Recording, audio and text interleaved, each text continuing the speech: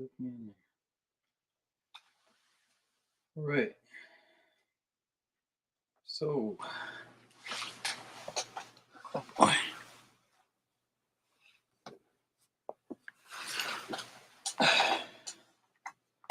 So, yeah, we're gonna go ahead and get started. So this stream, I wanted to cover a couple of the topics I'm gonna be talking about in my videos, up in next videos, and then I'm gonna go into some video clips real quick and just do some reviews.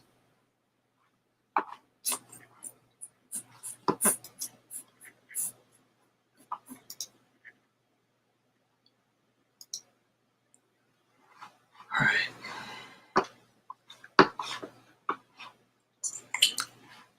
So, if y'all are new here, I'm the Iron Sun, and we're gonna cover this maybe in the next 30-45 minutes, and then before I do that, I'm gonna go to something funny. Let's see. Can't always be dead serious, you know.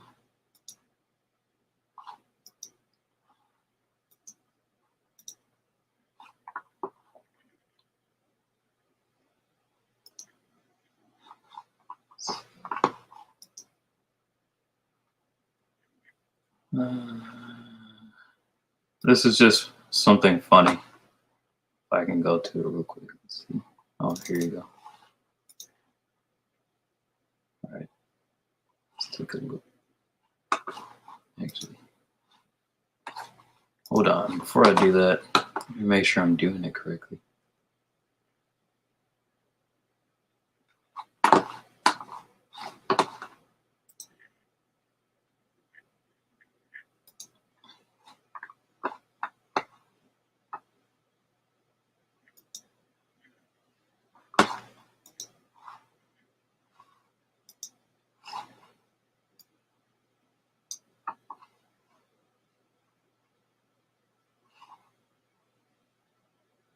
Where is it? Oh, no, that's not it. Oh, here's. Cool. All right, let's see this real quick. Hi. Did I miss anything? No. Okay. Just hanging out. Yeah. Okay. Nice sandwich. Oh, yeah. Yeah. Yeah, don't mind me. Proceed. Yeah, you're good. Just talking about our lives. Yeah. Yeah, what's been going on? Not a whole lot. Just got here. Where'd you get? Where? From Waiting where? for our table. Oh, cool. Where'd you come from? I live in San Diego. And I live in Nashville. That's awesome. Never been to San Diego, or never been to Nashville. Have been to San Diego. Yeah, you come here? I live in Tempe. Have for like the last 5 years. Yeah, you like it? I actually love it. Yeah.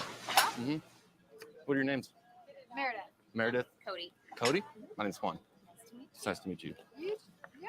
How's that sandwich? You want to try it? Sammy. No, I'm good. Thank you. It's pretty good. I love meeting new people. you. Yeah. Well, you're in the right place. That was a smooth little move there.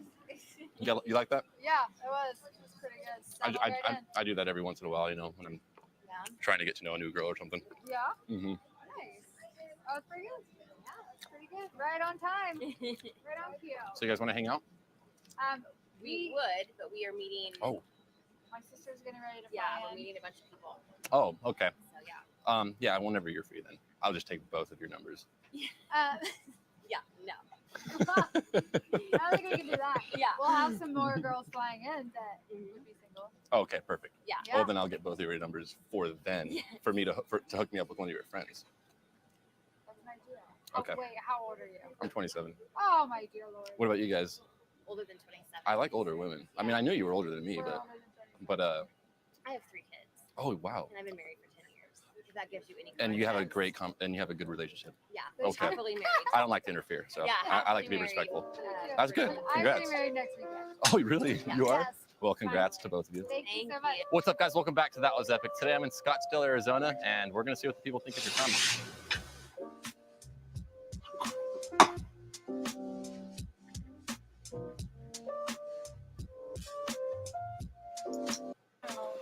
Are you sure you're not? I was supposed to meet somebody right here. Okay, no, it's not me. Oh, it's not? No. Damn it. You're so cute, though. Oh, thank you.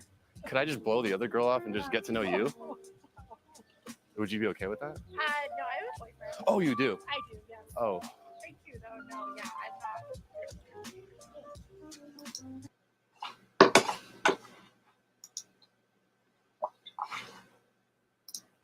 All right. That was just a fun thing to. I thought it was funny, so I watched it. It's been loading up on my queue for a while. I load up a lot of things, and a lot of tabs, and I don't do anything with them sometimes. All right. So, kind of wanted to talk about your shadow. So since this is going to be recorded, even if no one's listening right now, just wanted to say that the topic that I'm going to bring up in one of my videos is dealing with that side of yourself that doesn't want to be seen, the side of yourself that you lash out at others from. You lash out at others whenever they point out insecurities or things you're not comfortable with, stuff like that. I'm going to cover that best I can, just a way to get past it. All right, so we'll do this video is a recent one, so we'll do this. It's kind of short.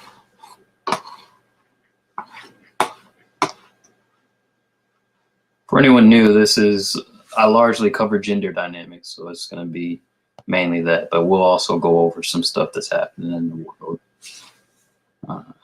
especially stuff I think needs to be shared. I'll try to get the more serious stuff towards the end, but if it comes through the middle, that's fine too. Let's do this.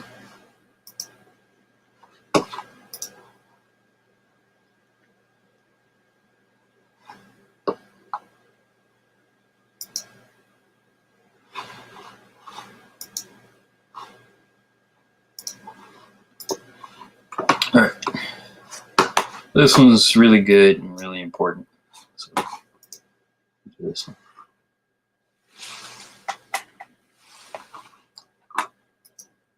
Let me make sure the audio is. I think it's recording the audio. I'm not sure. Just in case it's not recording the audio, hold on. Let you share audio. Look for the share audio.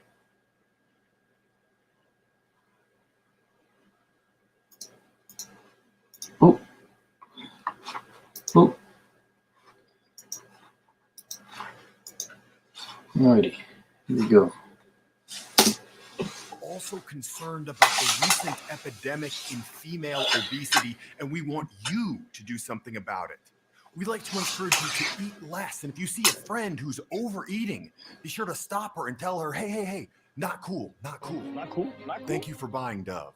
Do you think Dove is going to put out a commercial like this? Then why did Gillette?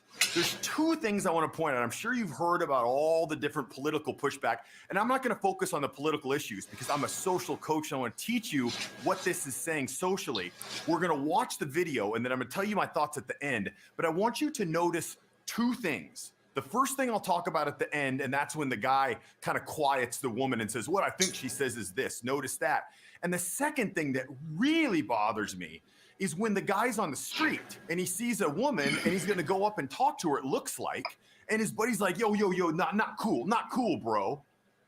Being a social coach and realizing how hard it is for most guys to build up the nerve and the confidence and the courage to just go over two steps in a social situation where people are supposed to be talking to each other and saying hi to the girl and giving her his name, it's crippling for most guys. So when guys see a commercial like this, they're discouraged even more when they start to think the social narrative is anytime you go up to a woman and talk to her, it's bad. So let me roll this clip and then I'll wrap it up at the end with my thoughts on what I think she means is this. Bullying. The Me Too movement against sexual. And I'm just going to show you the two little parts that I was talking about, but if you want to see the whole commercial, you can just touch or click in the right corner and I'll put a card there that'll take you there. Is it? I'll be back.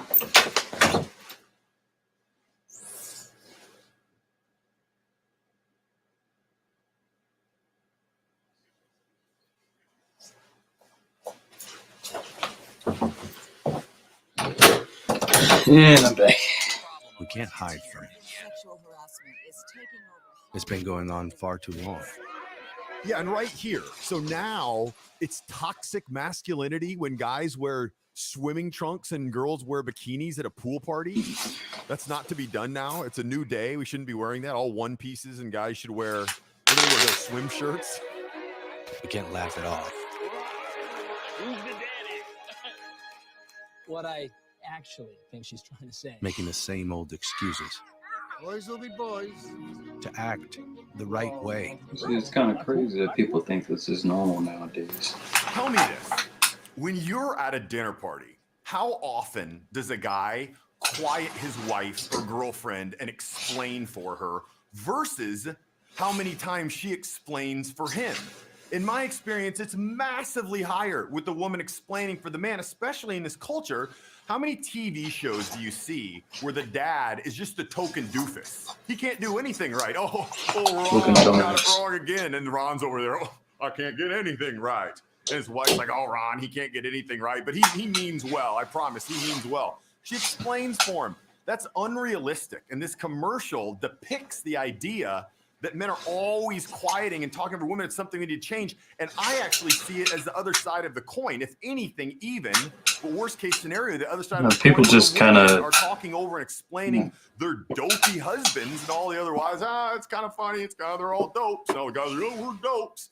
It's pretty gross to see. So that stood out to me as well. By the way, if you have Instagram, follow me here. I'm doing a lot of stuff on how you can improve your social skill, your vocal tonality, and your overall social comfortability. So when you go out, maybe you're going out to talk to women. Maybe you're going to a networking event. Maybe you just have to go to a happy hour after work. I want you to be able to step into that event and feel comfortable that you know what to do. A lot of people, when they go to those things, they're kind of confused because they'll go up to one person and they'll get a good reaction. And then they go up to somebody else and they get a bad reaction. Like, I feel like I did exactly the same things. I'm going to teach you how to understand exactly what's going on. I didn't want to cover the whole thing, but that's pretty much the gist of it.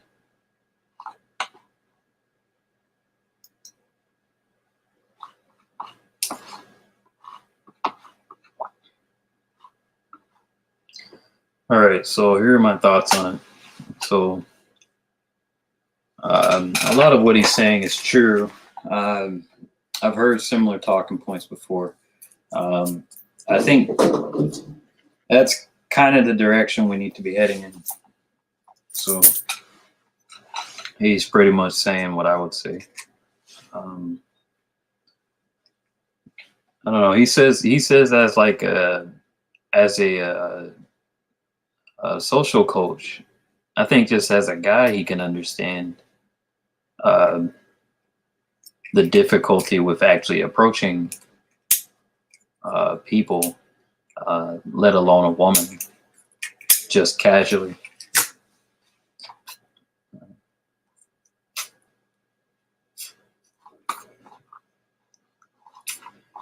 All right. So I don't really have a lot for that one. I know the Gillette ad is kind of talked about into oblivion.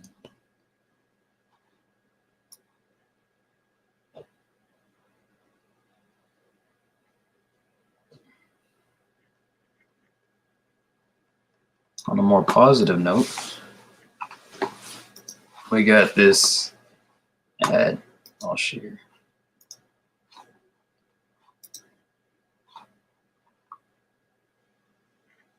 Well, actually, tell you what, let's do this one.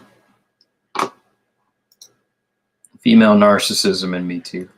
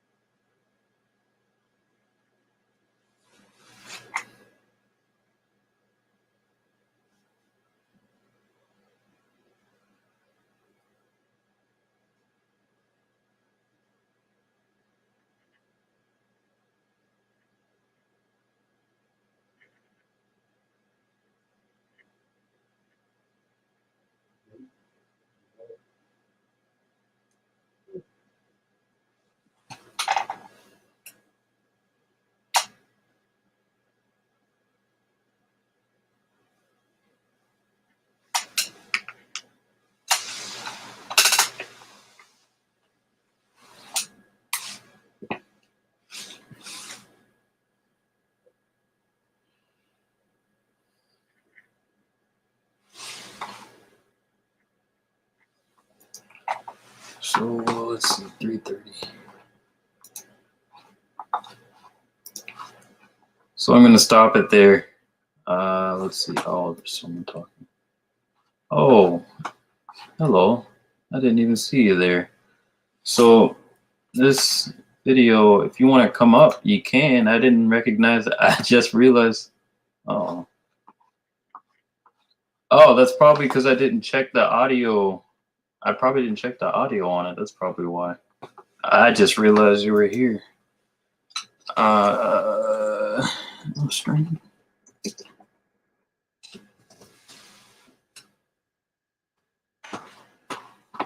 All right. So here. I was gonna start talking about it. Let's see if I can get the audio.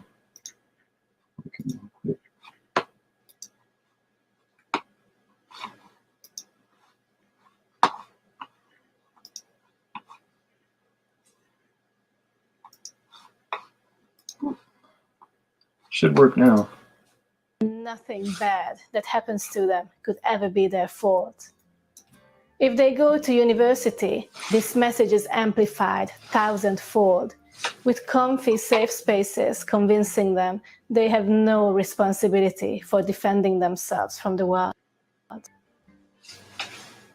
Instead, the world should always be making sure they feel nice and cozy everywhere they go, all the time. This is a recipe for disaster, because the world is not a safe space. And if you naively believe it is, you will inevitably get hurt. It is also a recipe for narcissism. Playing the victim and blaming others for your problems is a brilliant method of manipulation. It's a great way to evoke sympathy in other people, especially if you're a woman, because both men and women are psychologically predisposed to want to help a woman in distress. Narcissists like Amber Heard are experts at this game. Peter Wright put together this wonderful table showing side by side the diagnostic criteria for narcissistic personality disorder and the traits and behaviors of the gynocentrism-oriented woman, also known as a feminist. All of these criteria are easy to recognize in the Me Too victims of recent years, but I want to highlight 4 in particular. A grandiose sense of self-importance, which manifests in gynocentric women as viewing oneself as superior to males, based on the fact of being born female. A need for excessive admiration, which means the woman expects men to pedestalize her and/or women generally. Interpersonally exploitive behavior, whereby the woman pressures, manipulates, and demands to receive benevolently sexist gestures from men in order to secure comfort, pleasures, needs, wants, protections, provision, power, and self-esteem. She also employs intimidating or punishing gestures for any failure to comply. And finally, a lack of empathy, which we can see. I'll stop there. All right, hopefully it's working. I know what that hair color means. Oh shit. All right, so anyone watching, I guess this is probably news to some, but some of the oh yeah, okay, cool. I wonder how, I'm thinking about watching that movie.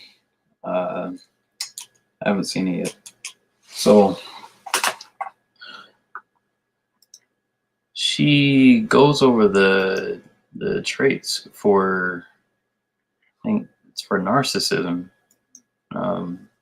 Thinking it shows that pretty much all of the signs of narcissism in females kind of adds up with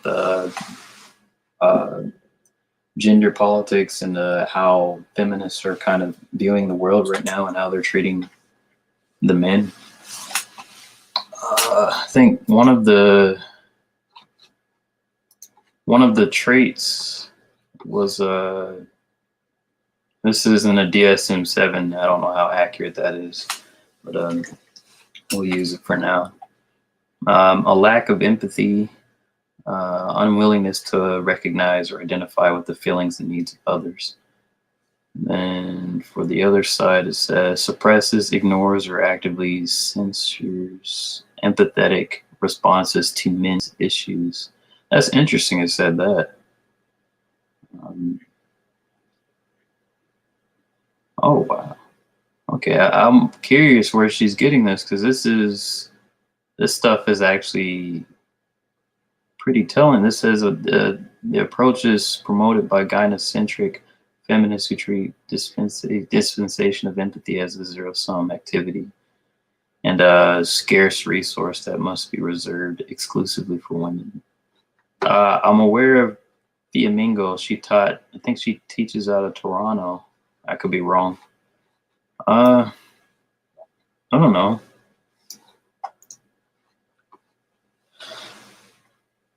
You said you don't like it. You said you don't like her. I'm okay with it. I mean, if she's getting the message out, it's perfectly fine. Yeah, she's only going to become a problem if she's trying to get attention. There's positive ways of getting attention, which I don't disagree with it, because if you're trying to help other people out, I think that's probably the best way of getting attention, if it's actually going to help someone. So I'll forgive her unless she explicitly has bad intentions. Do you want to come up? Let's see.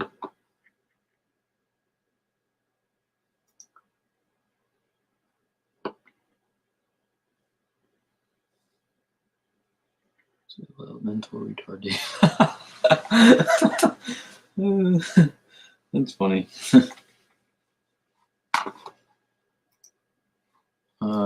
Maybe I could do one more vid. Let me see. You see my yoga? Let's see. I know I got something else. Oh, here's one more. Oh, that's fine. Yeah. I wasn't sure. I don't know. Colored hair is a sign of yes. I don't think that's a good sign either. Honestly. Red's not the worst color. I mean, pink and purple is that's where I throw in the white flag for me personally. Before I jump videos, I'm actually just going to continue the video. So I will continue the video. Let me know if you want to come in and I'll send a link. Till then, I'm going to share.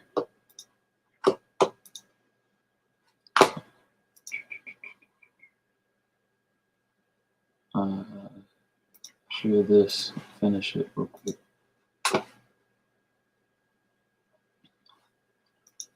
And condescending way feminists respond to discussions of men's issues. They tend to treat dispensation of empathy as a zero-sum activity that's reserved exclusively for women. Narcissists exaggerate their importance and achievements when it suits them. At other times, highlighting their powerlessness may serve their interests better. Like all narcissists, feminists carefully curate the persona they present to the world, depending on the situation and their goals. For example, they will claim to be strong, capable, and hardworking when they get the job of their dreams. But if they don't achieve the desired outcome, they will blame it on oppression and the patriarchy. This way, they have the best of both worlds, and they can always get what they want. I love the patriarchy. They just need to know when to act strong and when to act weak.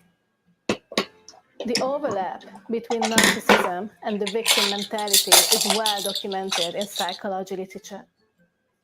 I'll include some references exploring this connection in the description below. My favorite example is a paper that came out last year describing a form of victim mentality which the authors call tendency for interpersonal victimhood. Both this tendency and narcissism involve moral elitism, a lack of empathy, and a need for recognition. They are also both associated with experiencing ambiguous situations as more hurtful, which results in severe hostility toward others. At the root of all these traits is an unstable self-image, which leads to an increased sensitivity to real or imagined threats. In turn, these victim narcissists are anxious to attach themselves to people who they hope will protect them from harm. However, they will eventually perceive themselves as the victim of their partners, which lowers their self-esteem even further and creates a desire for revenge. Vengefulness. All right, I'm gonna do this in segments. So I'm gonna stop here.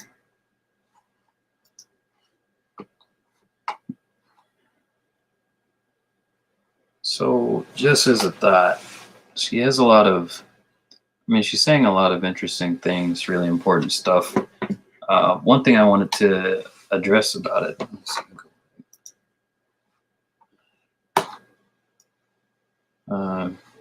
I just had a thought while I was watching it. Like one of the ways we could work through this kind of issue as a collective. I mean, the best way is to get, to bring back an emphasis on, dual parent households. That's kind of a given. How that ties into mental health, I don't know. Let's look it up. Actually, I'm going to Google it.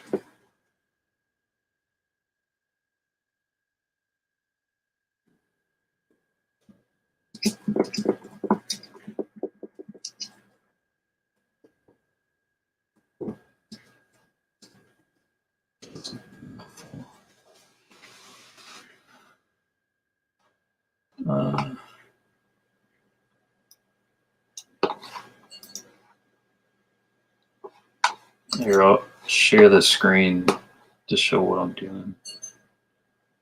Donovan's above the men's group. I left the link. Disappeared.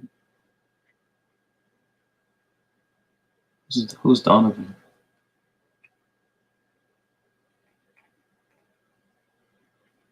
Oh, I see. I'm gonna share what I'm doing real quick. I'm actually just doing some light research just for fun. So looking at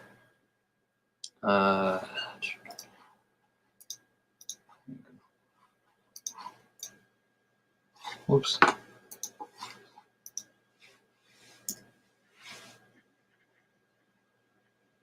Here we go. I was just looking at this.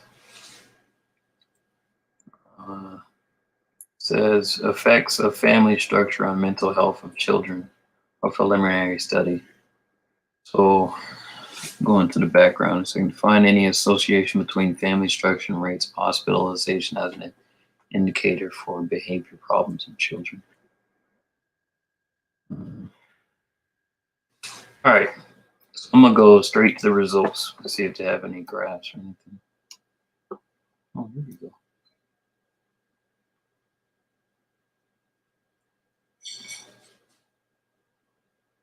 Straight to the graphs. Let's see. Most common age in our study was 12 to 20. Just two.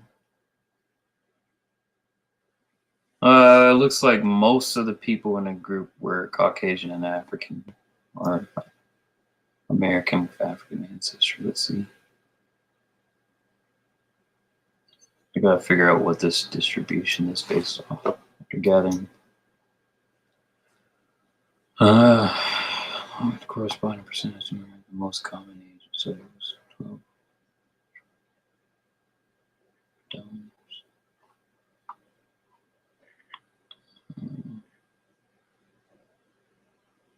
Okay, so this, I believe these charts reflect 154 patient charts admitted to the pre-adolescent unit at a hospital, at a specific hospital. So a lot of males, I see, Caucasians.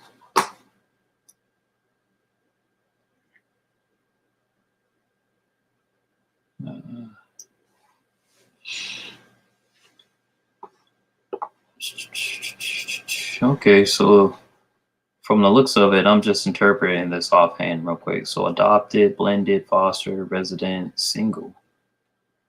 Oh, well, look at that. So if you got a single parent household, the percentage of children is between 40 and 50%. Looks like 45%. And I believe that this means that between 40 and 55% of children are admitted to the hospital for mental issues, is what I believe it is. But I'll read this real quick. One of the goals of the study was to look at the family structure and its influence on mental well-being of children. Surprisingly, only 11% of children came from intact families. That's kind of unacceptable. Living with biological parents, while the other 89% have some kind of variation in their family structure. So,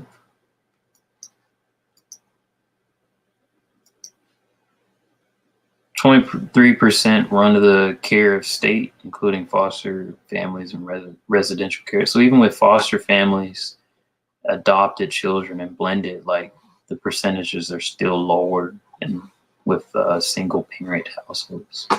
That's insane. And of course, the lowest percentage being with biological. I'm guessing that's dual parent households, and then probably residential. I don't understand what that one means. I'll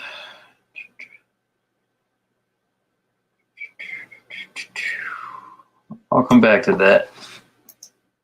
We'll stop it for now.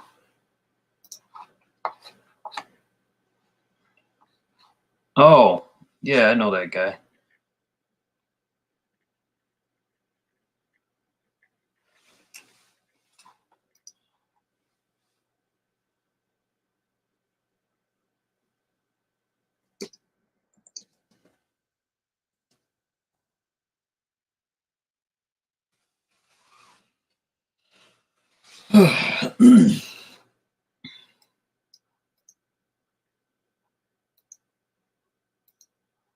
Well, no, I just sent one. Or at least a video or something.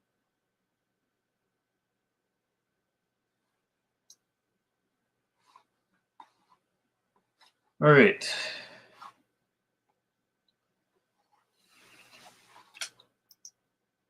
I'm gonna let her, not this one. I'm gonna finish the other video real quick.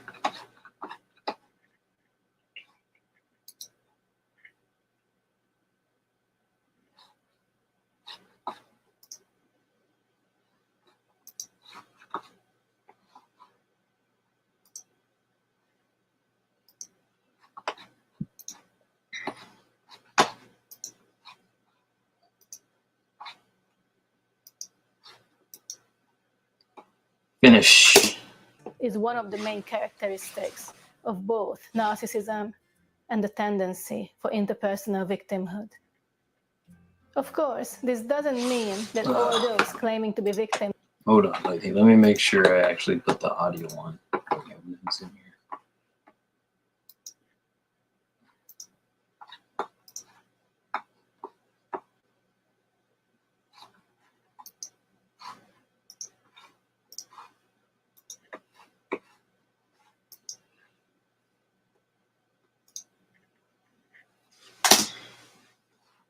And narcissists. A person could adopt a victim identity simply out of an aversion to responsibility, which is also encouraged by feminism. Then there are the narcissists, who are genuine victims of abuse. In fact, people often develop narcissism as a coping mechanism following traumatic childhood experiences. In his definitive book on narcissism, Sam Vaknin describes how victims of narcissistic abuse may become narcissists themselves. These people initially believe they can compartmentalize their negative emotions and turn them on and off as they please, only to eventually realize they have developed permanent feelings of vindictiveness, vengefulness, and rage, and they have lost control of their abusive outbursts. They may be able to conceal their malevolence and lack of empathy from other people, at least in the early stages of relationships. A good case study for this behavior is Amber Heard, who had a troubled childhood with a violent alcoholic father. Haunted by her past, she ended up attributing to Johnny Depp the very same traits she developed as a result of the trauma she had endured as a child. Sam Vaknin has also argued that social justice movements focused on victimhood tend to be taken over by extreme narcissists and psychopaths. These movements usually start out with honest and noble intentions, but they are extremely likely to be eventually hijacked by people who crave attention, admiration, and power, which is known in psychology as narcissistic supply. These often very sick people present themselves as experts, and they become the public face and voice of these movements. They aggrandize themselves and claim to represent their entire community. They are charismatic leaders and talented spokespeople, and they are able to expertly manipulate masses of people all at once. Their supreme skill is their ability to convince real victims that they are one of them, and they truly care about them. We can discern this phenomenon in all feminist movements, including Me Too. It is also very obvious in transgender activism, where the most radical narcissistic ideologues claim to speak.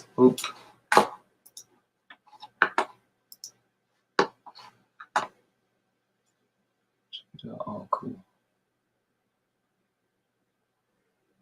Oh, okay, cool. I'll pop a link in a second. Hold on. All right. I'll talk about that in a second. I'll be back.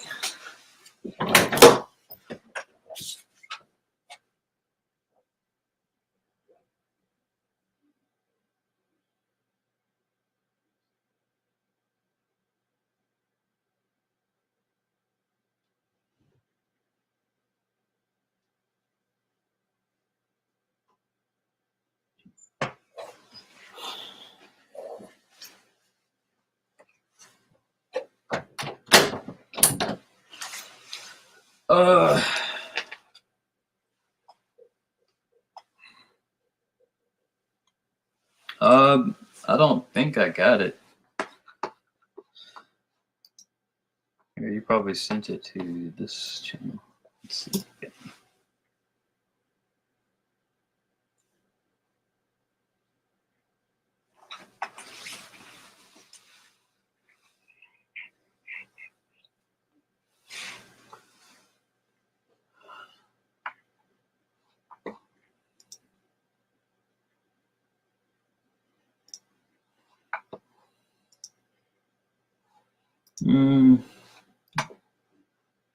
I don't see the link.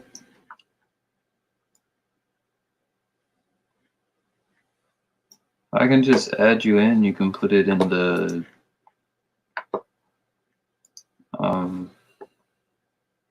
yeah, I don't see it. What's the link for exactly? Wait, I gotta read it again. Mike left me a link to Donovan's channel about the men's group, but it disappeared.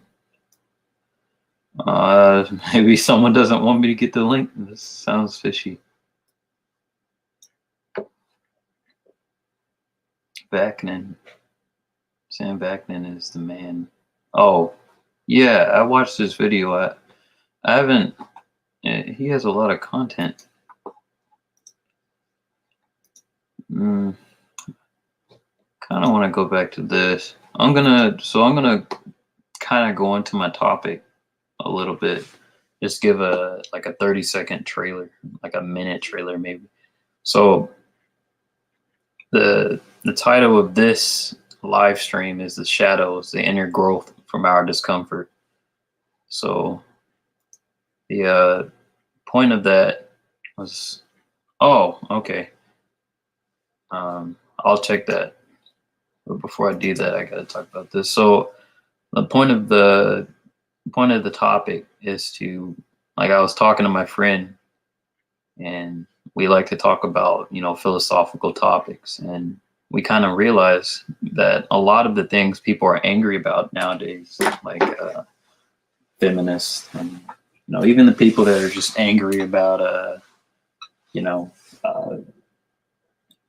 women's lot in life, and then also like black people and their anger about their supposed or our supposed situation, what we're dealing with. So the anger, like any type of anger, any type of emotion you could think of, any type of outburst, any type of anger or outburst you could give to another person. Just as a topic, this is just a topic. I'm going to make the video. Oh yeah, sure. So I'm going to make the video, but so if you ever had like a loud outburst, or you had some inner painful feeling whenever someone said something to you, even like, I wouldn't say that this is the case for like if someone's insulting you directly, just insulting you as a person, or like making fun of your parents or something like that. But if they've said something to you that could be seen as a critique, and you just had like an outburst, you got angry, or you lashed out at them or something like that, that is a sign that there's something inside of you that you have to deal with. Either you have to be comfortable with the discomfort that you're getting, because that discomfort you're getting, it's coming from something deeper. It's not coming from the person who actually, who wronged you. That's an immature way to think about it. And the reason why I say that is because you're using the person as a scapegoat for your own feelings. Just as a thought, something you can do practically to deal with it. If you get that kind of feeling when someone tells you something, or some information, someone tells you something, or they tell you their opinion, and you lash out, either by getting mad at them, or you have this inner feeling, just really angry at the person. Really think about why you're angry about them, and then feel the anger, and then try to understand where it's coming from. I think if a lot of people could do that, yeah, I see that. If a lot of people could do that, that would I think that would change the world overnight. It's not going to happen easily, but I guess identity politics and all the stuff that's going on right now makes that difficult. Let's see. So I said I'm going to finish the video. So what I'm going to do is I'm going to finish the video, then I'll invite you on after I discuss the video, the rest of the video.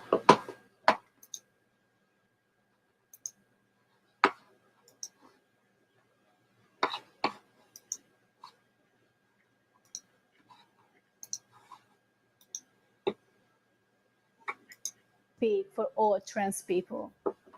But most trans people are not narcissists, and they don't want to have anything to do with these activists. They don't crave attention. They just want to get on with their lives. Exactly. In all social justice movements, there is a silent majority and a very loud minority. This loud minority are the narcissists who desperately want to be noticed, admired, and talked about. They present themselves and their goals and achievements in a grandiose manner. They need to be in the center of attention, and they need to know people are actively thinking about them in order to feel that they exist. Narcissists feel invisible and even non-existent if there is no one admiring them and talking about them. A lot of traditional psychological studies have found more men to score high on narcissism than women. A possible reason for this is that female narcissism may be more difficult to measure scientifically. As Peter Wright points out, the instruments used, their factor structures, and the wording of questionnaires may be more effective at tapping male expressions of narcissism over female expressions. In her comparative study of gender and narcissism, Lynn... Let me make sure, because I mess up and end up not adding the audio to the shared screen. I don't want to do that. Make sure I'm doing that.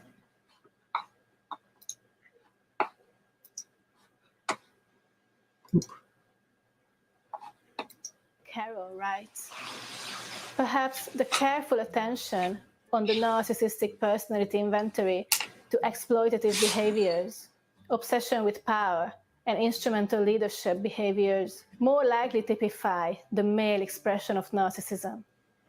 In contrast, women may exhibit both adaptive and maladaptive narcissism in subtler, more oblique ways than men. Women may be more likely to express narcissism in an interpersonal style, which involves greater enmeshment and dependency upon relationships. This suggests narcissism may be just as common in women as in men, if not more common. It just manifests differently in the sexes.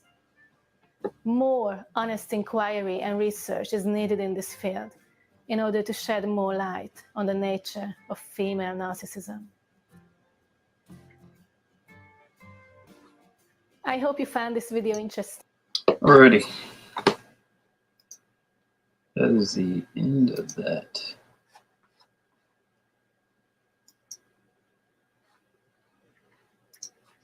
Oop. Alright, with that, I'm going to send you a link. Okay, so there's some people. Hello, random username. So I'm going to send you a link.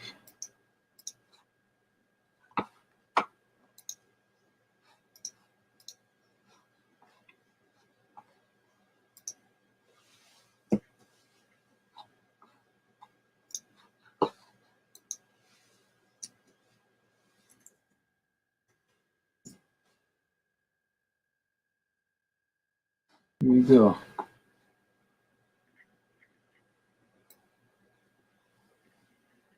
Whenever you're ready, you can come in.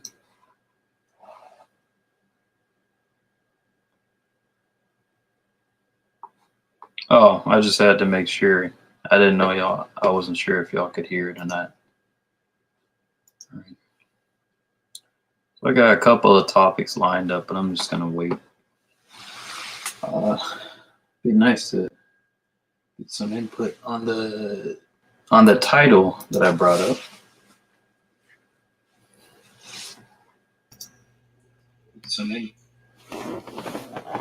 Hey, how's it going? Hello, can you hear me? I can. Sweet. Let me grab some tea. All right. I will be right back. Wow, I'm in somebody else's show. This is pretty cool. Yeah, I have some ideas. I want to know your thoughts on that lady. Where did you find her? I knew about her for like a couple of months. Yeah. But she's just like, she was on YouTube and then in like a Facebook anti-feminist group. So I kind of just started peeking at her videos. I haven't seen a lot of them. Yeah. I think she's new. Yeah. Well, good. We need more women talking about it. Yeah, there's a couple of more. I'll actually throw up a link and we can watch another one real quick. There's another lady, I think, probably out of a similar country. So when you're going, you can go ahead and get your tea. I'll load it up real quick. I'm gonna also share the link in the private chat to that link Mike left me earlier. Go for it. Yeah, it didn't pop up at all. I didn't see it. No? Okay. Oh, yeah. Wait, my bad. Actually, it may have popped up. I didn't check the other video. Let me check it real quick. That's all right. I'll just throw it in here. Yeah, this is exciting. Okie dokie. Mike was telling me about this. I gotta remember her name. There you go. All right. I will be right back. Alrighty. What is her name?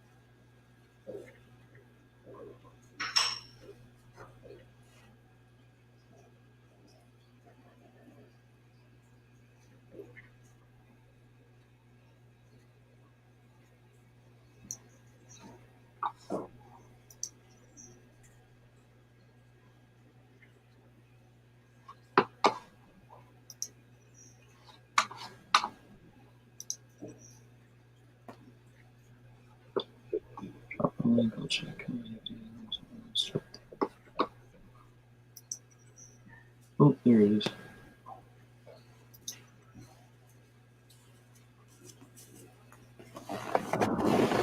All right.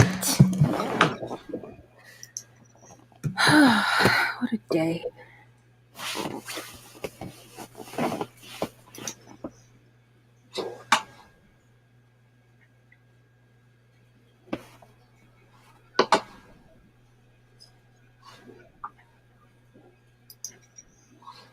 Is it the Conference of Masculine Excellence? Yes.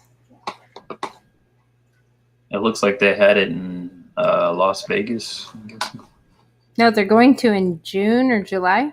Oh, cool. Yeah. That's cool. We'll play it. It's exciting. All right, I'm gonna play it for everyone. Okay.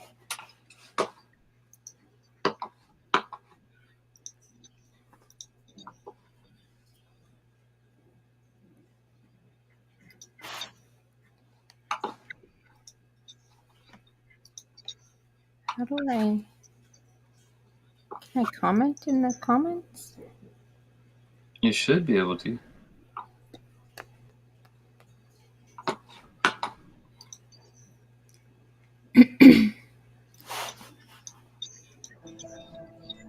There's a major crisis in the RP community. It's not masculinity. Not a lack of intelligence. All right, let me It's not money. start it over so I can actually.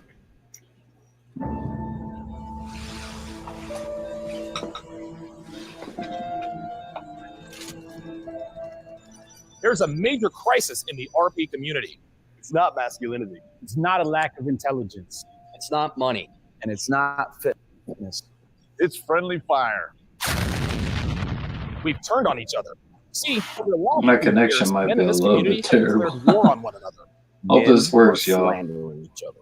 Making personal information public. And even doxing each other. This is flat out wrong. The world does not care about men. It doesn't value our intellect. It couldn't They care got less about Terrence us playing, Pop, and it sure as hell doesn't care about what we contribute. a monkey So this double community back. was created to give men a place to go for help. Help with money, Fitness, help with how to be a true gentleman. dealing with life as a in their place as head of household, and even assistance with coping with divorce. And for a few years, things were awesome. Men banded together to help one another. We would thrive. We were making real progress. But something changed along the way.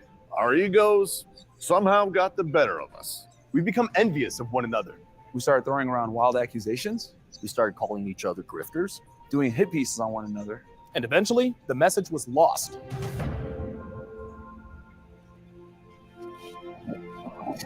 Gentlemen, we are no longer a unified community. Every other week, there's a petty disagreement. This creator falling out with that creator. And he copied me. Oh, he disrespected me. I said that first. Yep. He started charges for his products. He's a fraud. He should do a response video. Wah. This ends right here. And right now.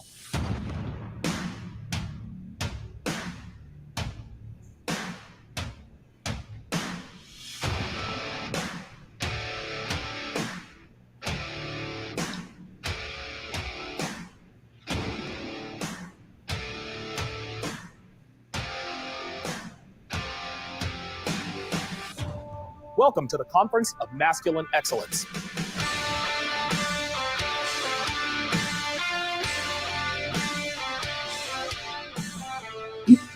This event will serve as a new beginning for our community. We are going to show men the true meaning of masculinity. We'll discuss the importance of family and fatherhood. We'll talk about fitness and why it's the cornerstone of every man's foundation. We will discuss how to deal with things like PTSD and depression. We'll teach you the importance of financial shrewdness. We'll talk about how to avoid the wrong type of women, how to select the right woman, How to strengthen your mind. And much, much more. Yeah, we will talk about sex and relationships. That's a given. but we're focusing on becoming a complete man. A man that is strong physically, mentally, and spiritually. Yes, most of us found this community because of women. And hey, man, it was a few women for me. What are y'all talking about, man? I'm undefeated. Shit, I'm not. I've taken a lot more L's than W's. All right, let me stop the cap. I've taken plenty of L's. But many of us understand that it's not all about women. In fact, it's quite the opposite. This doesn't mean we don't want women. Because trust me, we most certainly do. But we're going to show you why it's important to follow the advice of the Godfather himself, Rollo Tomasi. And that is to make yourself your own mental point of origin. None of us are perfect. Far from it. Yes, we have all made mistakes in life. We have all made bad decisions. We've all had our hearts broken. We've all been broke. We've all been through some shit. But our goal is to teach you how to avoid these pitfalls so that you can become the very best version of yourself. Yes, we will have disagreements from time to time. But in the end, we are all on the same team. We're in this together as men. And this is how it starts. The inaugural Conference of Masculine Excellence will usher in a new era in this men's community. And from here on out, we're going to do things differently. No more infighting. No more friendly fire. No more hit pieces. No more response videos. And no more public feuds. If we have a disagreement, we handle it behind the scenes, man to man. The way it's supposed to be done. And it's Right. as simple Correct. as that. Now more than ever, men need each other. In the end, we are much stronger united than divided. So join us on June 4th in Las Vegas to revive a once thriving men's community that focuses on its original purpose, helping men to become the very best versions of themselves. Thank you. Well, make sure y'all get that information down there if you want. And then, let's see. All right. That's exciting. Yeah, that's pretty cool. So exciting. I support it. Me too. Hashtag me too. You should hashtag me too this stream. What's going on here?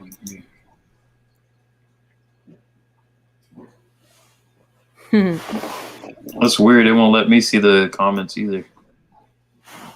Yeah, I don't Oh, know. it does. It just takes me a second. Well, I can see the comments, but I don't have a bar at the bottom to type it in. So, I'm guessing that's something I gotta do.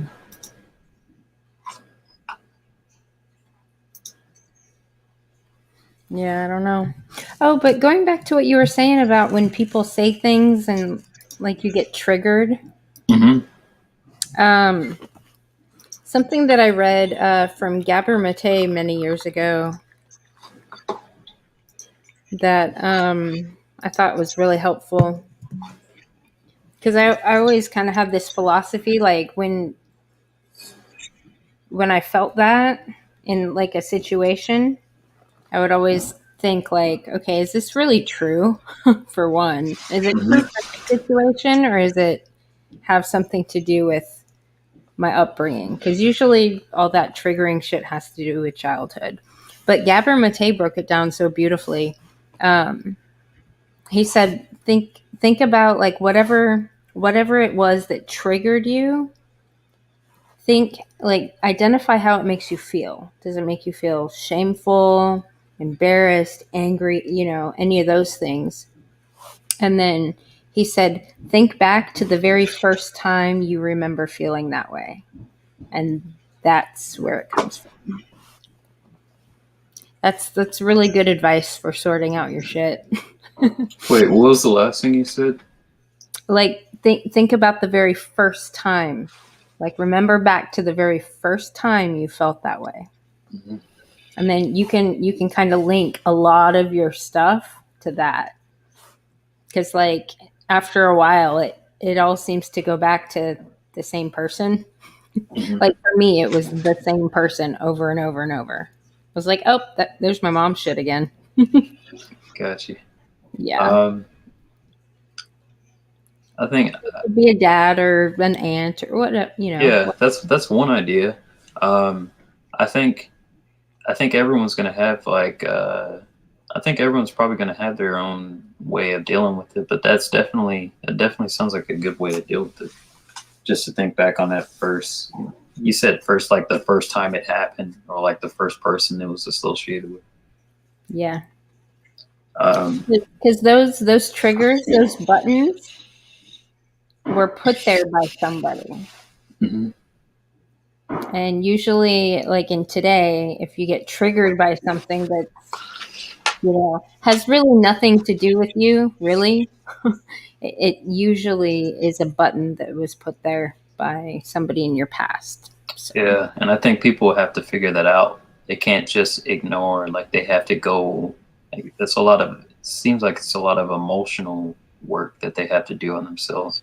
Like they have to regulate their internal emotions that are associated with those memories, And one thing I would say about that is, one thing you could do is, I mean, this is kind of esoteric, but you could look back at, if you can look back at bad memories or shameful memories and laugh about them, or make a joke about them, that could actually do a lot too. Like if you had like a fear of horses or something like that, or something like that, just, and somehow you end up laughing at, some funny horse on like a YouTube video or something. Yeah. That can have a powerful effect. Yeah.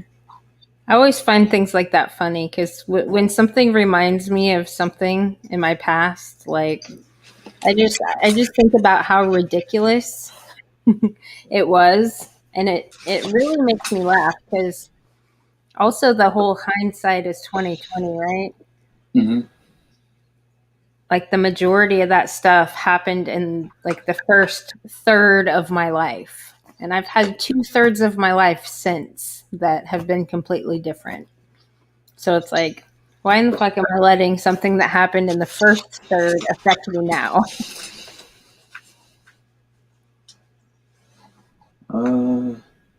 I found the video. I'm gonna load the video up. The other girl, the other woman that speaks about men's race. Here. Who? Oh, cool. Emmanuel. I'm gonna load this up real quick and share it. Okay. Maybe like 1 or 2 minutes of it, not everything. I don't like sharing videos too long. It's kind of, I like it short and sweet. That way you can talk about it. Yeah. It's like you covered some serious stuff. Can you hear it?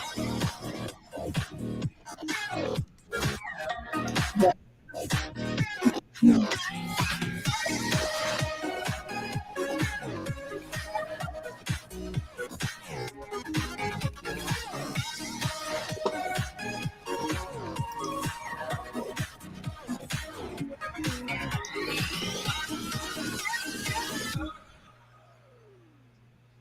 Last year, we celebrated 100 years of voting rights for women. But what about celebrating 100 years of voting rights for men? Men also got. No, I'm sorry, but I cannot keep repeating everything that you already know. I would be wasting your time. I'll rather tell you what I've learned this year, what I've learned by listening to the female whistleblowers from the documentary I'm making, and how their stories taught me something which goes way beyond feminism. It is not a pretty picture, and for those who aren't in the mood, I please urge you to stop watching this video. It's a grim future which lies ahead of us. I was no men's rights advocate. All I did was record a video venting my frustrations over the insanity of too many women, clearly protected and supported by too many laws, tailored by too many insane people, as if the women and the system suffer from a global personality disorder. So I addressed this cold, obsessive, violent, idiotic, and demonizing pandemic in 2019 in a video on YouTube, which got shadow banned before it went viral thanks to a voice for men who shared this video on their Facebook page just before they themselves were taken down. I didn't know what a shadow ban was, nor why social media took down a voice for men. Then, little by little, I learned the insanity I'd addressed in my video traveled further than you and I ever deemed possible. When I first spoke at Messages for Men in London, I remember I started my talk by saying how surprised I was that the location of the event had to be kept secret, like I was attending some illegal underground gathering, a forbidden underground resistance, For maybe like it was another war. 3 or 4 minutes. 1 year later, I'm speaking from my basement in a new world with a second lockdown looming because of this mysterious virus, the new terrorist and public enemy number one. I remember 9/11. In retrospect, I see how they toyed with our human rights. After the fascists and the communists, we got a new adversary, which was the terrorists. Aaron Russo said the advantage of a new enemy would be an abstract enemy. And with this enemy, he said, people would want the state to take their liberties away, to protect them from the enemy. But the enemy wasn't perfect, so they changed the enemy with several new ones. The narrative is still intact. It is all to keep taking liberties away in a way people will tolerate it and even demand it. I don't have to name the enemies. You know who they are. I will focus on one in particular, which is the man's adversary, which is the feminist narrative. However, there are more. So here we are wearing the mask. I wear the mask at stores to avoid being reported. And it's not the men who are so report happy. No, that would be the women. And this is what women love to do above all. It turns out George Orwell was only wrong about two things. 1984 was 2020, and Big Brother is Big Sister. Yes. I would like to tell you a true story about this. A man and a woman got pregnant. I don't need to tell you that most of the gestation occurs in the body of the female. The woman wanted the baby, but she also did not want a baby. This tends to happen with BPD women. And I would suggest half of women in our society have BPD. And I'm being terribly optimistic by saying half. The woman gestates for 3 months, and all of a sudden, in one of her terrible mood swings, she decides she does not want the baby anymore. The man's joy is now gone. So the man says, please don't kill our child. Let me have her then. Yeah. I can raise her. They know it will be a girl. They have done 2 ultrasounds. And he's already overwhelmed by his love for his child, even though it's invisible by a thin layer of flesh and skin. Just wanted to say for anyone listening, I've met guys who their partner didn't want to keep the kid and they did. They look like husk, like shells of themselves. It wasn't pretty. Anyway, keep going for a second. From the mother's belly. Please, he begs her, don't kill her. There's no reason. 2 weeks later, his child was ripped to pieces.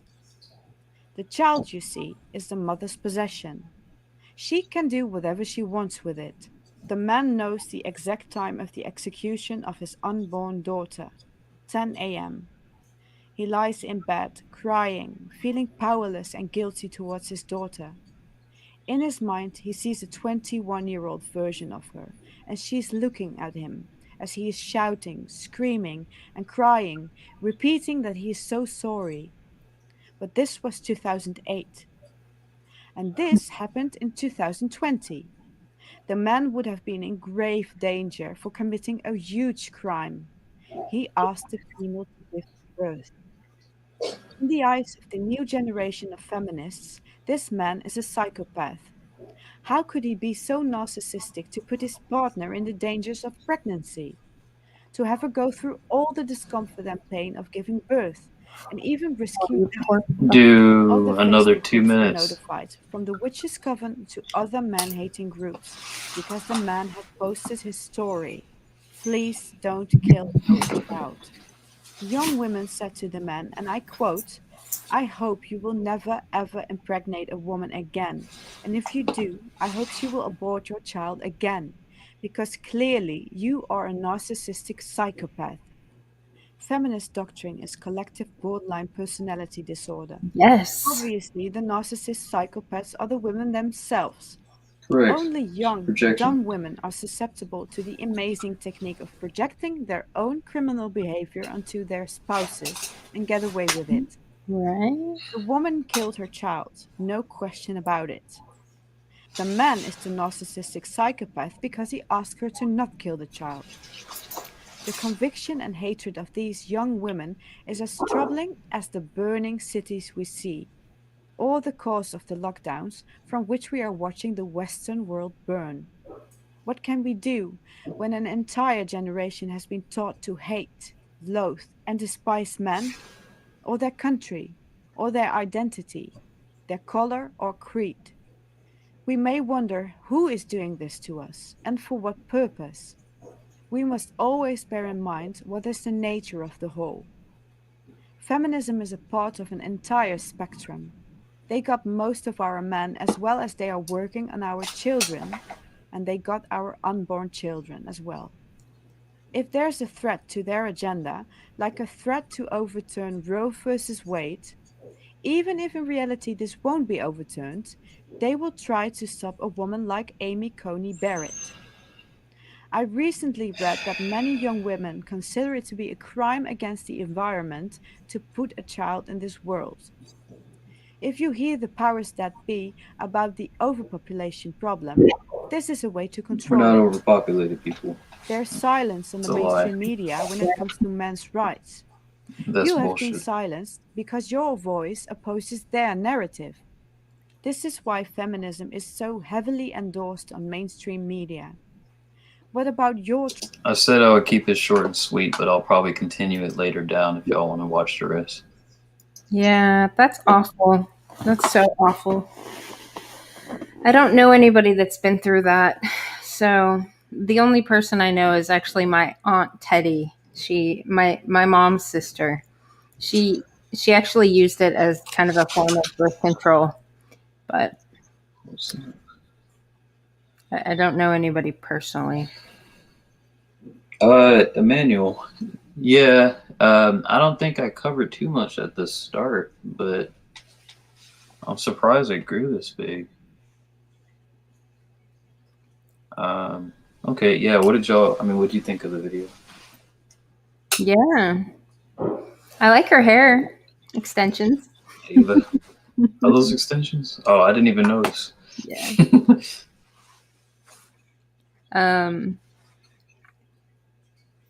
Yeah. She's right though. I kind of want to play the rest because it's a really good video. I've actually watched this. So I was watching this, listening to this stuff while I was delivering pizza like a year ago. Really? Yeah. I was listening that's where I was doing most of my learning of what's going on. I would like listen to podcasts and videos while I was delivering pizza. Yeah. It's smart. But a lot of people, I think you'd be surprised. I think a lot of people would probably do it and end up doing it while they're on the job. And they learn a lot from this. Yeah. Yeah. You should get Emmanuel up here too. I'm sure he has a perspective from, I don't know, Emmanuel. Is abortion a big thing where you live? If he asks for a link, I'll let him on. I'll send a link out if you ask. If you want to come on. Yeah, thank you. Let's see if there's something else I can cover. I did want to cover one thing that's slightly more serious, but I don't want to shift the topic too quick, so I'll just go to it real quick.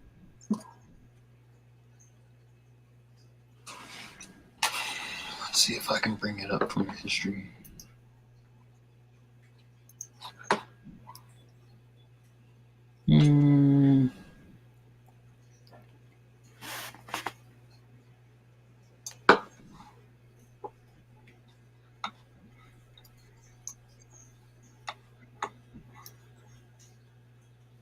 Couple of things. Let's see.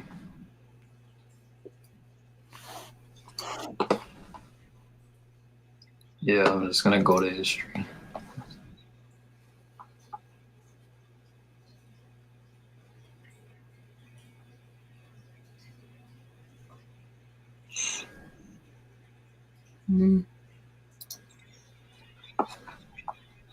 Yeah, actually, I got a couple books today.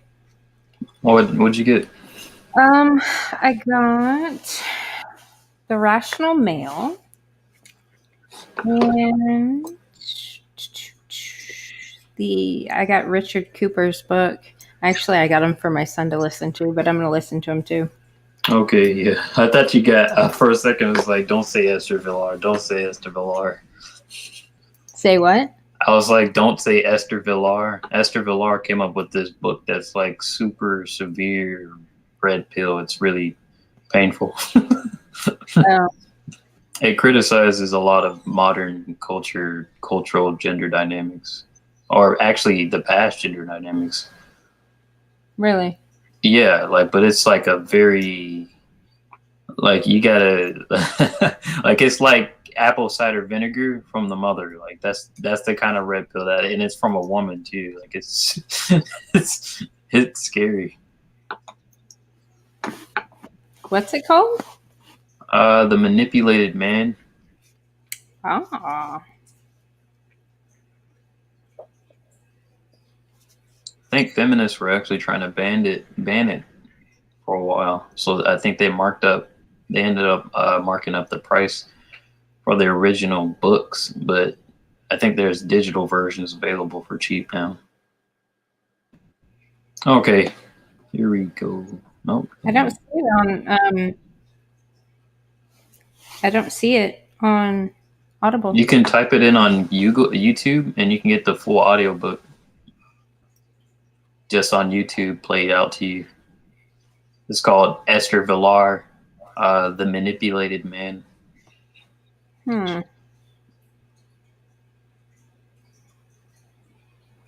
That's interesting.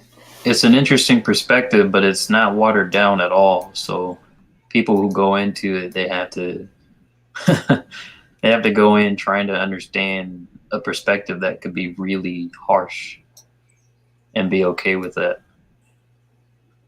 More harsh than I. Because it's more like, even than this, like, it's way than the video I just played. It's not watered down at all. Like, the woman just gives her full, complete opinion on it, and harsh criticism to the greatest extent on both sides. Well, I'm not really. I tend to behave myself on here, so my views might be pretty extreme. Yeah, pseudoscientist, he has it.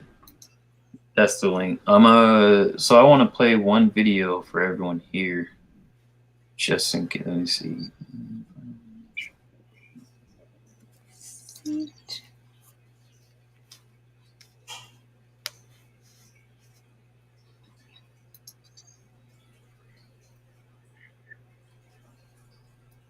There's a slight pivot here, but I think this is important, so I'm just gonna play it for anyone who's watching real quick. Oop. Oop. All right. So obviously, you know what this is about. I'm not trying to skew what you guys think about it. Just watch it, and Her mother died of a stroke 48 hours after receiving the J&J vaccine, and she wants answers. That's because the death certificate lists the vaccine as a contributing cause of her mom's death. Amanda Lamb has been looking into the case and joins us live from Raleigh. Deborah, Becca Engel is understandably devastated by her mother's death 2 weeks ago, shortly after getting a dose of the COVID vaccine. And she wants to know if there's a connection. The Department of Health and Human Services confirms for us the state is investigating this case, and so are we. As a college professor who worked in person with her students and spent lots of time caring for her two grandchildren, she was just the best person.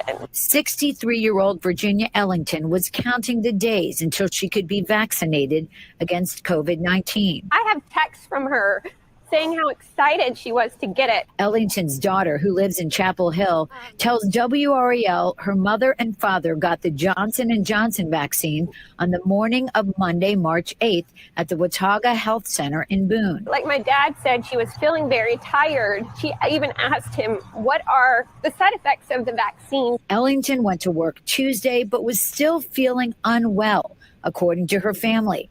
On Wednesday, March 10th, she stayed in bed.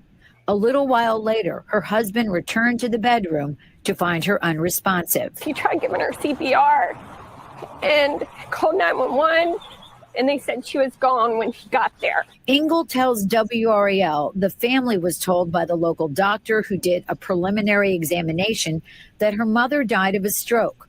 The local medical examiner, a paramedic, and a teacher who signed the death certificate wrote that the vaccine was one of the, quote, significant conditions contributing to her death. We were all shocked when we saw that that was even on there, that it said J&J vaccine. Engel, who is an online influencer, posted her mother's story on TikTok, raising the question as to whether there could be a link between the vaccine and her mother's death. The post has had more than 4 million views. It just breaks my heart that, like, this is what, you know, happened, and this is what it takes to share her story. It definitely escalated things. Whether she was going to have a stroke in 30 years or she was going to have it now, it definitely triggered it. Engel's post has gotten mixed reviews. TikTok even placed a warning on it. Of course. Engel says her mother was in good health prior to her death. Did your mom have any underlying conditions that she was aware of? I mean, high blood pressure runs in her family, strokes run in her family. Everyone's having their moments and grieves differently, you know, and breaks down. A painful process for a daughter seeking answers. And I'm not here to say, you know, you shouldn't or shouldn't take it. I just saying, just, you know, raise awareness. You should check on your loved ones if they are getting it. But hopefully Engel and her family will get the answers they're looking for. You know what I saw pop up on my news earlier? It said something about reasons why you don't want to laminate your vaccination card. What in the world? Interesting. Yeah. Oh, also another bit of news that I screenshotted. Woman upset with wait opens fire in Tennessee Burger King drive-thru, police say. Like, this lady literally fucking opened fire in a fucking Burger King. What the hell? Okay. She definitely doesn't need a gun. Customer who was upset with her wait time opened fire Tuesday in Tennessee Burger King. Holy shit. Yeah, she was in the drive-thru line when she got out of the passenger seat of the vehicle, walked up to the window, and started arguing with employees. That sounds shady. I'm sorry, but that sounds shady. Yeah, so I wanted to bring up something about the other about the video. So they're trying to determine if it's linked with the shot. I don't know personally. Y'all will have to make your best judgments on that. I would just say do your research, figure out what type of what it is, and like look up on the website to see what the ingredients is for it, and make your best judgment for yourself. I've had family that's taken it, so you know, this was kind of near and dear, so I had to look that up. It was kind of important. Emmanuel, if you'd like to get on, like, I don't want to impose. I might actually just drop a link, and if you're coming in, that's completely fine. Hold on.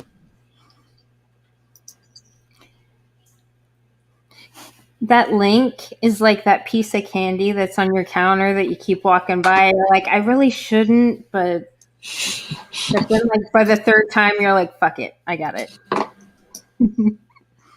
You're talking about the link I'm about to drop? Yeah. And then you expecting some random person to grab it or something? No, just Emmanuel. Oh. Yeah, Emmanuel, that I do like Brett. What I don't like about Brett Weinstein, actually, I like him better when he's talking with other people with his wife not around, because she is a feminist. And there's been so many streams that I've seen because she's so controlling. Like, if you watch their show, she's got to have her hands on all the controls, and she'll shut him down when he's trying to talk about stuff. And it actually really pisses me off. But what are you talking about? He's Brett Weinstein. He's so much better away from her. Who's like? Is it his wife? Yeah. Oh yeah, boy. They're both university professors. Oh, that's probably why. She must have never had children. No, they have 2 or 3 boys. Yeah, they have children. She's just an uber control freak, and I was like, his pimpan's not good. I don't know. I was on a few months ago, and I hit him pretty hard with the super chats and kind of calling her out. Nice. It's talking about my theory about what's fucking up society, because they're all about the science and they like their papers. And yeah, that's nice. It doesn't really do anything when you're just staring at, when you're just printing out papers about what's going on. Yeah, well, I was dropping some paradigm shifting science on them and linking a bunch of stuff together. It doesn't sound like she actually respects her husband. I mean, it sounds like she, because like I made a joke about the pimpan thing. Like, honestly, like some women just respect their husbands, and if she doesn't respect them, he's probably just silently just taking it. Because a lot of dudes, they'll just take whatever. Because they don't want to, I guess they don't really have that gusto to just call it out, and they figure they're imposing too much and they're being too forceful. So they'll just keep quiet until they end up blowing up and just, either shooting her or themselves or taking it out on other people. Yeah. Yeah, you've caught it too, Emmanuel. Yeah. I mean, I do like Heather. The competition between the two, I don't like it. Like, did you see her, Emmanuel? Did you see them on Bill Maher's show when they had him on there? Oh my gosh. There's like a little clip where they're talking about the coronavirus, and like Bill Maher's talking to him and he talked, and then Bill went to say something and Heather cut him off, and like Bill looked over at like the camera. It's fucking classic. Okay, I got one more video. This one's about women, and this will be a short clip too. I want to get to, it's a Timcast actually. Ooh, is it from yesterday or today? I think so. Do you what title? Moms? Oh yeah, I'm gonna bring that up. Play that. I watched a big.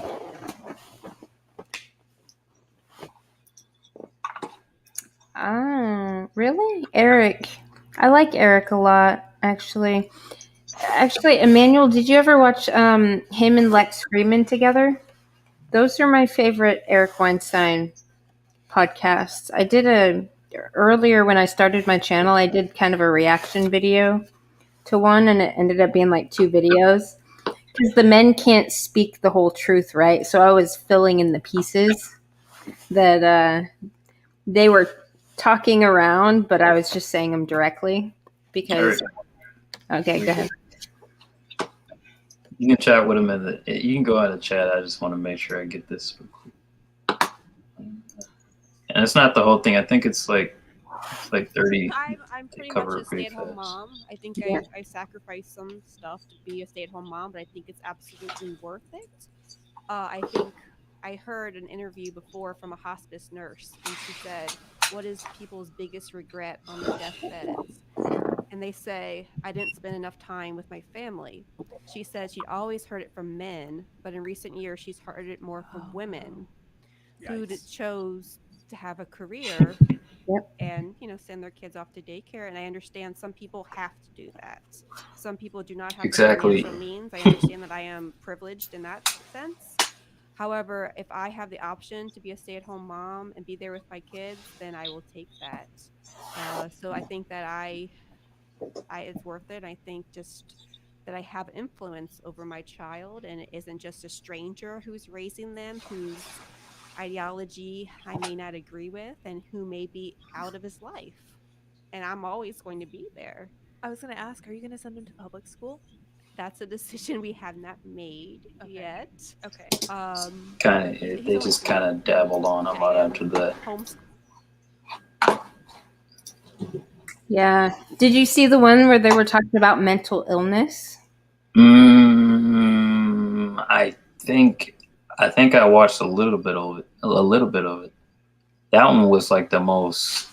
This one was the most crazy to me because I was thinking, uh, how many women are actually hiding that right now? Like I don't know. I would say all of them. It's kind of scary. And then she also brought up that like it's a point of privilege, and I kind of agree with her. It's like most people, like the men and the women, were working in the past, and it was only recently that we were actually able to give women the privilege of staying home with children. At least in the Western societies, I don't know. I can't speak for other societies, but it was actually a point of privilege because you actually had full leverage over what your child's learning. You could take care of them. You got to determine what kind of food they ate. It was like an entire pleasure. It was like an entire project for it. And it, if you had one kid, then it wasn't that big, but maybe perhaps it was. You just had all the focus into one person. But a lot of mothers back then, they had like 4, 6, 8 kids. So that was like a full project. She was raising like the next CEOs, the next soldiers. Which, regardless of what you think about wars, like people who did really important things in history had mothers behind them and behind their nutrition and behind their cognition and behind their behaviors, the way they think, how they influence others. That includes politics. So a lot of the women that say that they don't have a voice in politics, it's kind of a dumb thing to say in a way, because it's like, well, you're raising the politicians. So it's like, Right. So it's like to say something like that is like it's void of actual critical thought. Well, and also if your husband's a politician, I mean, Right. Then you have influence over your husband. Like, So yeah. you have influence over politics. Yeah. See, that's the way I think it's supposed to be set up. Like the man should be there, but it should be a married man that has the counsel because Well, single men are going to take more risks, like probably unnecessary risks. maybe, but a lot of men, there's a lot of things men miss.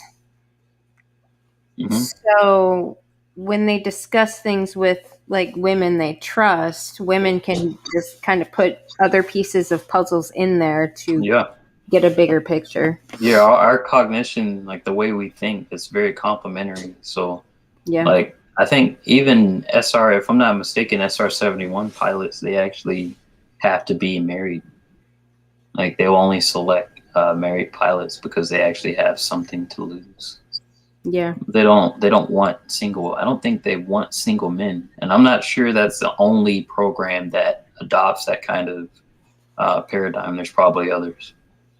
Yeah. But that's really important, and that's why y'all are important, because it's like y'all are the counsel for the men. But at the same time, I'm actually starting to think that whenever women give like men a point, like whenever women start to respect men, or whenever they've respected men in the past, a lot of times men would lift them up and put them at a place of a respectable place, like a place where they actually had prominence.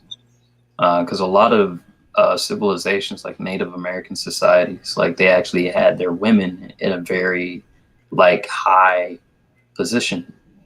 They weren't like just servants or maids or anything. So like the women had a respect for their men, but the men would actually go to the women and tell them whenever they're like to ask permission to go to war. And I don't think it was out of like some simpery thing. I think it was out of a, hey, I'm putting the entire tribe in danger. Right. Are you okay with this? Because it kind of it's kind of something that you want to ask someone before you bring down a bunch of crazy colonists down to ruin your party. Yeah. Well, it's like on that movie 300. Like, I don't know, Leonidas and his wives. relationship was very balanced. I think that's the ideal. Yeah. That's where it could be, but I don't think women in the current way that we're dealing with things, I don't think they would ever be able to spawn that type of reverence from men, because men, like, this is just something that I believe. I think men will actually put women at a very high point in a high position, just naturally, just out of getting the deference and the level of respect from the women, and then the men will naturally want to lift the women up. Yeah. I mean, we have a bad habit of idealizing women once they actually get to a point of reverence, and that's what creates the simpishness in men. But I think that's the negative aspect of that. But the good side of that actually looks really good once you balance it with decent level of masculinity. Yeah. Yeah. Yeah, that's something that I noticed in the manosphere that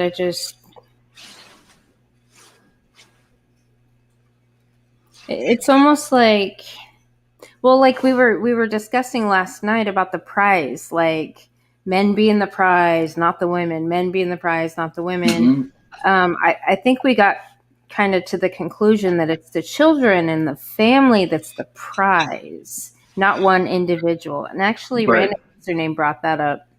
I think she started that conversation. But yeah, I mean, it takes chaos and order balanced to make appropriate societal decisions.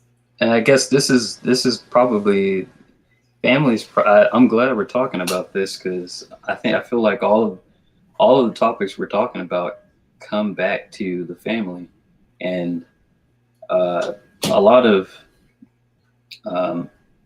like the balance you get from mothers. You learn to regulate your emotions. You learn to value your emotions. Right. That's something that if you don't have that, then if you can't regulate your emotions, you end up like the guys shooting up schools. And that's no good. So actually, I'm going to take an opportunity to do this since we got 5 people in the chat. So I have another channel called Mission Montage, and I actually got a video up. Yeah.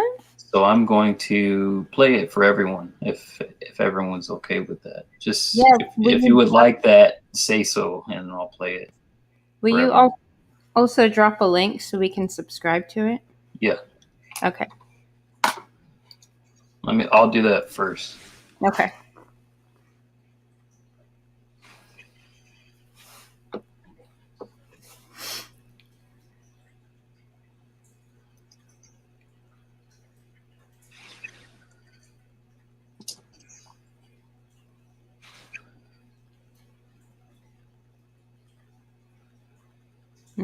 Yeah, Damien. A lot of women today have entitled attitudes and don't have those qualities. Yeah, I've noticed that. A lot of women think they're a hell of a lot smarter and compassionate than they really are. They're just really self-centered. So trying to get counsel from somebody who's completely selfish is never, ever a good idea. Ever. It's like getting the opinion of a 4-year-old to make adult decisions. Like, it will never end well. All right, so I'm gonna place the link in the chat, and I'll play the video for everyone real quick.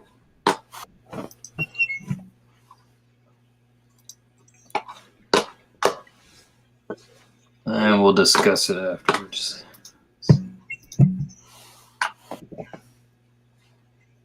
What was that? Share video. Oh, I see.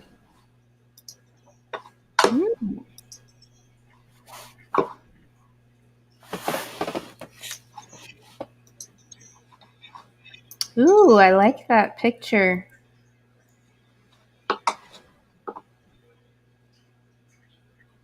Are those militaries? I mean, yeah, it's just I like it. Before I play it, let me make sure the sound is actually working.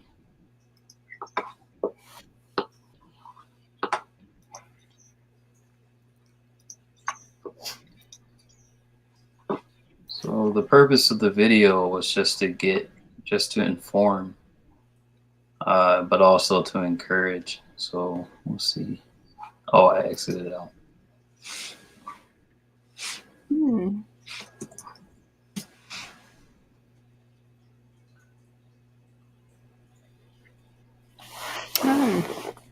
And for anyone who's wondering, there's going to be there's going to be a couple of more videos, not just this one. Anyway. All right, I'll play it now. I'll shut up. That's why I usually let other people talk, because I'm like,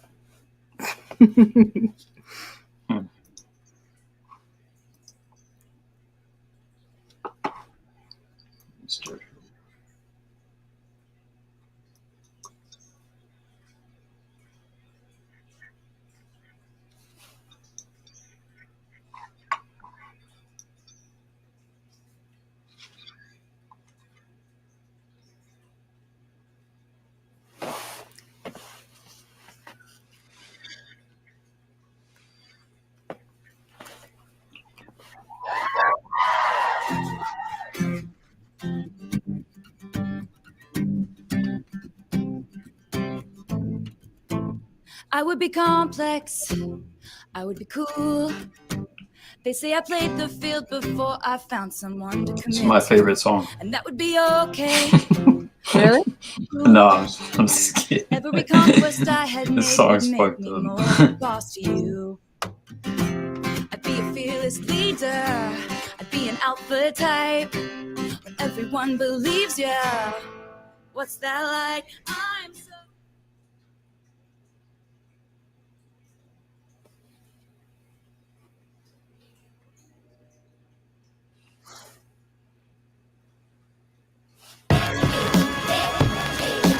Hopefully that's not too loud. I'm actually gonna go get something to drink. I'll be back. But y'all watch this. Y'all niggas, what I gotta prove? Already came from nothing. What I gotta lose?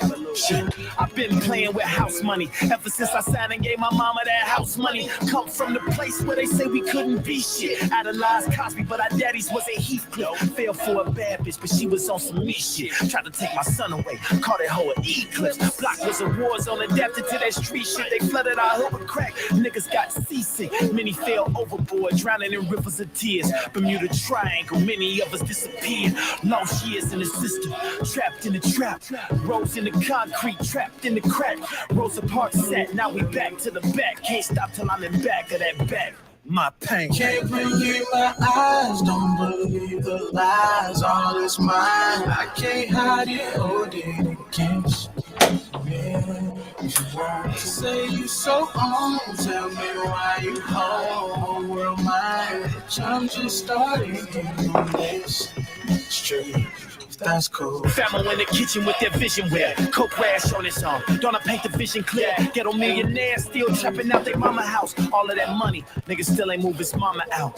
Shit, the visionless is stuck there, pigeonholed, eventually locked up, penniless in prison clothes. Never safe for rainy days, back when it was plentiful. Now your fake friends get exposed like a centerfold. Wretched, pitiful. Blind, naked, severely nearsighted. Niggas need LASIK, food, clothes, shelter. Barely had the basics, but had to have that Benz with the AMG race kit. It's in our DNA. Daddy said we descendants of kings. So what's a crack, baby, than the descendant of fiends? Is his fate already written to sit in the beam? Fuck that, we can never let them kill our dreams, our pain. Can't believe my eyes, don't believe the lies. All is mine, I can't hide it, hold it against. Yeah. They say you so on, tell me why you whole world mine. Bitch, I'm just starting this street, that's cool. Can't believe my eyes, don't believe the lies. All is mine, I can't hide it, hold it against. They say you so on, tell me why you whole world mine. Bitch, I'm just starting here on this street, that's cool.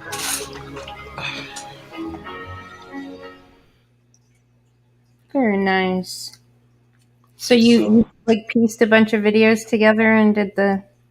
Yeah, I was kind of on a time crunch. Yeah. What's that? I hope so. Is that? Oh, that's me. My bad. What? I was wondering what that was. So What? yeah. Oh, it played another video after that. So Oh. I was uh, I was planning on making that for a really long time. But once I finally got the channel up, I was like, oh, I may as well make it. And I finally had all the software to do it recently, and then I just kind of cranked it out in like a couple of days, I think. But that was like that's the reason why I made it, is to inspire and to educate. So the point, like the information we hear about men and about how men are, we hear about the negative aspects. We don't hear about the positive. We don't hear about the guys who like protect the little kid from like being trafficked into like sex traffic and stuff like that. Oh, Like beat the shit out of like the people who are trying to take the kid and stuff. We don't hear about those kind of guys.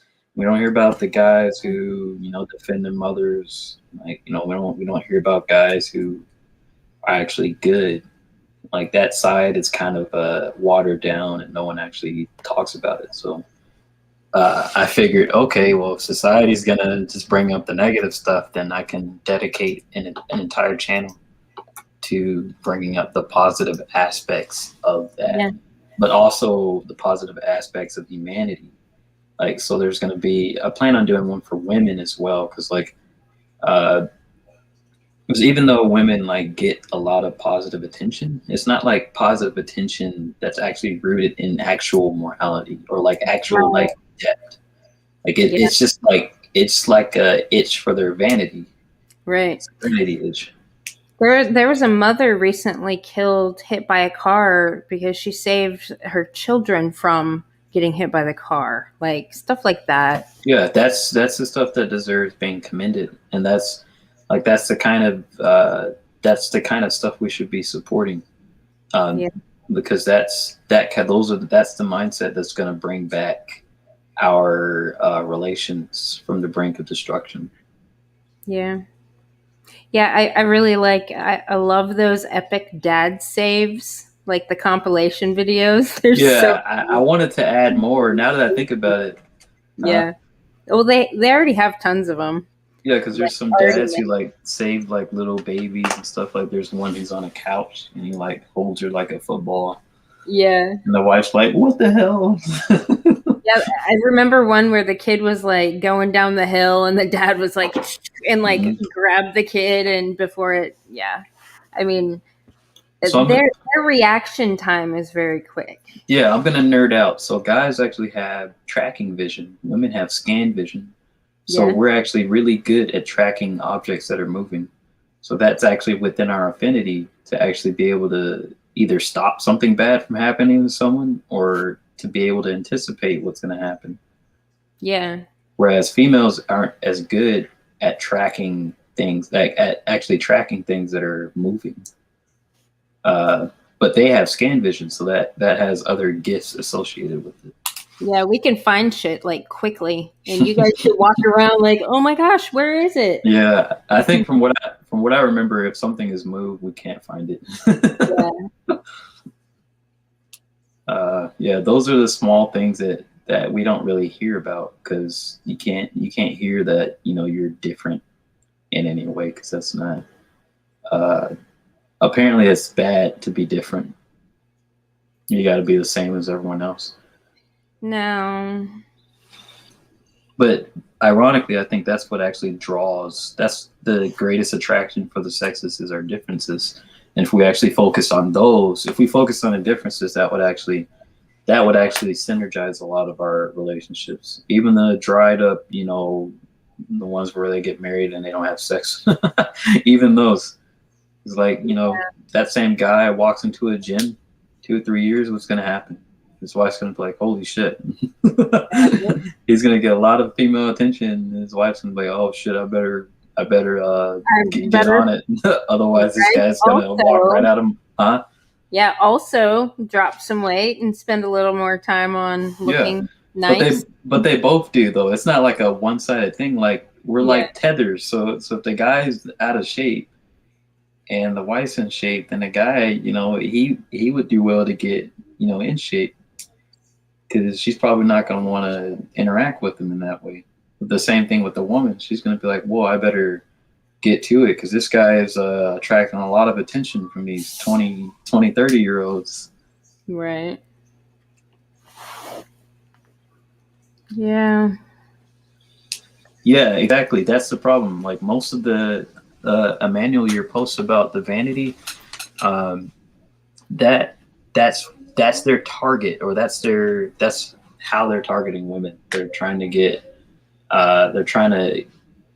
cling on to those vanity cues, and then that's what's allowing them to attract their attention for as much time as possible.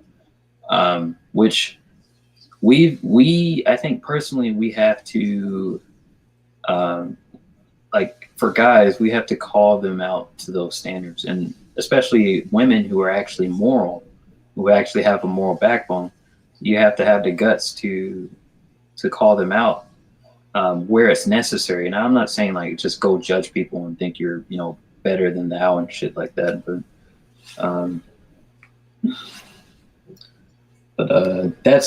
that's the reason why the morality is lacking in females in the modern day, is partly because the people who are talking to them are manipulating them through their desire for vanity. I know some people are like, that's an excuse. Yes, it is. There's more to it, and I think I can see where you're coming. Huh? Yeah. You're laying the blame externally when it is an individual's responsibility to have integrity and values. I know women don't have like the issue with that is I know that they are to blame to a degree, but I can't, like with women, like most of the times, like you're not really going to change them on a collective without changing the public view. So you have to change. I mean, you can get, I guess I could talk to the individual woman, but it's not effective like time-wise. Yeah. That's why we need to change the public view to reality and point out all the shitty things that they do that they get away with, because there's zero accountability. Exactly. So I think parts of my channels like have different elements that they can address. Like the mission montage, that's good because it encourages people. This channel is good because I can actually criticize that. Like I could cover that in a video. Yeah. My videos are short because my computer doesn't like to render videos longer than 4 minutes. So I have to do like 2 or 3 or 4 part videos. Mm-hmm. I already have like 3 or 4 new videos lined up in a queue. Have you tried doing them on your phone and then just uploading them with your app? That's not a bad idea. No, I haven't done that. That's super easy. I'll think about it. I mean, I've taken like 30-minute, because my phone will take, I think, 30 minutes at a time, and you just upload it via the app, and it's like done. It would probably be easier to edit the videos because they'd probably be less. It probably wouldn't be as big of a file. You can edit them in Studio too. It's all beta and simps giving women a pass. Well, It's yeah. all men that are giving women. Yeah, it's. I mean, unless you're part of the solution, you're just part of the problem. So, I mean, if you see it happening and you're not saying anything or doing anything, you're not helping it. So you may as well just do it yourself. What is that? I think that's my brother.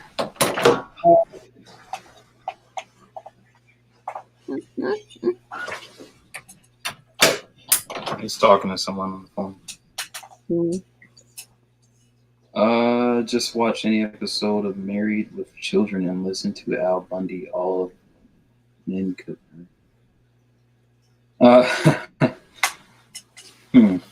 Yes, Emmanuel. Short-term gains. We covered this a lot. Were you there last night? I don't even remember. It's kind of a blur. Me? We learned that YouTube can only handle 12 hours at a time of truth. It actually was longer, but it cut off the video. Y'all were on for 12 hours? Well, like 12 Holy hours and what, 30 minutes? Oh my God. Yeah. But like we were hitting some really good stuff. And the conclusions we were coming to towards the end, it cut off. So Okay, I just thought of a good. I don't know. I want to hear these. I'm gonna look up. I actually want to look up. There's this lady. Her name is Allison Armstrong. I'll drop a link. She's supposedly been studying men for 30 years, and some of her opinions are really interesting. And I want to cut to a clip of hers on this channel. Okay.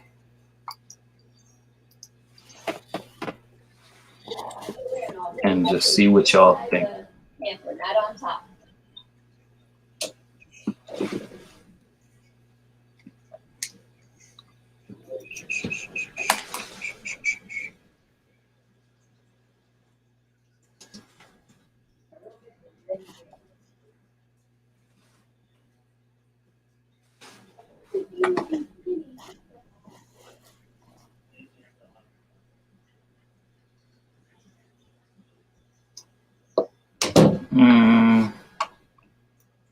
Where is it?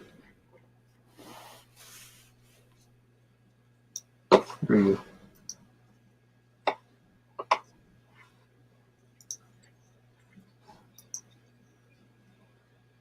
All right. Boop. Boop. All right, I got something. Let's pull this up real quick.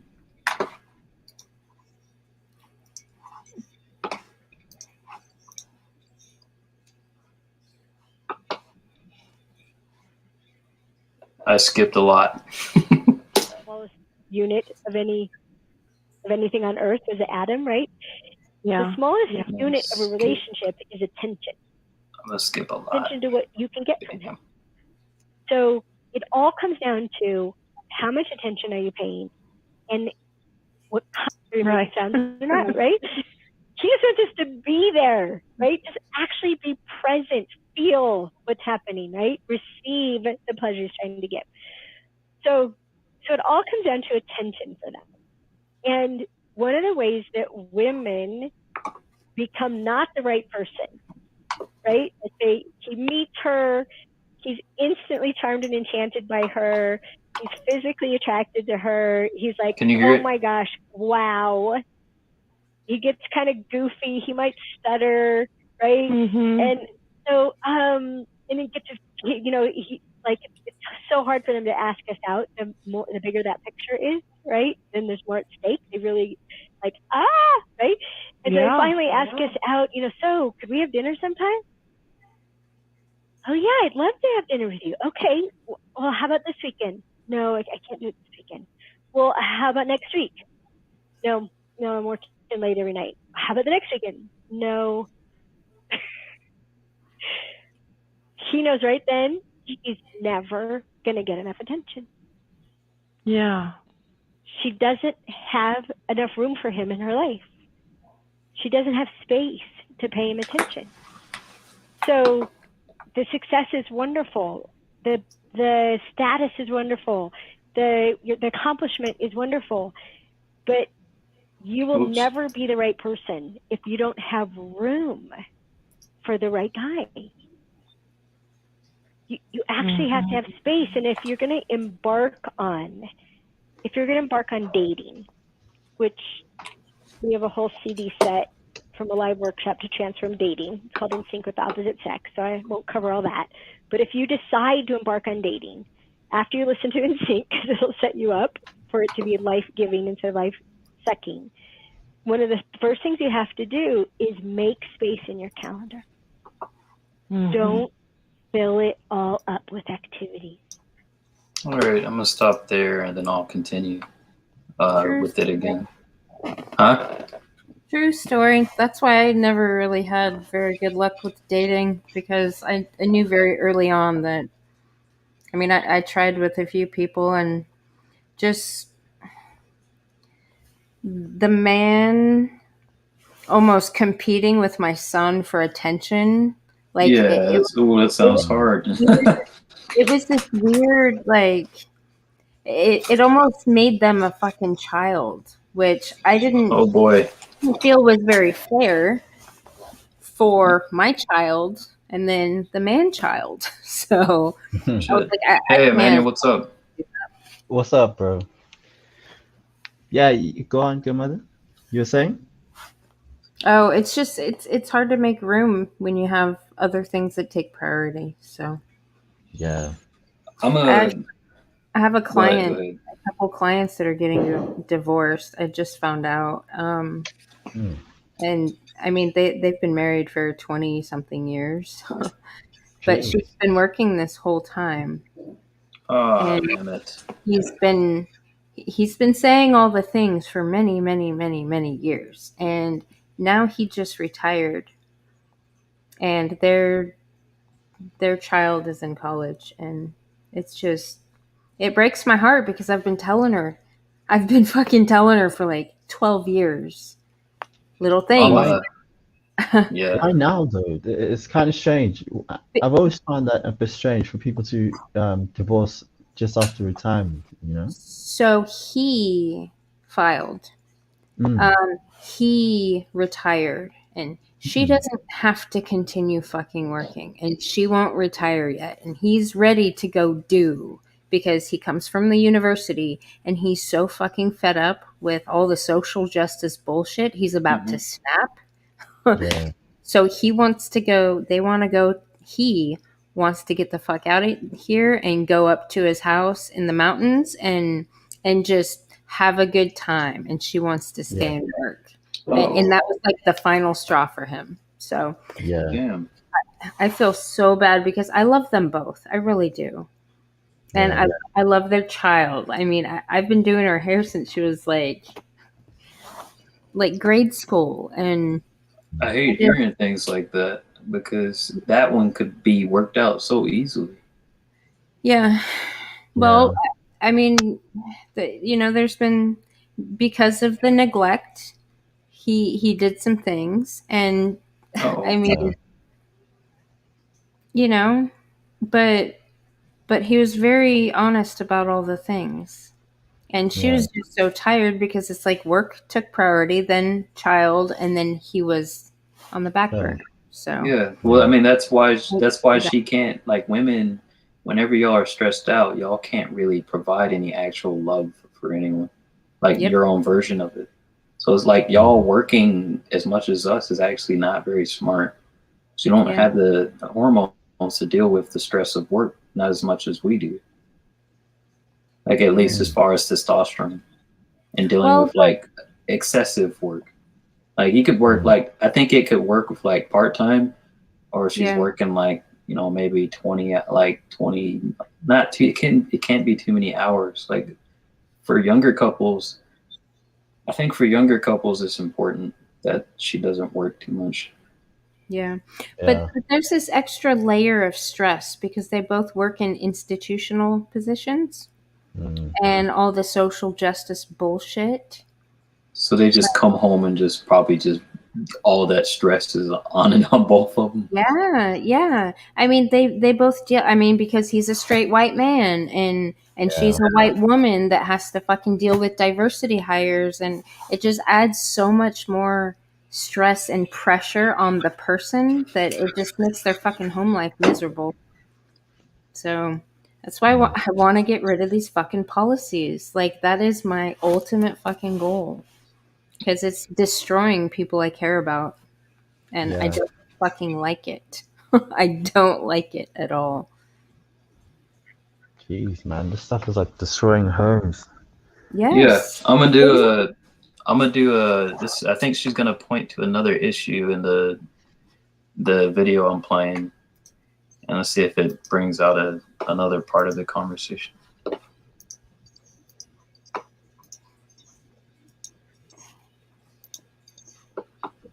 Make room. Just have room. You could just put a space in your calendar. You're just holding the space, right? Can y'all hear it? Okay. right guy. You just hold the space. Friday night, right guy, right guy, right guy. Saturday night's better for right guy because they usually don't come up for air till Saturday morning, right? They can't think of Friday night. They're too tired. So right guy, right guy, right guy. So all your girlfriends ask you to do things on Saturday night. You say, well, I'll have to let you know that day. So that if you meet the right guy on Thursday and he says, could you go out this weekend? You say, as a matter of fact, I can. Really? Right? She has space for me. Oh my gosh, I could get enough attention. Yeah, and you know have that's backup plans. You don't have to sit home every Saturday night unless you enjoy it, but you gotta save some room for this man to show up. Yeah, I think that's so incredibly valuable because I know it's so tempting. Our lives are all so busy, and it's so tempting to fill up every moment and every space with something that might seem important or worthwhile or fun. And I'm going to the skip this things that I've segment because I'm found trying to get to the that I next thought was subject of it. incredibly insightful that you just shared, Allison, was being a good and healthy relationship. It's a shell. Yeah, that's a really succinct way to say it. Yeah, you just don't have one. You might live together. You don't have a relationship if you're not paying attention. Mm-hmm. Yeah. And would you say that's one of the ways that love dies in the context of like a relationship or marriage? Oh, yeah, it all died. Yeah.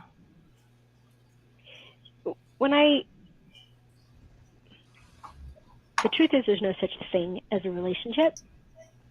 We have this idea that, you know, two people get to know each other and between them this third thing grows called a relationship. And it has these qualities and it has this persistence on its own. It has a history. It doesn't actually exist. It blew my mind. I love the dictionary. This is The an dictionary is written interesting by men. concept You she want to has. understand what a man means, go look it up in the dictionary. Part of my That's a best good advice. tip. Just go look it up in the dictionary. That's their book, right? I looked up relationship. I looked up a relationship expecting them to, you know, describe this thing, right? It said a moment of relating. Oh my God, that's true. We don't have any relationships. They don't actually have any persistence at all. All we have are moments of relating. And so that's scary. Relationships don't exist, but it's also exciting. It means they're never bogged down. It means in this moment, I could be completely different than I was in the last moment, and we would have a different connection in this moment. We'd have a different moment of relating. We'd have a different relationship. And this is why, and this is the last thing I just really want to say to women, if you want to be the right gal, you got to give up emasculating men. Yes. And it's ingrained in us. It comes out of fear and frustration. We don't know how to get what we need from men. We watch our mothers and our mothers and our mothers, and we emasculate men to try to get what we need, and it doesn't work. And a man cannot marry a woman who emasculates him too much.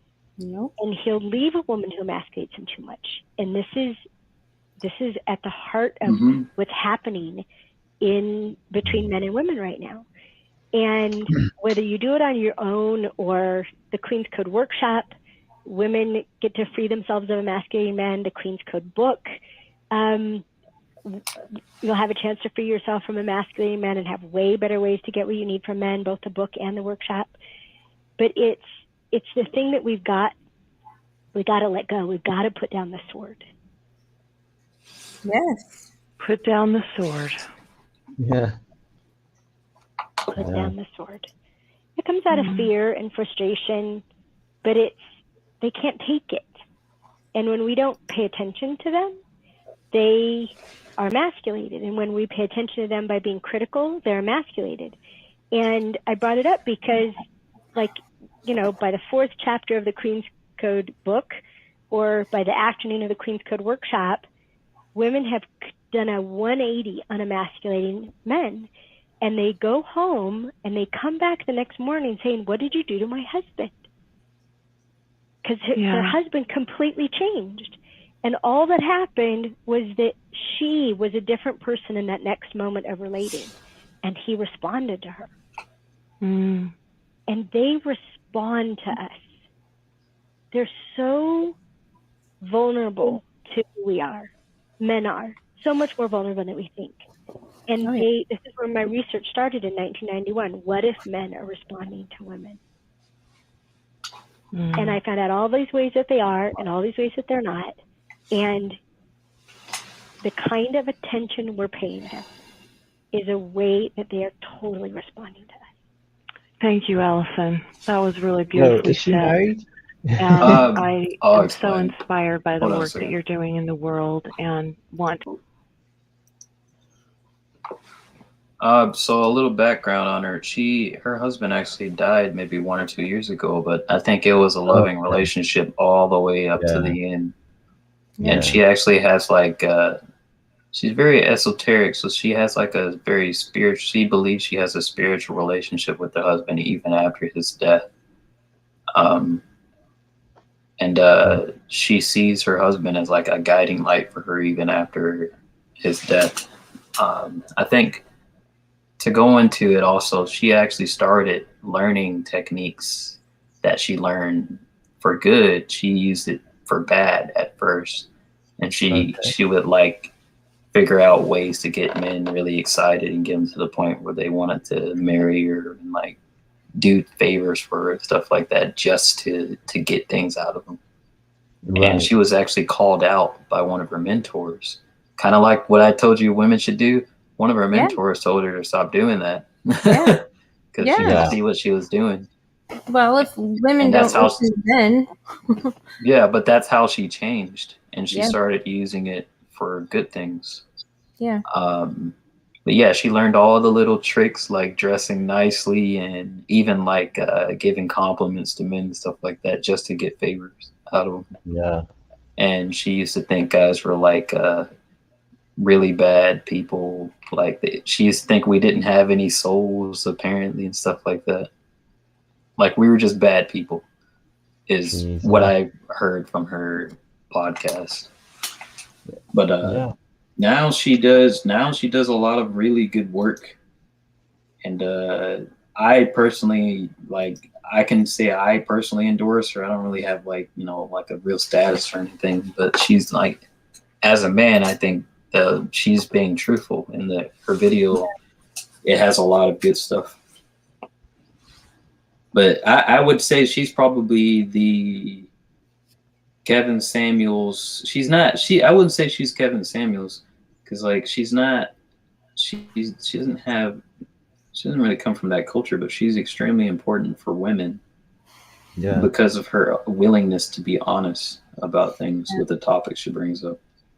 Yeah. She's a different kind of red pill for women. Yeah.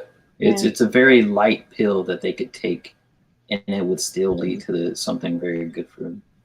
Yeah. It's like those syrups you'd have as a kid when you get sick. Sort of like that. Yeah. Whereas Kevin Samuels that tastes good. That's a good way of describing it. It's not really painful the way she describes things. It sounds almost fun, but a lot of people, for a lot of people, is a source of misery. Yeah. Well, good. Will you drop a link so I can share on my channel? No problem. I want to add it to the folder of leaders our society should be paying attention to.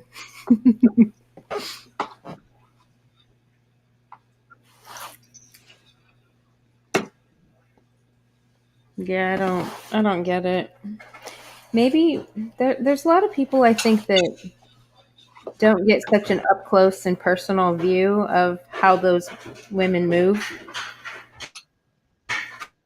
So they adopt a lot of tactics, and it takes them a while to realize. I guess it's wrong for some reason, but I mean, we're dealing with a lot of trauma from women. So I mean, a lot of women know they're doing things wrong, but they have so much trauma that it kind of, the truth gets bogged down in their own self-hatred and their own hatred for other people. Yeah. And if you get rid of the trauma, a lot of that stuff. Now I know all with the things that I'm saying, it sounds like I'm saying that women aren't to blame. The problem is like I kind of recognize that as a man, like most women will never admit that they're wrong. So like Yeah. now the individual woman like that I would talk to, I can call them out and that's fine. But like with this, I'm trying to find every single possible way of actually dealing with the problem.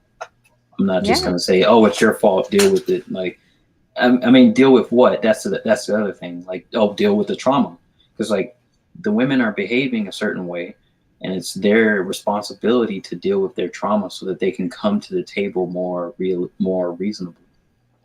And if they can't come to the table reasonably, then like they're coming to the table and acting in the manner that they're acting. It's unacceptable. But the people who see the behavior need to say, "Hey, this is unacceptable." Then you can get down to that trauma aspect of it. Then you can kind of say, "Okay, well, why are you acting like this? This is dumb." Then you can kind of delve deeper and possibly even help the person. But part of it is up to them to actually admit that they're acting that way and admit that there's something deeper there why they're acting like that. Yeah. I think has been not enough trauma. Because I know a lot of traumatized people, and they are way fucking more responsible than that. And my friend, I had a conversation with him. He calls that losing the naivety, like losing the because when people lose that naivety and they integrate the darker aspects of who they are, that often turns people into very. You can kind of tell the difference when you look at people when they integrate the darker aspects of themselves, because they're not very judgmental of other people. And they're also more forgiving and more understanding. But the reason why they're like that is because they understand the difficulty of life, and they understand because they've had to deal with things in their own life. You won't see these kind of people criticizing other people's behavior and stuff like that out in the open. They're just living their life. I mean, it's just my opinion. Like, they're not people who are integrated. They don't seek. I don't think they seek a lot of. They don't seek a lot of external gratification. That's true. In my opinion. Yeah, no, that's true. That's definitely true. I would disagree on the judgmental part, though, and the criticizing. Well, I think yeah, a lot of people just don't have the courage to say the words. Oh yeah, they'll still judge them internally. Yeah. Yeah. Because like people come back like veterans. That's where you'll see the integration of the shadow, because the shadow part that they've integrated is their so they tapped into the viciousness. It's kind of this ruthless nature, and they tapped into that because they had to survive. But when they come back, you can kind of see it. A lot of them, compared to the men who are just kind of on normal soil and they haven't, like on civilian men rather, and the women in the population, the men that go over, and even some of the female vets who've actually experienced combat, you can kind of see it. They don't. It's something about being in adversity, especially at that level, that integrates a human being in such a way that they become someone to be reckoned with. They can contend with difficult things a lot easier as well. They can contend with difficult subjects. Even if if they get into confrontations, they're okay with being confrontational. They don't run from confrontation. I love it, actually. Yeah. They love the challenge. Yeah, and I know there's more. I know there's, for anyone in the comments, because I know there's more male combat vets than there are females. There's probably like only 2 or 3% females. But my point of saying that is, like, I know a lot of people say, "Oh, the young brave men and women." It's like, no, it's a shitload of young men going out and dying, and it's a couple of females as well that are dying. Just to be honest, because like I like to give credit where credit is due. Like those are Yeah. young men dying. Like that's the truth. And then there's a couple of young women that are also brave enough to do it. And my hat goes off to all of them. But that's an example of regardless of the proportions, my hat goes off to all of them. And that's an example um, of the shadow and integrating certain aspects of yourself. But a lot of people in society, especially Western society, we haven't integrated that side. No. And that's People what's are afraid causing a of lot that of this. side. Oh yeah. And Yeah. you have to, like, I can tell you personally, there were two aspects that I was dealing with. There was I think there was aggression. For the longest time, I was afraid of aggressiveness and being aggressive. I was even afraid of it to the point where like symbolic objects of aggression were actually triggering, like guns. But like I own one now, so I actually conquered that one. But it took me to the point of going to like a firing range with my my fiance's father and putting a gun in my hand, and I was kind of shaking, and he noticed it. And I actually pointed it out to her that I was afraid. But then later on, like I conquered it to the point where I was cleaning the gun out, you know, loading the cartridge, and I actually went to the range with my brother, and we just kind of took turns shooting hollow points at the target just for fun. Like it got to that point where I was actually integrating it in myself and being more and more comfortable. Yeah. Or sometimes I would get mad and just punch a wall. But I was for the longest time, because like in my family that I grew up in, one of the rules we had was like you weren't allowed to show aggression. Yeah. Same here. I'm guessing it was probably common in the Black community. Like you weren't allowed to show aggression. And one of the things my relatives would say, my mother would say, was I'm the only one who's allowed to get angry. So a lot of that was suppressed in me for a long time. Yeah.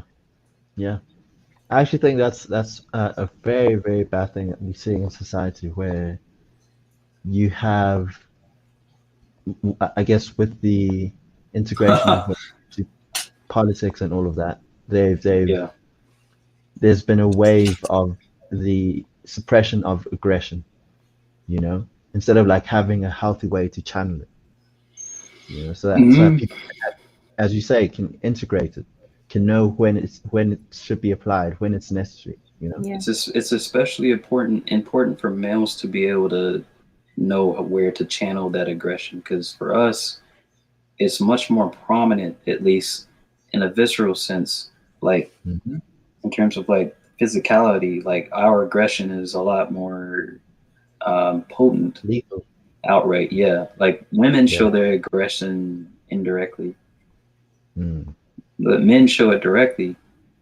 which for us, like we had to, like when you have native tribes that knew this, and they would give men rites of passage in order to actually figure out how to channel that aggression and to use it to survive or take care of their family. But we don't have that anymore.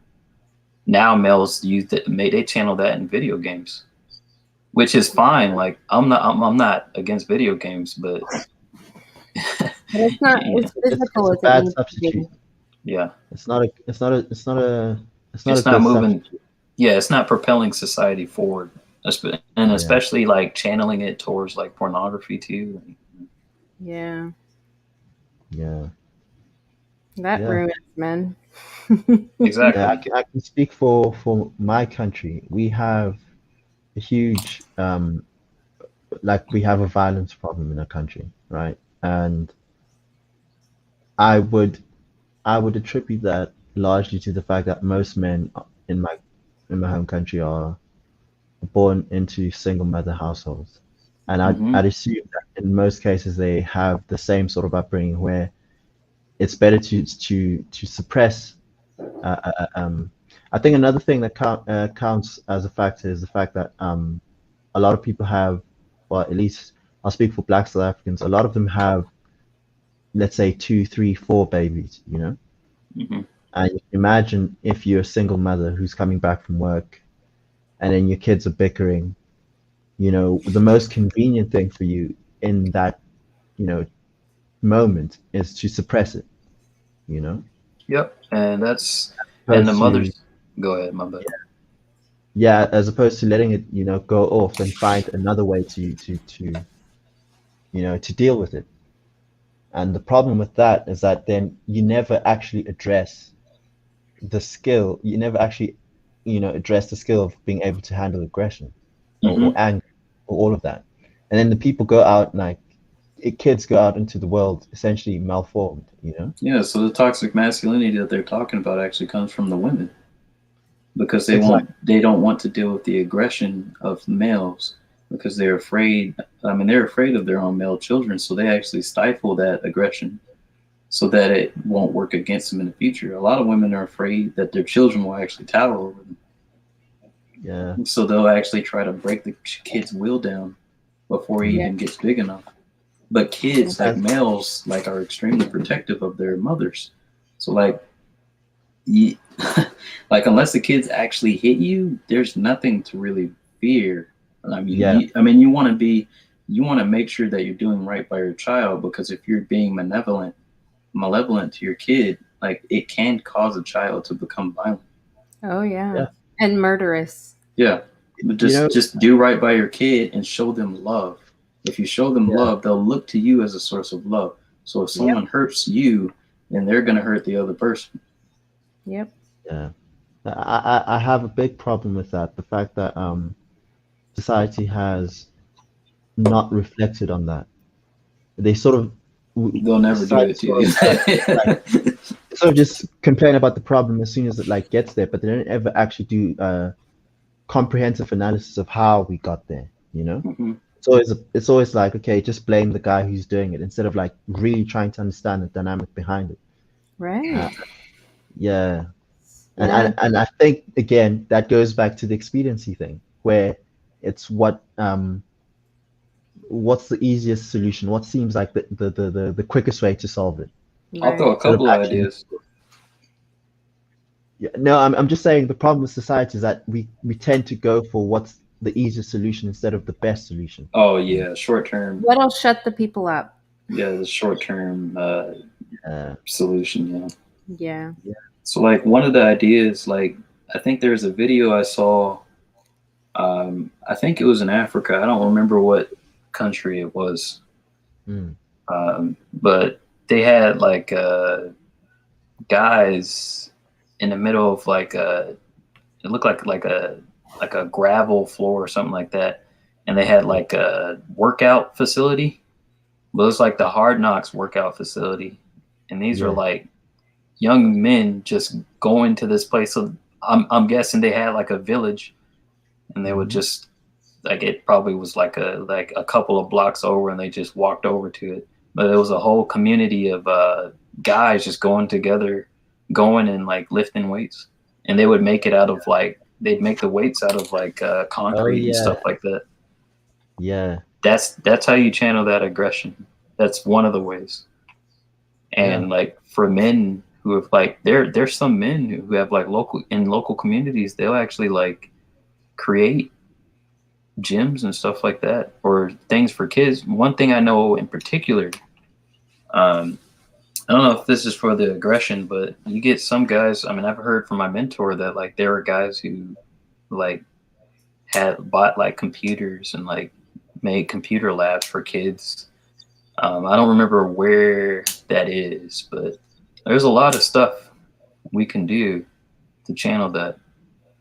And we also have to make videos for mothers. Like we could get like, I think good mother, this is something I think, I mean, I could do it as well, but like for women, when they hear it from women, they trust the information a lot more. That you could tell the women what they're dealing with when they have little boys and what is actually inside of them. Like, oh, that energy that they have, you need to allow them to channel that into something, and you can't ignore it just for your convenience. Like just because, you can't do it out of this opportunistic, oh, I just want to feel good today. I don't want to like this kid's annoying, or or I'm trying to have my fun. So like kind of tell them to resist that urge and think about the future. See, I think that was something that is a benefit of having kids young. I mean, I was 21 when I had my son. So, and I've always been like kind of a big kid myself, and being kind of a tomboy. I mean, just rough and tumble play. Like, I remember growing up wrestling with my stepdad up until a certain point when he wouldn't wrestle with me anymore. But Yeah. then in middle school, I was a very angry child. So I wanted to fight people all the time because of my mother. But I remember I played seventh grade football and I got to tackle people. But like when my son was young, like we would wrestle.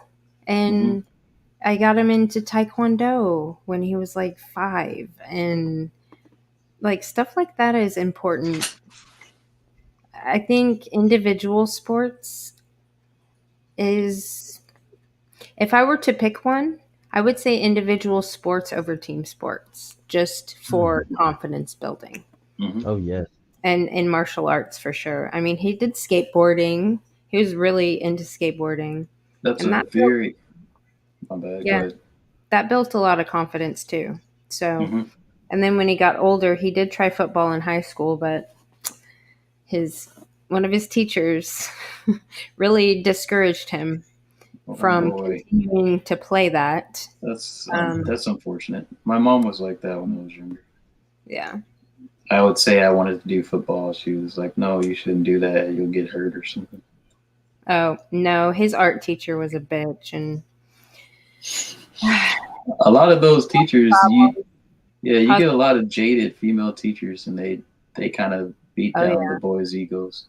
Yes. I've Yeah. dealt with 4 in It's his very whole subtle. Like I had one. Yeah. So I had one. This lady, like, I was in her class. I think it was, what was it, 9th, 10th grade? No, it was 8th grade. And there was a test we had it was an English test. And before we took the test, the lady said, "Hey, you have to use my strategy. All right, guys, use my strategies and it'll help you with the test." And so I took the test. I didn't use her strategies because I thought it was cumbersome. It's like, this is trouble. I'll just do it with my own, how I do things. So me and another guy across the classroom were the only ones who passed the test. Everyone else failed. And she said that because I use, like, I actually cheat. So I was in a meeting with her and the assistant principal with my mom, and they said that I think they were accusing me of cheating or something. And that didn't work because I was like, the guy was across the classroom. And my mom was like, yeah, he was across the classroom. How would he possibly cheat? And their second go-to was, oh, well, you didn't use the strategy, so you should get a 0 on your test. Yeah. And that was her reasoning. And the assistant principal was actually he was like a cuck. Like, he actually said he had to side with her because I didn't use her reading strategies and I didn't mark paragraphs and all that, cumbersome stuff. Like, she said that I was supposed to get a 0, and they actually marked me. They gave me a 0 for that test, and I got like a high B, like a mid to high B on it. But they gave me a 0 for that particular semester. And my mom was like, she was trying to help me, but it didn't work.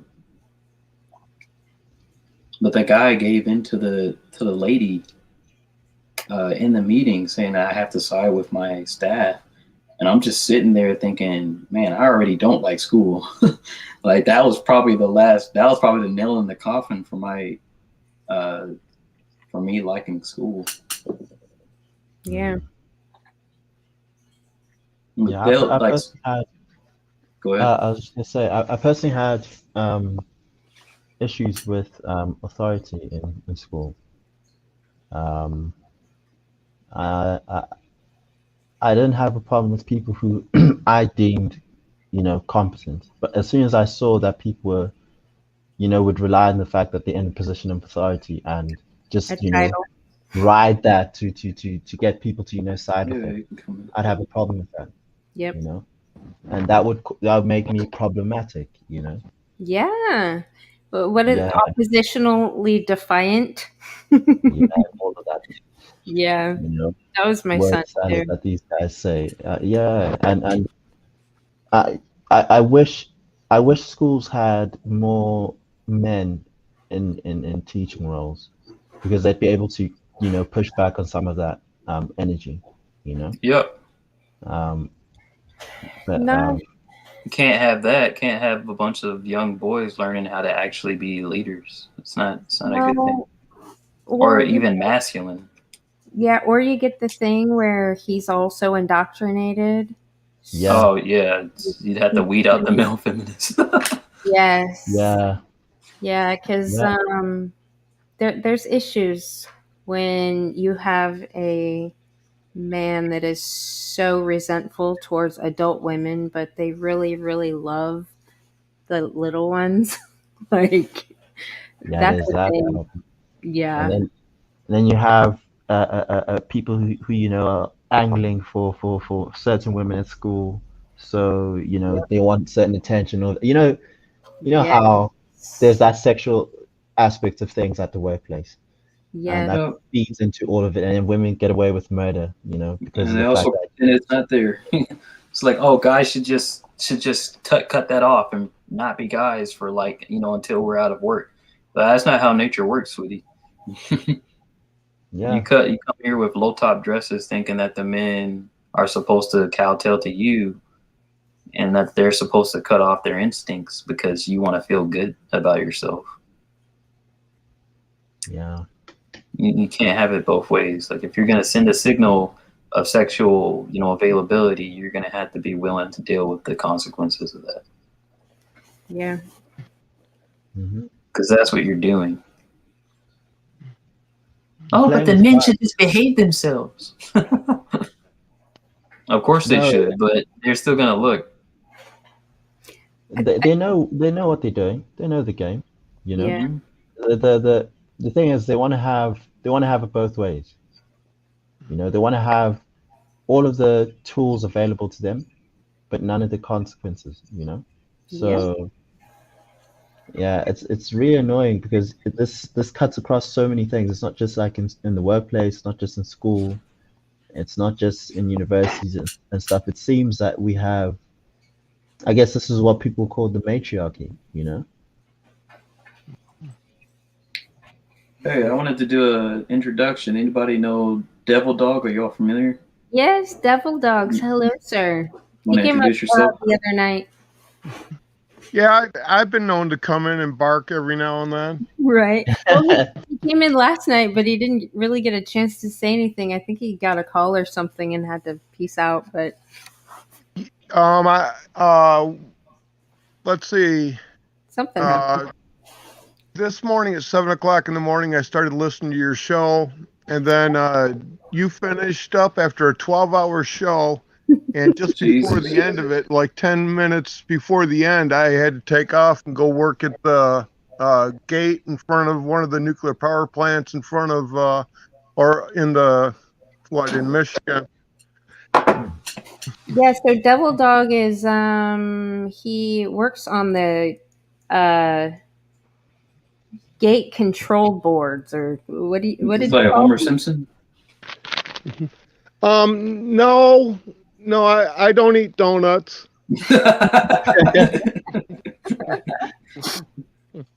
No, but like at a airport where they have that barrier arm when you go into the parking, I work on those.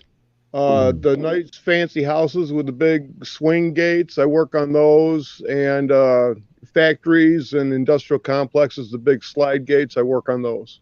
Cool. See, I told you people were. Go ahead. I was going to say slide gates. That's what it was. Yeah. 90% of what I do is power grid. Nice. I was gonna say, like, you can kind of see people listen to this while they're working, so that's kind of cool. Well, I wish you guys had something during the day, because what I'm listening to during the day is on D Live, and it's a group of like 6 teenage kids that are real bad victims. Oh. But I enjoy comedy during the day, so it's fine. I think night suits me the best. Daytime, I tend to want to get up and stretch my legs, so I wouldn't be willing to waste the day.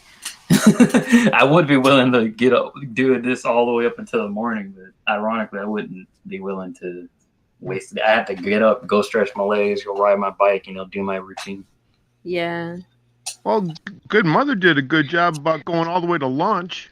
I know that was I'm gonna have to watch that. That was a good show. He wouldn't stop coming up with these awesome solutions, so I had to. Well, everyone was coming up with these instant fixes, but it only fix it for them. When I came in, I was going to try to redirect it towards morality. Yeah. And, it won't fix shit in our generation or our kids' generation, but maybe our grandkids' generation shit will get fixed. And that's the attitude we need to have right there. Looking towards the future. In my public school, the sheriff has escorted me out of the school board 4 times. And now every classroom has a Bible. The history books are one of 30 books that are approved by Tim Burton to be relatively accurate with American history.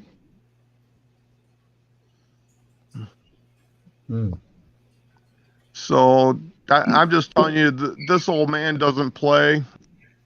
And Good Mother, congratulating on waiting till you're 21 to have a kid. I knocked one up at 14. Jesus. What? That's super young. Maybe a healthy baby, though, I'm hoping. Oh, yeah.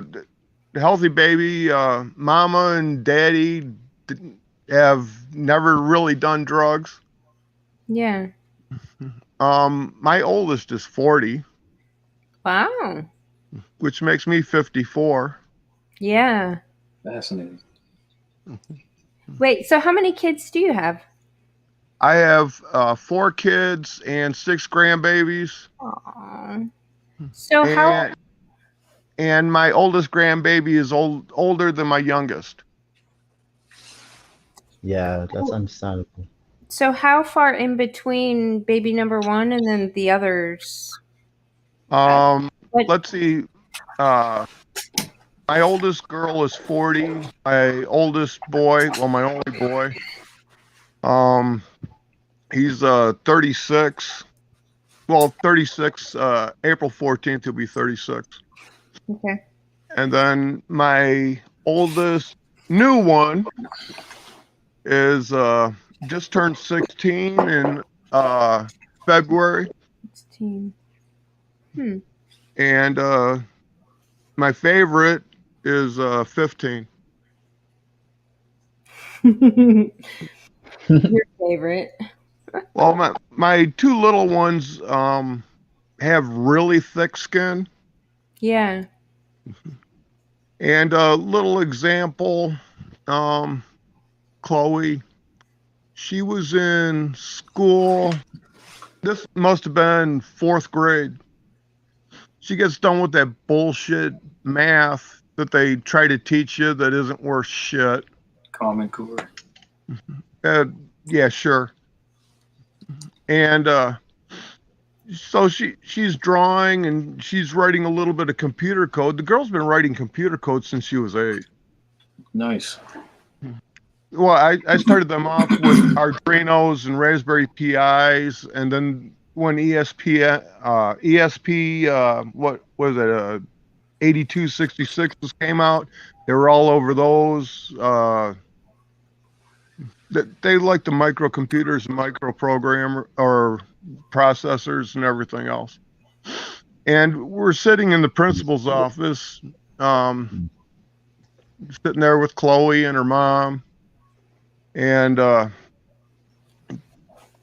Well, that's another thing. And we're in the principal's office. Chloe's sitting in between me and Jennifer, and the teacher's there too. The principal asked Chloe a question. Chloe looks at me. I said, "You give an honest answer. You never have to clean it up." Gives an honest answer. The teacher's face gets a little red. Principal asked another question. Chloe looks at me. I said, "You got to tell the truth. Always the truth. It doesn't matter who you hurt as long as it's honest and the truth." Gives another answer. Okay, looks like the top of the teacher's head's getting ready to come off. Right. Principal asks another question. Chloe looks at me, and then she just started talking while she was looking at me. And the teacher came out of her fucking skin. Yeah. Hands on the hips, screaming at Chloe at the top of her fucking lungs. Ooh. There's a thing. There's the title of this video. Okay. Chloe crouches down in her chair and crosses her arms. Jennifer leans forward. I reach around Chloe and I grab a hold of Jennifer and I go, "Chloe's got this." The teacher's just screaming and stops by doing that hands on the hips and the little woodpecker hitting something head. Yeah. And she goes, "What do you think of that, Chloe?" So Chloe looked at her with one eye and her head tilted a little bit and says, "Is that the best you got?" Oh, shit. Okay? That's the way my kids are. Yes. Any other kid would be in tears and everything else. And I'm not going to have that. So I grab hold of Chloe and I said, "Come on, Chloe. Come on, Jennifer. We're done with these fucking clowns." Yeah. I go, "By the way, Chloe will be back in school tomorrow. And if that teacher's here, all hell's coming down on this school." And that's the what I like to principal, hear. the principal goes, "No, Chloe is suspended for 4 days." I go, "No, she fucking isn't. She will be here tomorrow and you're going to fucking teach her and that teacher better not be here." Right. So the next day, Chloe and I walk into the school and the sheriff's there. And he goes, "Well, Bob, I'm sorry, but I can't let you in." I said, "Well, I'm not going to cause any trouble. I'm just going to make sure the teacher's not here." And he goes, "Your word, Bob." I go, "Yeah." So I walk in with Chloe and we go to the classroom and everything else. And he goes over to the principal and says, "Yeah, Bob walked inside. He said he's not going to cause any trouble."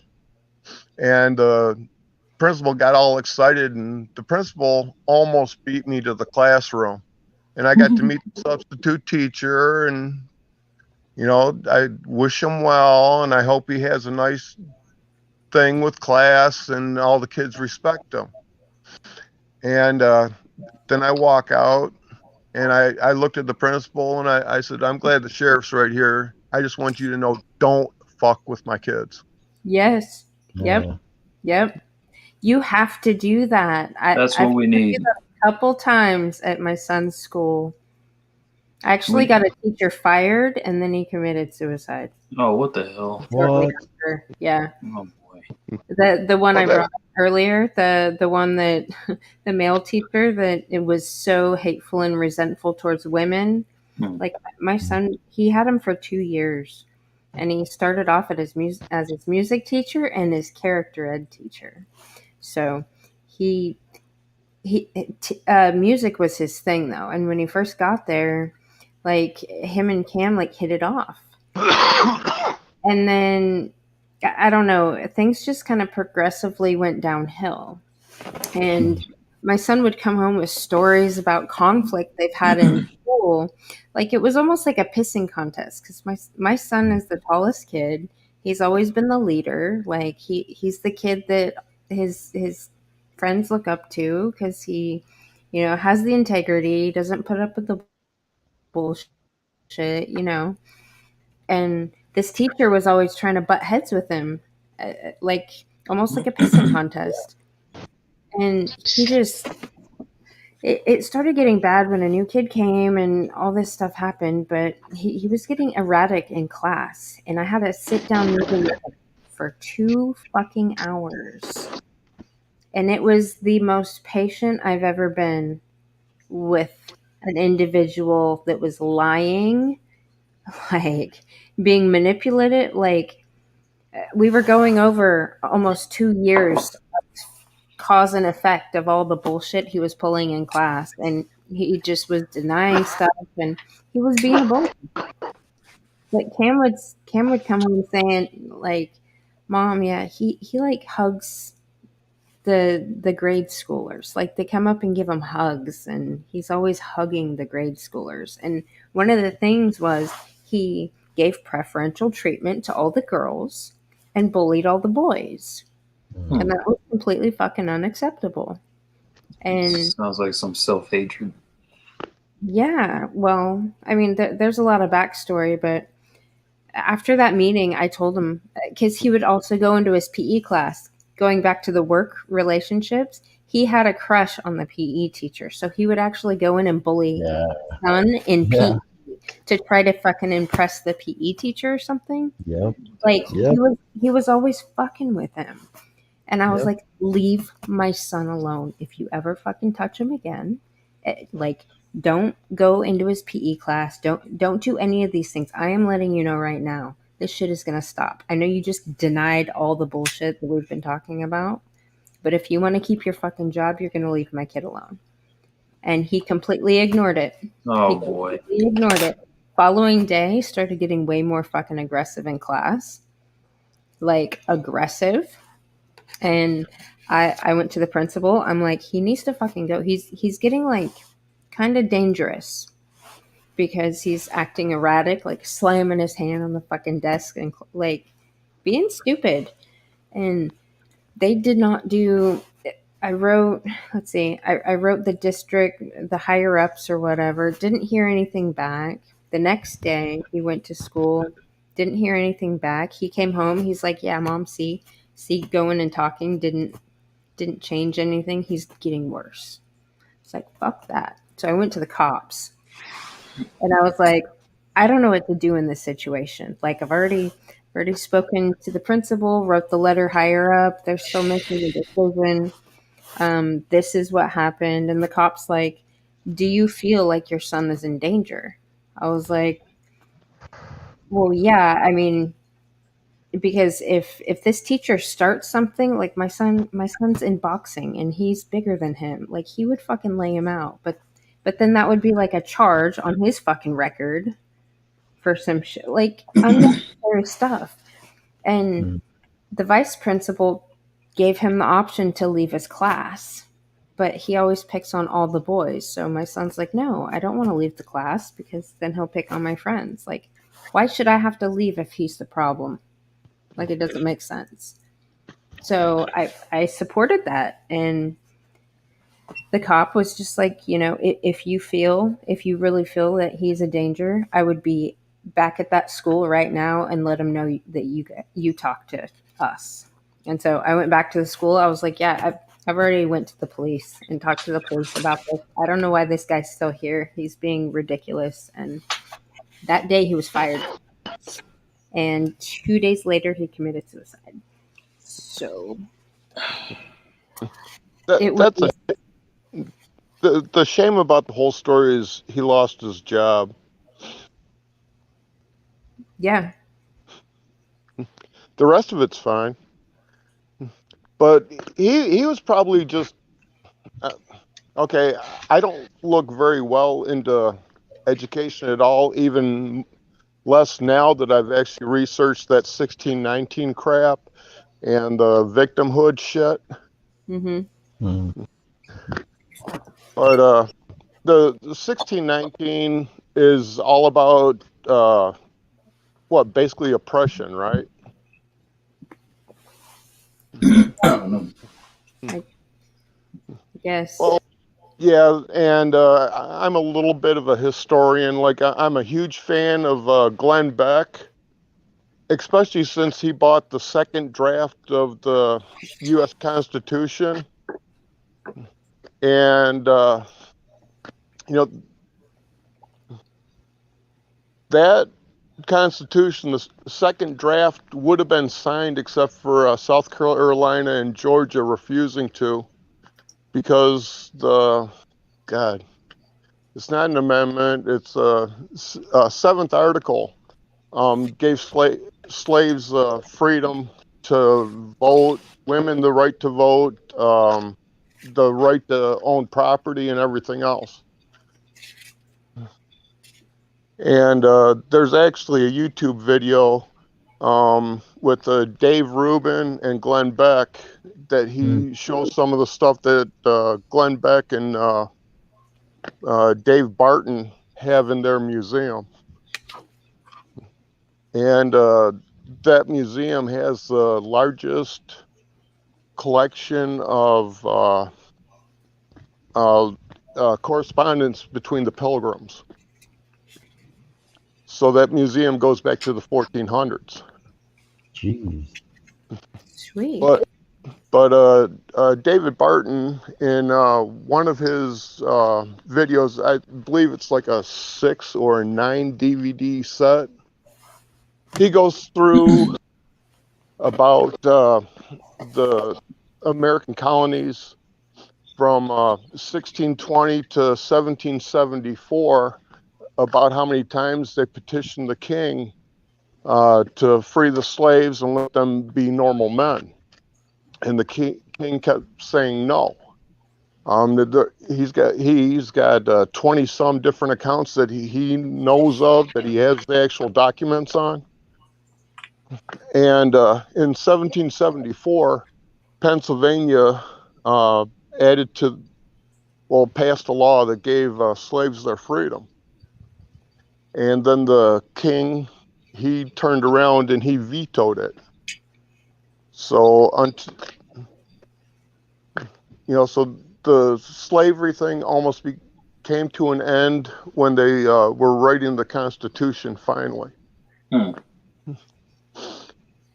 So that's where the 1619 gets kind of washed out. And Thomas Sowell, Sowoll, have anyone ever heard of him? Yeah, the black guy. Yeah. He's pretty cool. Well, he's like, okay, if you want to know about God, you talk to the burning book, right? Or to the burning bush. Yeah. Yeah. Exactly. If you want to know about history, you talk to David Barton. And anything pre-1900, he'll tell you every inch of it. He's like the burning bush of history. Now, Thomas is like the burning bush of slavery. And one of his documentary videos that he did, I think part of it's actually on YouTube. He stated that he actually has the papers and everything else that actually states that almost 60% of the slaves during the Civil War were actually white. And it's because of history that the slavery is usually having to do with a social class within races and within ethnic groups. That's that's interesting. And I'm not saying that this is gospel. This is all stuff that people have to research on their own, because if you don't research it, you'll never know it. I've heard that before, what you're saying, so that there must be something to it, at least worth looking into. Good mother. Yes. I wanted to address. I want to let you finish first, Devil Dog. Well, the morality thing that I wanted to bring into Good Mother's thing yesterday was that, God, I can't, well, it's been a long week, but I can't remember the guy's name. He's one of our founding fathers, because there's 255 of them that David Barton has found. he stated, and it's even documented, that if the Bible goes from the front of the classroom to the rear of the classroom, that morality will be gone and crimes and injustices to people will start. And the very first Secretary of Education for the United States of America said that if we fail the children, the power of the school should go back to the church. Interesting. So that's where I was going to try to start a morality conversation on Good Mother's channel this morning or yesterday morning. That's interesting. I wanted to. What do you think about? I was going to ask Emmanuel what he thinks about that. That's kind of interesting. I've heard before that there were white slaves, but I've never actually found anyone willing to bring out the evidence for it, or at least suggest that they have it. That's pretty cool. Yeah, I believe it's even on Thomas's channel. Yeah, I personally, frankly, I'm not surprised. A whole lot of stuff happened back then, and a whole lot of people were slaves of other people. And I guess looking at in the grand scheme of things, it wouldn't be surprising to find out that there were some white people who were slaves. As for the comment you made about morality and the failure of schools to, impart morality and basically failing the children, maybe putting education back in the hands of the church. As a person who's agnostic, I'd have to push back on that, but I have to say that you are spot on the fact that the schools have failed. I remember I was listening to some radio program on my way to get groceries. I think it was last year or something, and people were talking about the fact that there were some incidents here in South Africa where I think boys were being violent at school. Just like it was quite a few incidents closely packed together, and it became like a bit of a controversy. And the people were talking on the radio show were talking about the fact that since they're actually trying to draw a correlation between us moving away from teaching, religious education, essentially the Bible in school, and then going for a more agnostic thing, and how that has actually, worn down our moral fabric as a society, And I do think that that's something that needs to be looked into, because there seems to be some sort of correlation between the two. I think you certainly there's something to be said about that. I think the schools have failed in many ways, and I think behind them as well is the politicians as well. So yeah. But who's training these people that are making the decisions in the schools? I know what you're going to say. And who's training? All these politicians have degrees, do they not? Yeah. I wanted to bring up Good Mother, the thing you were saying about the story you gave about the teacher that was harassing your son. So I was thinking about the psychology of a person like that. So my guess, well, I go ahead. Before you do, I have a video on my channel where I describe more in detail about his history and a lot of other working things. Oh, cool. Yeah. Okay, I'm gonna look into that. That's like a condensed version. I had my own ideas about his psychology. Yeah. Yeah. It just gets boiled down. So his dad is was a university professor, history teacher. So he came from an entire family of published people, right? And he was the only one that was a high school music teacher. And he was not married. He had no kids. He was actually living with his parents at the time. So, like his That dad was confirms white. it. His dad was white. Mhm. Okay.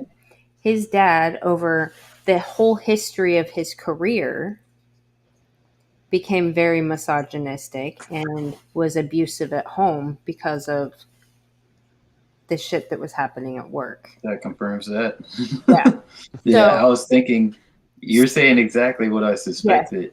So, I mean, there's a lot of shit, but I straight up told him face to face, quit bullying my child. Like, I know what you're doing, because in the whole 2 years, I mean, my son would come home with these fucking stories, and about this conflict they had in class, and I try to break it down and be like, well, try this, or try this. I mean, my son is very versed in psychology and in dealing with people. So, I mean, we tried our damnedest to. His problem was he was an authoritarian. He was trying to do that in class, and Because he probably didn't have power anywhere else. So that's probably zero power anywhere. And so that makes sense that he would try. Yeah, it sounds this is one of the things that we're creating in society now. Yeah. This type Yeah. of psychology, because it's not because you have a lot of men, they're taking it out on their wives. Oh, I don't know how much, but then you also have the wives that are trying to beat the masculinity out of their sons, and their sons turn into very domineering people. Yep. Or some of them, you either get super domineering or very submissive boys who are just kind of broken. Well, he would bully the boys to impress the female students, Hmm. which was fucking weird. It makes sense to me because he doesn't see himself. He doesn't see himself as very masculine. So like he kind of like doesn't have that sense of identity, and if he can sense it in the males around him, especially if the boys, like certain boys, get a lot of like female attention, Yes. then you can get that conflict there. Like if your son, you said your son's tall, if he Oh, looks yeah. confident and he definitely exudes that energy, then that he's going to be a target. That's my guess. I don't know. What do y'all think? That was what happened. Another thing that happened, there was a kid that came to the school that was from Washington State. He was from Tacoma, and he was a gangster. And this teacher started pitting the two against each other. And this kid on the playground, right in front of him, I mean, he kept trying to get Cameron to fight him, and kept trying to get Cameron to fight him because his little girlfriend liked Cam. I mean, she's liked Cam since like fucking second grade, but Cam does, he's like, no. And so there was that conflict, and he kept fucking threatening his life. He's like, and my son rode his bike home from school every fucking day. Like, I mean, there's just so much involved in this whole thing, but this kid literally threatened his fucking life on the playground in front of the teacher, and the teacher did zero. So it was a big fuckery that needed an input to it, and I was at my wit's end because we're gonna have a lot of that to deal with in the Yeah. future because of what we've done with the family dynamics, like changing the structures and having a lot more dysfunction. There's definitely a lot of that still out there, and that guy, there's a lot of men out there that don't feel like they don't have a sense of inner strength, or I would just say masculinity. So they're either going to become bullies, tyrants, or they'll become submissive. Either way, there'll probably still be this very unstable thing that could go really bad really fast. Yep. No, it was getting bad. Like it was getting bad. And I mean, it could have gone a couple different ways. Like, But I just knew he needed to fucking leave that school. He Yeah. was behaving very, very. I mean, character education teacher. Come on. Yeah, see everyone, we're not just shitting on the women here. We're getting at the guys too. Just for anyone listening, like if you're a bad person, you're a bad person. Exactly. Yeah. If you're gonna try to be a fucking authoritarian tyrant, like you're not welcome. Yeah, and for anyone who actually wants an active solution, because I know there's some guys who probably do have a lot of insecurities about like their masculinity just because of how they grew up. First of all, just shit on yourself. Just kind of like mentally think, okay, I sucked at this. But when you do that, actually go about solving it. Like, don't just say things about yourself just to, you do that over and over again, because that'll spiral down. You want to actually find something you can actively do to solve it. Like if you can go pick up some weights and actually, get something that way, or if you can go to the library and read a couple of books and become more knowledgeable about things, then you can get that confidence to the point where you don't need to pick on other people to feel good about yourself. Right. Yeah. Bullies, they tend to, like, they just want to, like, a lot of them, it's sad that they, how they go about dealing with their problems, but they just, like, they're very broken people. Mm-hmm. Hurt people. Yeah. Yeah, and in my history, the biggest bully is the biggest pussy you'll ever meet. Yes, because they only pick on people that they think can't defend themselves. Like, let's be honest. That's the biggest coward in the room. That's why I'm telling you, men, these feminists are nothing but cowards. We know that, though. We know they're cowards.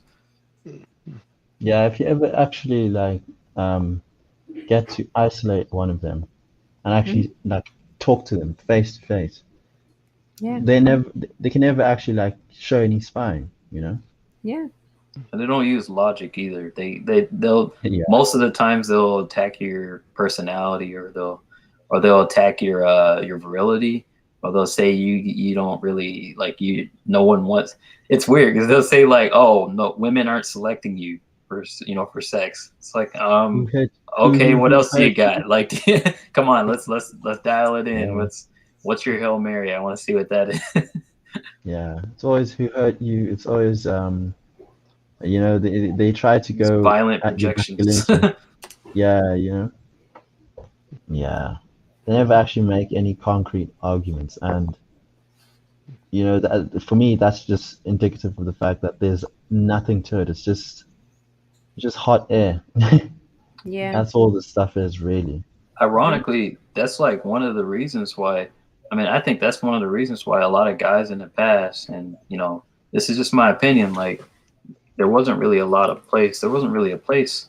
I think this is partly the reason why there wasn't a lot of room for women to actually speak and have a voice, because the women in the past, there were different versions of feminism in the past, and a lot of times whenever things got out of control, it was because a lot of times when women get to the point where they turn into things like feminists, and they can't actually have a logical conversation with someone, it gets to the point where it's out of control and it destabilizes society.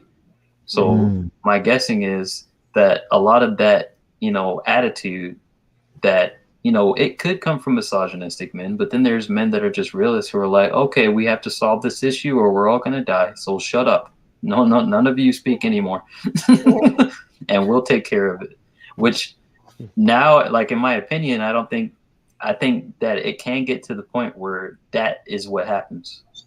But I don't necessarily think I think women should have a voice, but women, they have to be held to the same standard as men in order for that voice to actually be, in order for it to not be tyrannical, because women, like, they don't want a voice. Like, from what I can see, just by their actions, a lot of women don't actually want a voice. They want an opportunity to get certain things. They want opportunities to get things. Like, they want to take. Like they don't want to sit at the table and actually have a conversation with someone that might be actually very difficult. In my Look, opinion, most of them don't. it's socialism. But until they're willing to do that, no one's going to take them serious. It's socialism. Those women. Now, the women who can actually sit at the table and contend with difficult things, they have my respect. Yeah. But I haven't seen a lot of that. Have you ever had a discussion with like two left-leaning people? I know, like I think I can assume that all of us here are right-leaning. Yeah, I'm slightly more right. So I had a conversation. Go ahead. Go on. I had a conversation about abortion on a college campus. I was like tri-team by like 3 college professors, and I was talking to them about abortion. Because they were Steven Crowder actually came to the university, and he was doing something, and he was sitting and talking to like a group of women about abortion. And one of the ladies, professors, huh? I think I may have seen the clip. It's a North Texas university. So Steven Crowder was talking to one of the girls at the university, and I think she was a humanities teacher.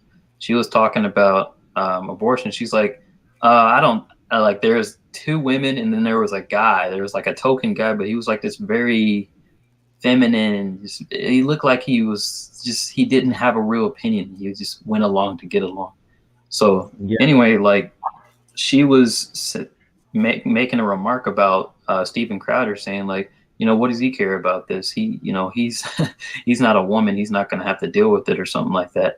And it kind of ticked me off a little bit because I was like, whoa. And I kind of retorted, like, if there's a guy and he's involved with it, then he's probably going to want to know because that's his kid. Like, it's just as much his kid as it is the woman's kid. And she kind of got annoyed at that. But me, like, I was basically like, it was like 3-on-1, like 3 college professors versus me. And basically what ended up happening is I was talking to the 2 females, and I was telling them that the abortion thing isn't really fair when you actually look at it. And the guy was basically just agreeing with what they were saying. But then I was asking him, like, as a guy, you don't believe that guys should have a lot more leverage than they do now because that child is genetically 50% the males and 50% the females. Therefore, the guy, he should say, I mean, if you're moral, the guy should definitely have some sort of say in what happens. If the woman doesn't want it, the guy should have veto power to have that child given to him so he can be a legal guardian, and the woman should give up her rights to the child and vice versa. And he was saying, no, we don't have that right. It's a woman's thing. Like, he was basically capitulating to them, but I could kind of see it. It didn't really feel like there was any like sense of strength in him. He was just kind of just going along to get along. He's going with the crowd. Yeah, and those kind of men I have no respect for. Yep. None. I expect it from women. Yeah. See, and I wonder how much, like, when it comes to the abortion thing, I wonder how many men that don't want to take responsibility actually want the women to have one versus how many women decide that. I think there's a good amount of men who don't want it because you get some men who just want to play the field and they don't want to be tied to a child, so they'll try to pressure the woman into getting an abortion. That happens. We should have wrapped it up then, right? Yeah. I mean, yeah, they both should. And so the guy should, I mean, they both have, in that situation, I would say, oh, no, man, the woman has veto power. If you don't want to have the kid and she wants to have the kid, she should be able to have the kid, and you should be able to give up your parental rights to the child. Yeah. But you don't get to tell her to, axe the kid just because it's inconvenient. Yeah. So the morality has to go both ways. Right now, women have the moral superiority in the womb or in utero. The perceived moral superiority. Yeah, but if a man doesn't want to have a child, he should take that responsibility to wrap it up every single fucking time, right? Like Yeah. that should be Yeah. his responsibility. But then the same thing is true for the woman. So like when you look at the amount of like ways that females can actually prevent pregnancies, there's more leverage on the female side than the male side. So it makes sense to say, hey, as a man, if you want to not have a child, in order to have accountability, in order to be, to actually have control of that, you have to have like a condom on. That's cool and all, but women have condoms too. They also have, Birth control. yeah, they have like 8 or 9 different methods of keeping a kid, but the guy has a condom. Right. Like there's a disparity there in terms of like a person's ability to be able to be accountable. Now, I'm not saying this is an excuse for the guy to, because a lot of women will say that. They'll be like, well, he should have wrapped it up. And it's like, yes, that's true, but but you have to understand the Very disparities. adamant, but if he's very adamant about not wanting a child, that should be his responsibility. Correct. Uh, I mean, he's accountable. He has to be held accountable for his actions. So if he goes in there without a condom, then he has to accept the consequences of that. Yeah. Yeah. But then the woman also, because here's the thing, like, like ultimately, since the woman has the most options, she ultimately has the power to decide if a child comes into the world or not. The guy only has a very slight level of like power. Yeah, he has a level of accountability for giving, by having a condom. But it's like saying a person's responsible for driving a car, but then the car is being driven by someone remotely at a different location, and the person's only able to drive a car. They only have a limited amount of control over the vehicle, and then blaming them for the accident after they, get in an accident. Right. I mean, I know that birth control works both ways. Like, I'm a firm believer, like, the IUD is the best. Like, the Marina IUD, you're good for 5 years. You don't have to fuck with it. Guys can always check to see if the strings are there. Like, that's a pretty no-brainer right there. But as far as a man, if a man absolutely does not, he should absolutely wrap it up every time. That's a good rule. So if anyone's listening, that's a good rule of thumb. But just understand, everybody, that the disparities that are there, that skews the level of that skews a lot of the things that we're talking about. Responsibility. Yeah. Essentially, what you're saying is that the women have greater power and therefore greater responsibility. Absolutely. And it's funny because it makes the guys like, it makes people like, maybe perhaps like you resent the guy because perhaps the guy would just, put it in and then just leave, and then the woman's like, what the hell, like, I hate men or something like that. Yeah. I don't know, like that. There are those guys, and I can't deny that they exist. But as a society, we've skewed. When you skew levels of responsibility and power, like, imagine what would happen if kids had more responsibility than their parents. Yeah, exactly. Like, what if a kid is making more money than their parents? How does that change the power dynamics? How does that change the level of accountability exercised by the parent and the child? That's going to skew a lot of. If that happens, that would skew a lot of things. But but that's what we're doing. Like, you get these people in power, they're playing with the controls just to see what they can do to people. And people aren't even like paying attention to the subtle nuanced things that you have to pay attention to understand how to understand why people are doing what they're doing. Yeah. I have a question. How do you then suppose we should go about, right? We would like to see things improve, right? But we haven't really found out where we would want things to be. I'm talking in a more specific way. How would you ideally see women being integrated in society? I'm talking in the workplace. I'm talking in terms of in the home, the dynamic between men and women. Yeah. And generally in life, I guess politically as well. What would you? I'd like to ask all three of you. What would you guys see as the ideal situation?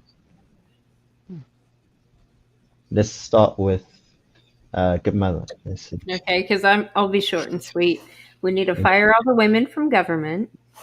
We need to fire the majority of them from all these institutions. Every single diversity hire needs to go. The men need to get a pay raise. The women should be home raising their children. And the single women should be working some bullshit job that will help them find a future husband, not in any full position. Women without husbands or women that haven't raised children have no fucking business in any position of leadership. End of story. Right. Yeah. Double Dog, what do you think? I'm with getting rid of, well, most of the women in government. We got to keep AOC so that we have someone to laugh at, though.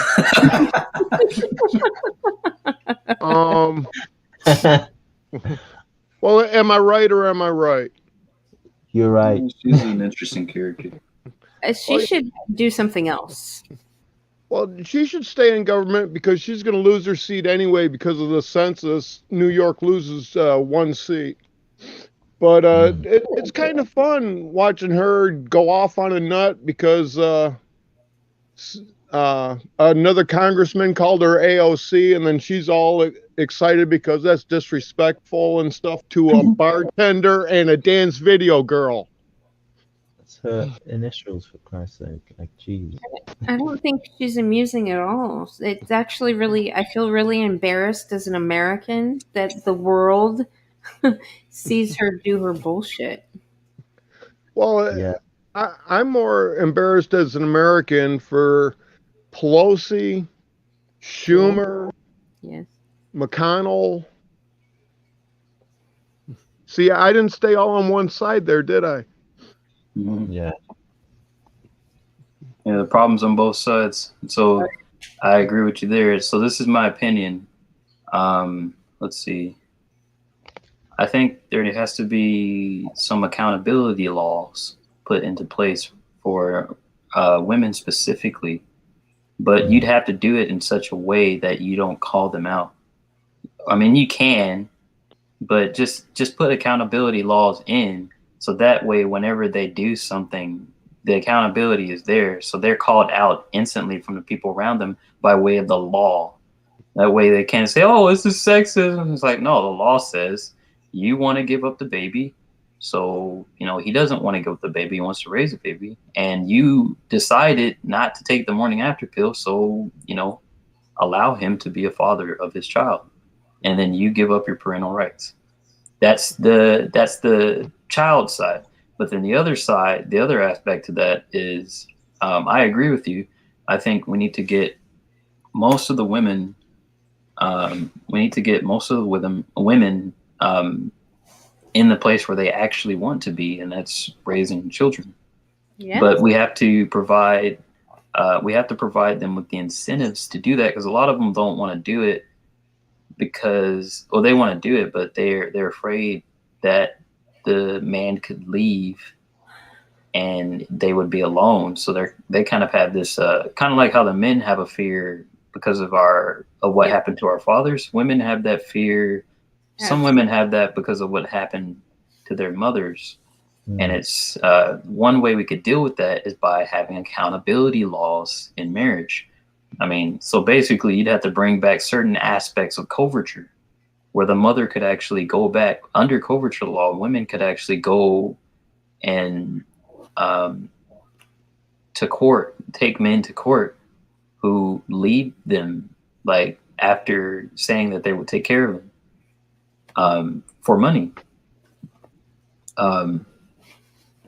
Now, I don't think we should. Divorce. It's one of the 7 things that you can file divorce under here in Texas. Abandonment. Yeah, I think we have to. Now, I think we were talking about this in a previous video, the equal threat concept that I was talking about, where in marriage, we need to create a situation where people are penalized for breaking, civil contract. unions, but Yeah. it's done in a way to where basically if I have a gun to a woman's head, she has a gun to my head.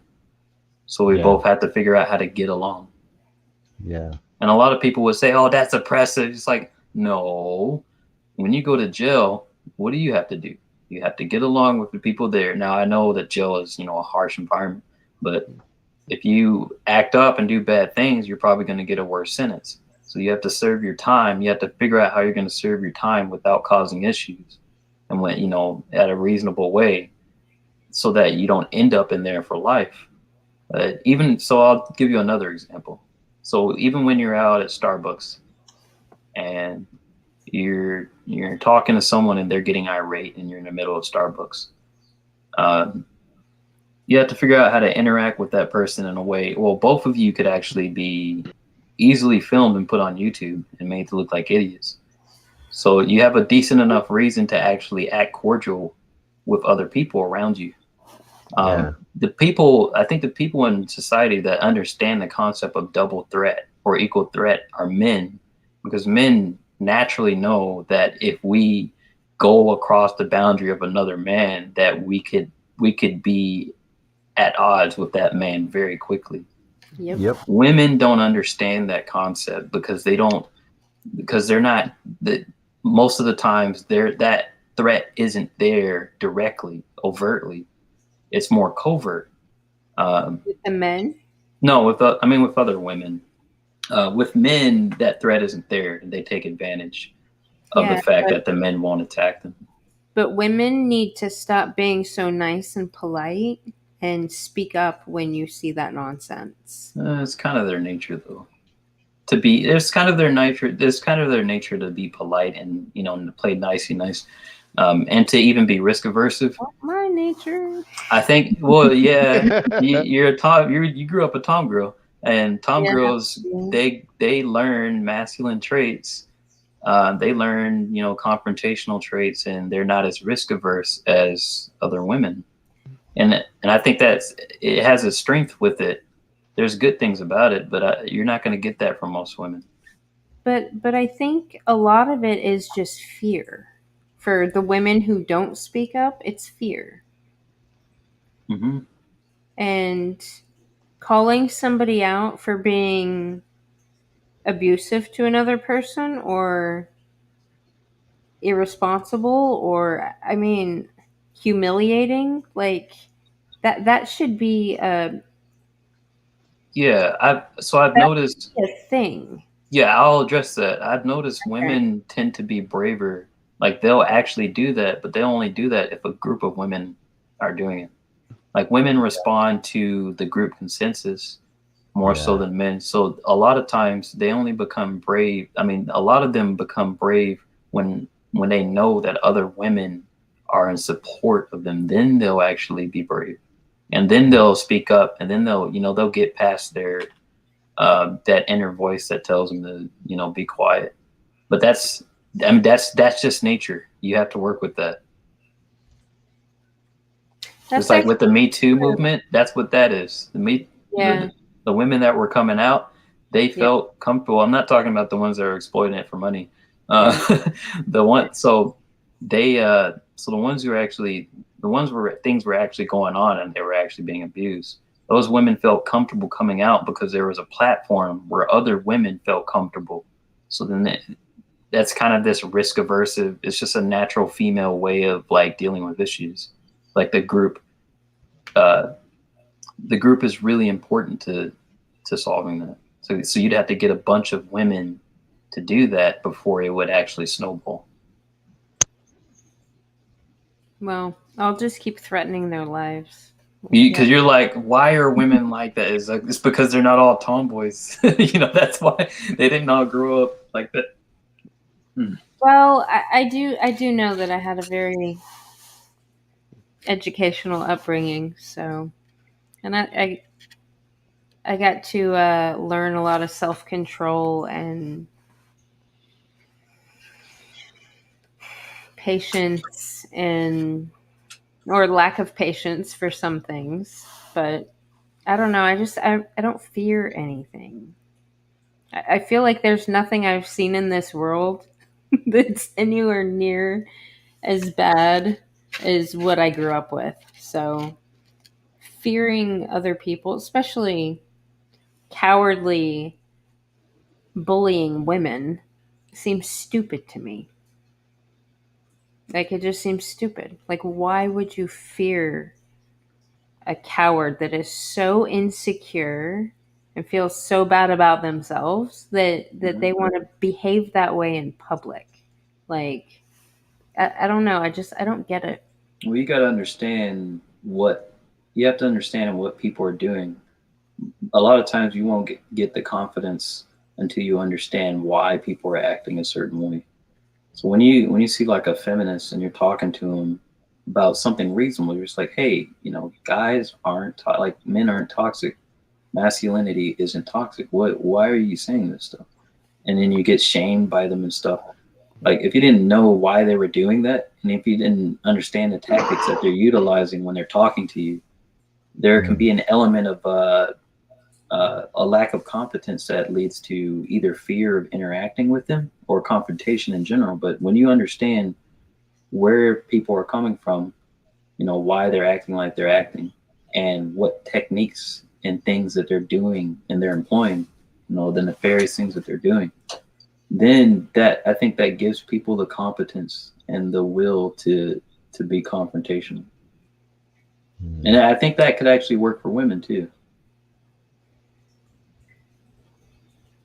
I mean, for guys especially, we have to, like, a lot of us, like men, we place a very high value on competence, because it's like in the older days, if we didn't know how to throw the staff or we didn't know how to throw the javelin, we couldn't kill the woolly mammoth. We got trampled and killed by it. So we place a very high value on competence and being able to actually be good at something.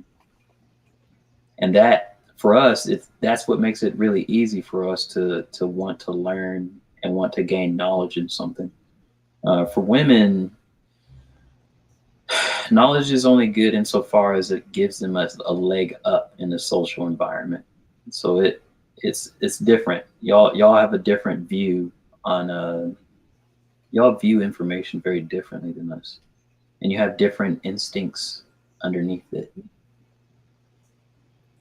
Yeah, that is true. What do y'all think? I'm saying bullshit. What do you think? It's true. What you say makes sense. I even add to what you've all said, that I think we'd also need to get back to teaching women the value of men, about the value of men, and making them. I think I said this in the last stream. Making it a thing that they need to recognize that men aren't the enemy, and that most of the men that they think are the enemy represent like a very small percentage of the total male population, and I think we also need to bring back emphasis on the harmony that can occur between men and women, and how they don't need to be like men in order to be of value. In fact, it's their femininity that makes them valuable. And I think a lot of that has been lost in, especially with the integration of women into the workplace. They've felt more and more of a need to become more and more masculine in order for them to get ahead. Mm-hmm. And that's a natural response. They're naturally Yeah, responding. it's a natural response. It's a man's world, They were entering a man's world, and perhaps another thing that needs to be brought back is maybe that's not the option to go for. Hey, it's not the only one. Maybe you could go and choose to be a stay-at-home mom. Maybe You'd you have could. to have. My bad. Go ahead. Yeah, I agree with you. These are the options that are not being, put on the table. Like, heck, I just think about like take your girl to work day that we have here in South Africa. I don't know if it's an international thing. Um, Yeah. yeah, and I'm just thinking about the fact that about how many boys never had that experience, you know? Mhm. I'm talking specifically here in South Africa because most of the boys are raised by single mothers, and then there's no such thing as a go take your boy to work day type of thing for the boys, you know? Right. These are the sorts of imbalances that need to be addressed, you know? Yeah. I think the take your daughter to work day, we could flip that and show the daughters what and frame it in a way that it's like, okay, daughter, this is what I'd rather be doing than being home spending time with you and actually doing my job as a parent. Interesting. Yeah. Because it's like if they saw, through the lens of, oh, my mommy is actually the mommy for this whole space and they're all adults. Why? Like, why Yeah. doesn't she want to be home and be my mommy? Yeah, Yeah. every kid's probably asking themselves that Oh, yeah. that are a part of that lifestyle. Yeah. Yeah. I Yeah. know I probably had that feeling growing up. Yeah. I understand. Did you grow up in a single mother household? Yeah. Yeah. So Same here. yeah, my I experience was definitely I think it's common now. yeah. Yeah. Sadly, that it's commonplace, and I know I can speak for myself. I never really had a mother or a father. My father was out of our lives. My mother was working, so technically I was sort of like I never had. It's sort of like I never had a parent when I actually like look back and think about it. Hmm. Um, most of my upbringing, outside of the lessons that I could get like from the few hours I had with my mother, um, were basically I was the one who's learning from interacting with people at school. Most of the time I was learning by walking straight into walls. you know Yeah. so yeah, that's the painful thing about growing up in a household that's not that doesn't have the mom and dad together. Yeah, it's bad. Like in the States, the boys, like I was oftentimes I was kind of like in school, I went to like special ed classes and shit. Like I'd be in classes where they're like teaching me like supplemental education because I was like supposedly like educationally like intellectually deficient just to keep up with other people supposedly. But like I'd be in the classes and I didn't even care about school growing up. Like I like flunked a grade. What else? Like it's because like you don't have a parent like if you grow up in a single mother household you don't have a parent to guide you because the mom is so busy working and when she Yeah. gets home like you're like my mom just expected me to know things and just to have discipline in school but I had no discipline and I was Yeah. just kind of floating along. Like I didn't see the value in school, but like whenever the only attention I got from the classes and the classwork was when I did something wrong. Yeah. Interesting enough, and it's like if I got bad grades, then I'd get attention. Yeah. Yes. But that's really all I cared to do. Like I never really had any drive. Like boys of single mother households are like they're like boats without engines. They're just floating in the sea. Yeah, exactly. That's such a beautiful way of putting it. Oh my word. But we are rudderless. We have no direction. We just sort of taken by the wind. Yeah. And that I find that fathers have a wonderful ability to help you focus on things, give you drive, set you on a course. Yeah, if they're willing, because like a lot of the older men, they weren't. A lot of men like they're not innocent in this. A lot of them didn't have the guts to stick it out with their children. Yeah. So they kind of abandon their kids.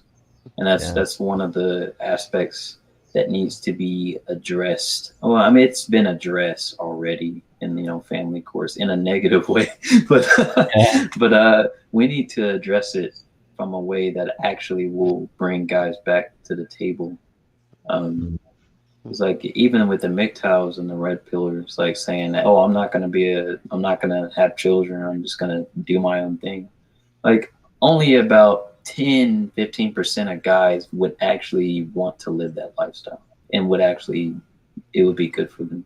But like most guys want to be with a woman. They just want to be with a woman who respects them as a man. Yep. Right. And it's nothing. It's not too much to ask, really. You know what's crazy about that? You know, a lot of the stuff that you'll hear in the red pill circles about how, yeah, you've got to be competent and then women will respect you, you know. I do sort of worry that there's a hyper focus on you know, just proving yourself capable, and then like it takes away from the fact that women should also have like a basic amount of respect for you as a man, just outside of as a human being, you know. As a human being, yes. Yeah, and the fact that there's this focus on, I think it's a good thing to say, you know, focus on yourself, make sure that you are, you know, competent in all of these things. But there's a basic minimum that needs to be met, you know. Mm-hmm. And I think part of the reason that we're finding such how can I put this a mismatch between men and women is that basic level of decency, of respect, is gone, you know. And that that not only does that destroy prospects of relationships, but it even like destroys the initial stages of such a thing, you know. Like it makes it like hopeless. There's good news. Someone as like a not only like a stranger, but as like potentially harmful, automatically. You know, there's nothing much that can be done about that. Well, I want to say there's good news because one of the things in me that changed whenever I met women who actually showed me like decent levels of respect, it actually drove me to being more like open to women just by getting that respect. Like it's interesting. Like there's a couple of times where I would speak to women, and there's one woman I remember in particular. I never forgot her, and I only talked to her for like, it was only like a maybe 10-20 minute conversation, and she like I was flirting with her actually because she was really pretty. No, she was all right looking. She wasn't bad at all, and I was flirting with her, and she was like, you know, I'm not interested, but you're very handsome, and you're also very brave for coming up to me and talking, and like just her energy whenever I was talking to her, like what was weird is I didn't actually feel bad. Like I actually wanted to sit and talk to her. Like that's the kind of like it kind of created this like perfect opportunity for healing because I was just sitting and we were talking about funny random stuff like peanut butter jelly sandwich, like our favorite meals and stuff like that. And she like opened up to me about like stuff that was going on in her life. And she was saying, here's that title that I was talking about, The Shadow, The Inner Growth.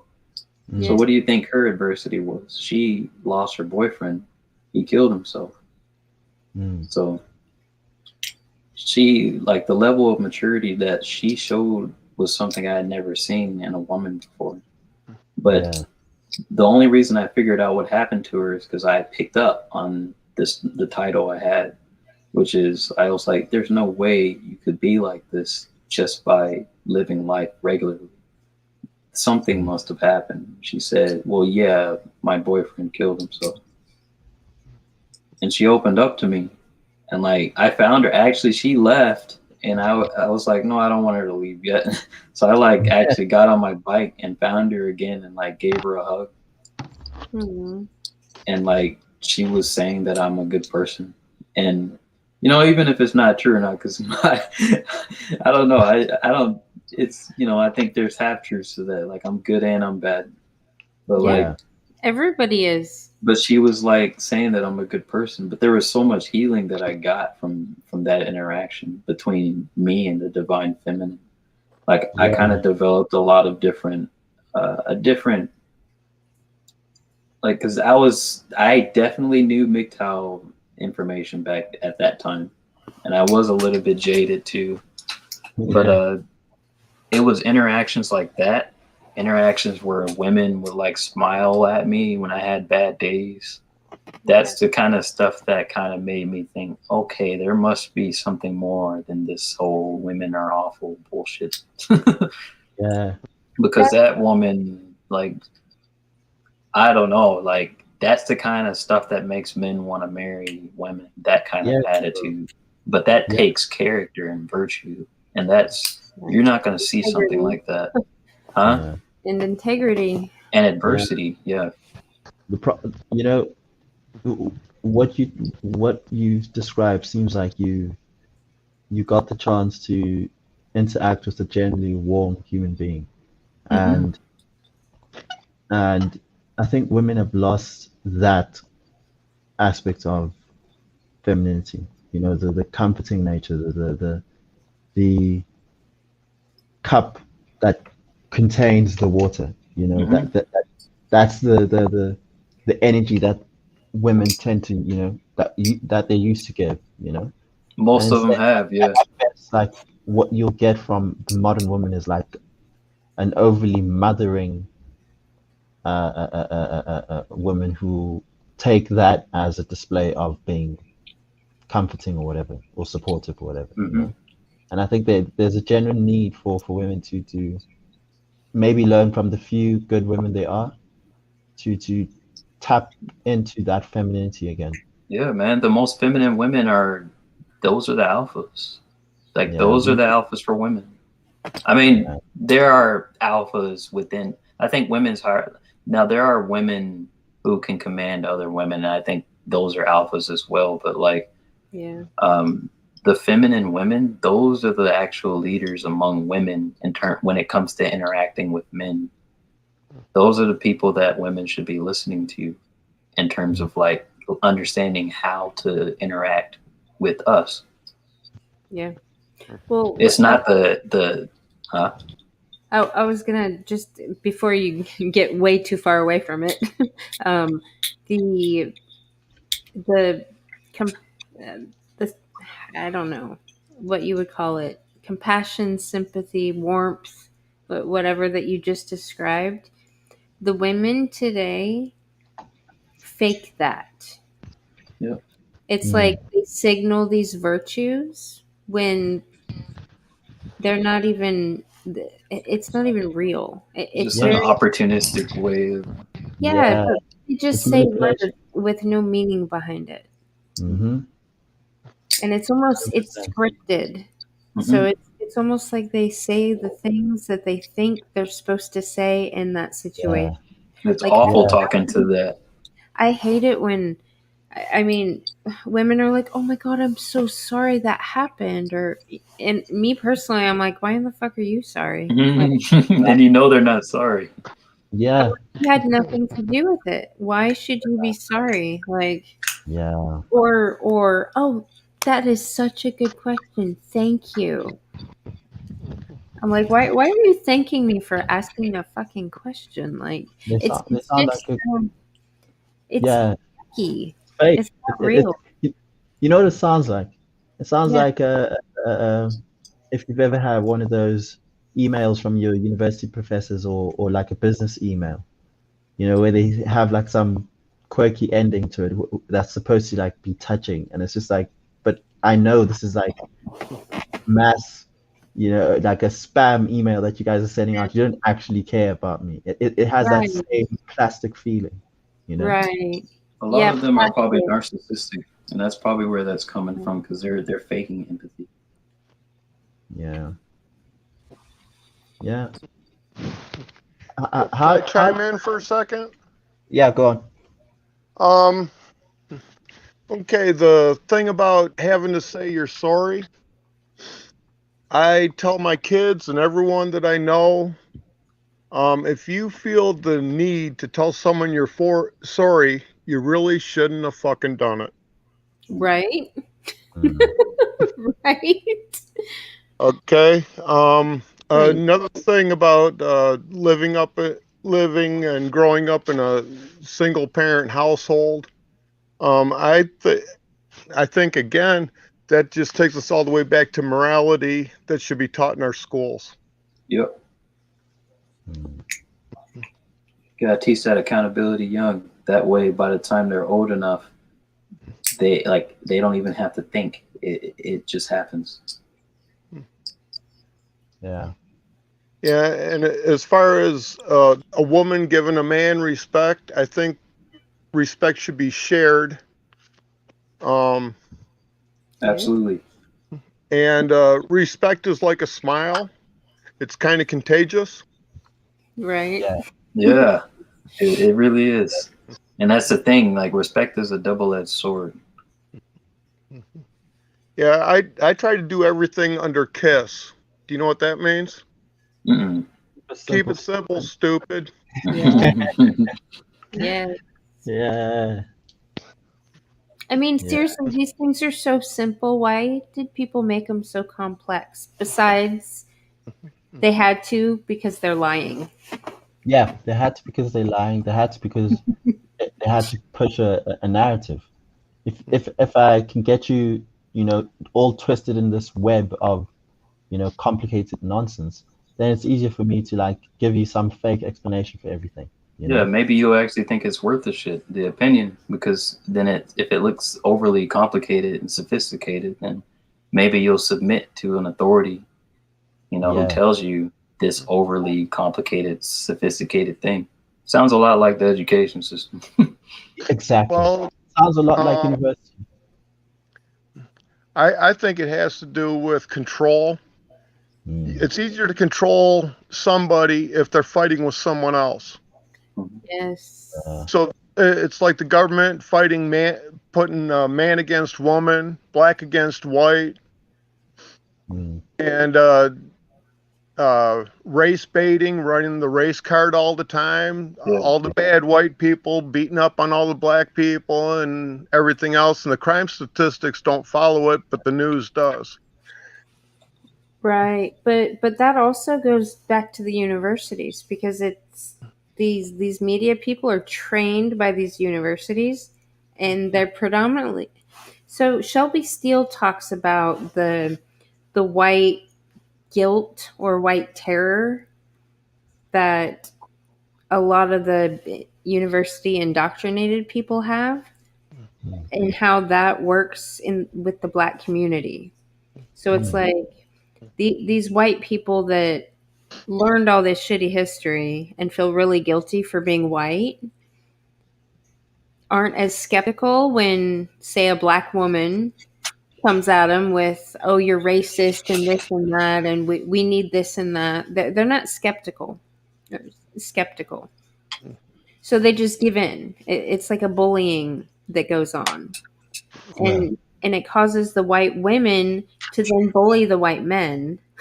And because we're the majority in this country, it's like the problems in the black community would not exist if white women would just stay the fuck out of their business. But they almost can't because the black women are constantly bullying them. So it's this weird thing. And Shelby Steele, I saw him on Ben Shapiro, I think a couple months ago.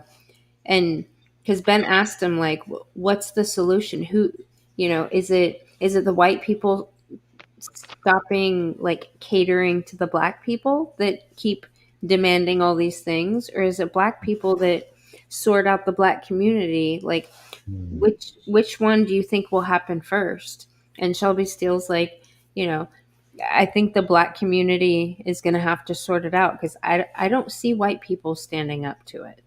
Like they have been demoralized so much, and they have so much infighting on their side anyway. And with the university nonsense, like He's like, I don't have hope that white people will do it. Like black people will have to do it first. They'll have to stop. So Yeah, because I don't know. white people are I- using it for their own personal gains.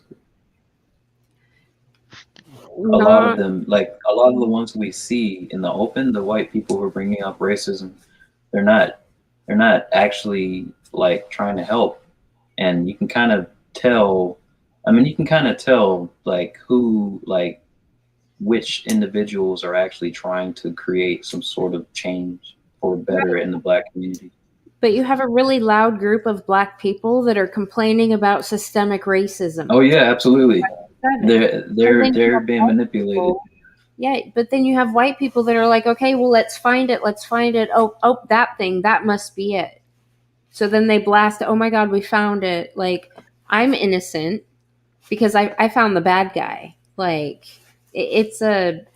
Yeah, but then that makes the white person, then they get resentment from that. I'd imagine that creates a lot of resentment because the No. black, I mean, a lot of us. It's fear. The people that are Oh, doing yeah. it are fearful. So, yeah, it's... That's a luckily very it's not all of cutthroat them. way of living, doing that every day. Yeah. And it sucks because a lot of people, they spend a lot of time thinking about that because they're afraid. They don't want to be enemy number one just by saying something that they thought about, and then the next day they get destroyed on some social media site because they were just speaking their mind and they didn't think about all the cold talking and the stuff that they interrupt, the things that they said that happen to coincide with violent political social movements. Right. Yeah. I actually find the whole gender wars thing way more concerning than the racial one.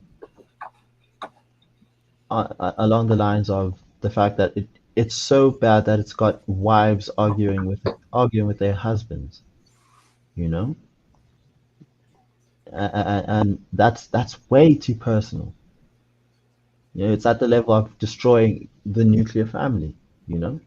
Well, the race thing plays a role because the people, I mean, there's people that send their kids to university just to have them come home and tell their white dad how fucking racist and sexist they are, even though they just spent all that money to send them to university.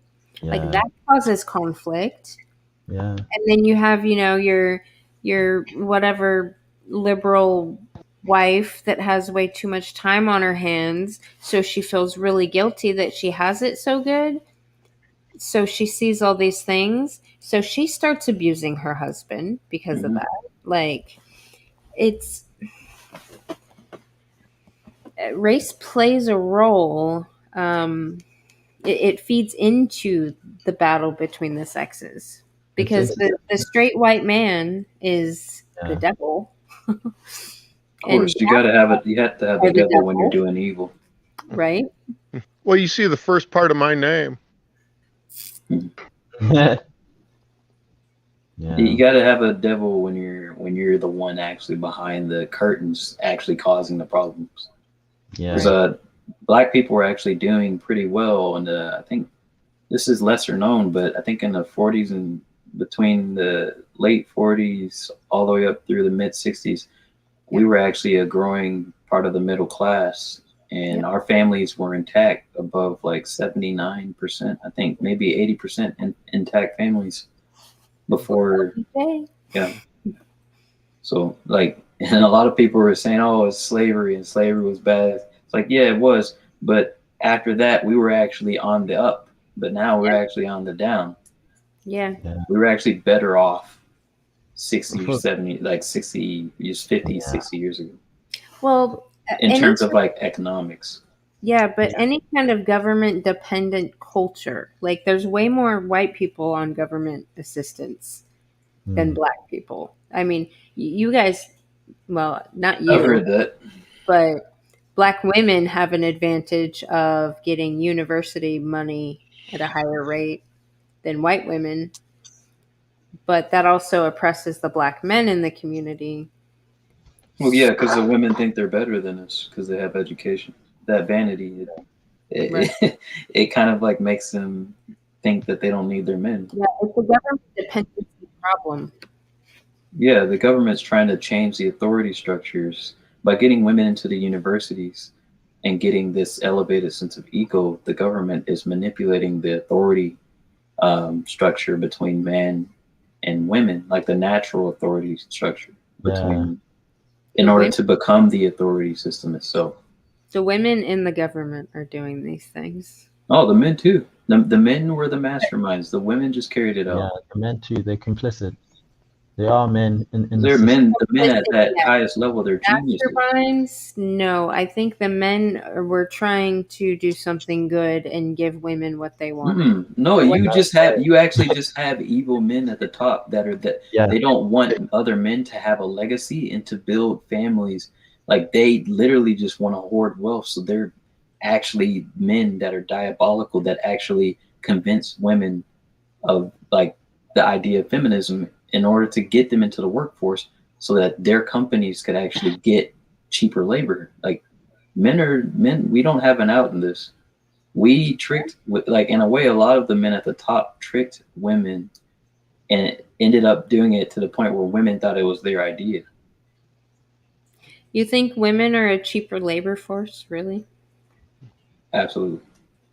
No. No.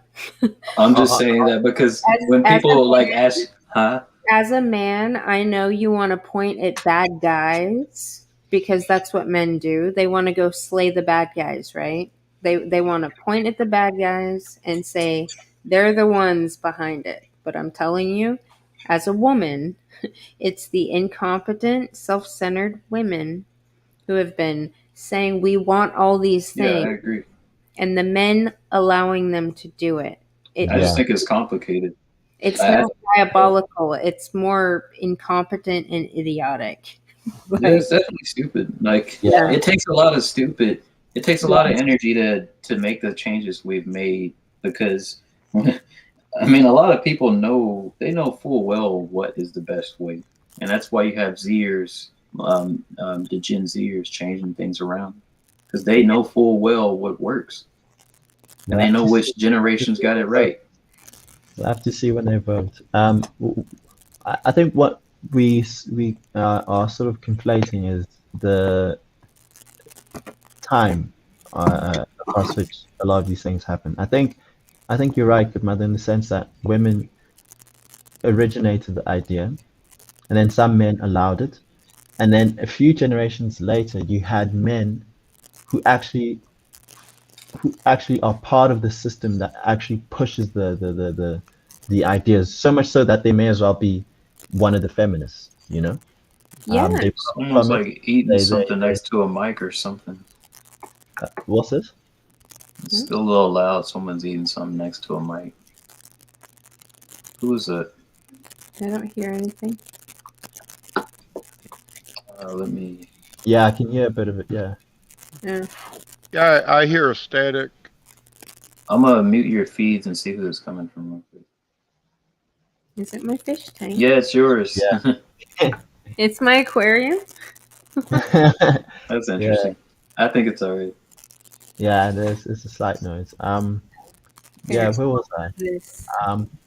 Oh yeah, I was saying that basically you have these men who sort of now in like the second, wave of this thing, you have men who are part of the system, who are not just like the first people to say, okay, we're enabling it. They're actually pushing for it as well, And part of the reason they're pushing for it is because it has now become politically, financially, economically, whatever, profitable for them to do so.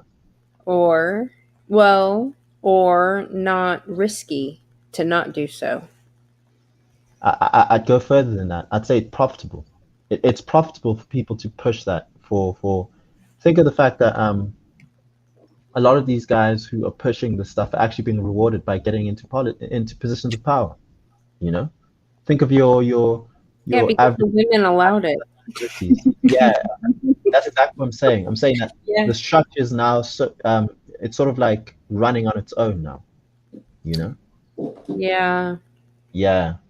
I mean, only the adaptable survive, right? I mean, at the end of the day, you can't like men. Like we're the leaders of society. Like we Yeah. lead. We're supposed to lead our families. So when it comes to like when you think about the parent-child dynamic, this goes into because like you're giving me criticisms for just blaming guys and like Yeah, or blaming like a diabolical group of guys.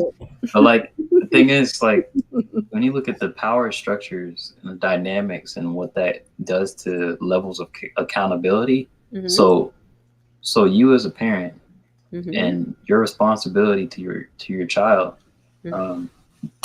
that so the amount of power you have as a parent and your child, because of the differences in your age and the differences in your understanding and things like that, and your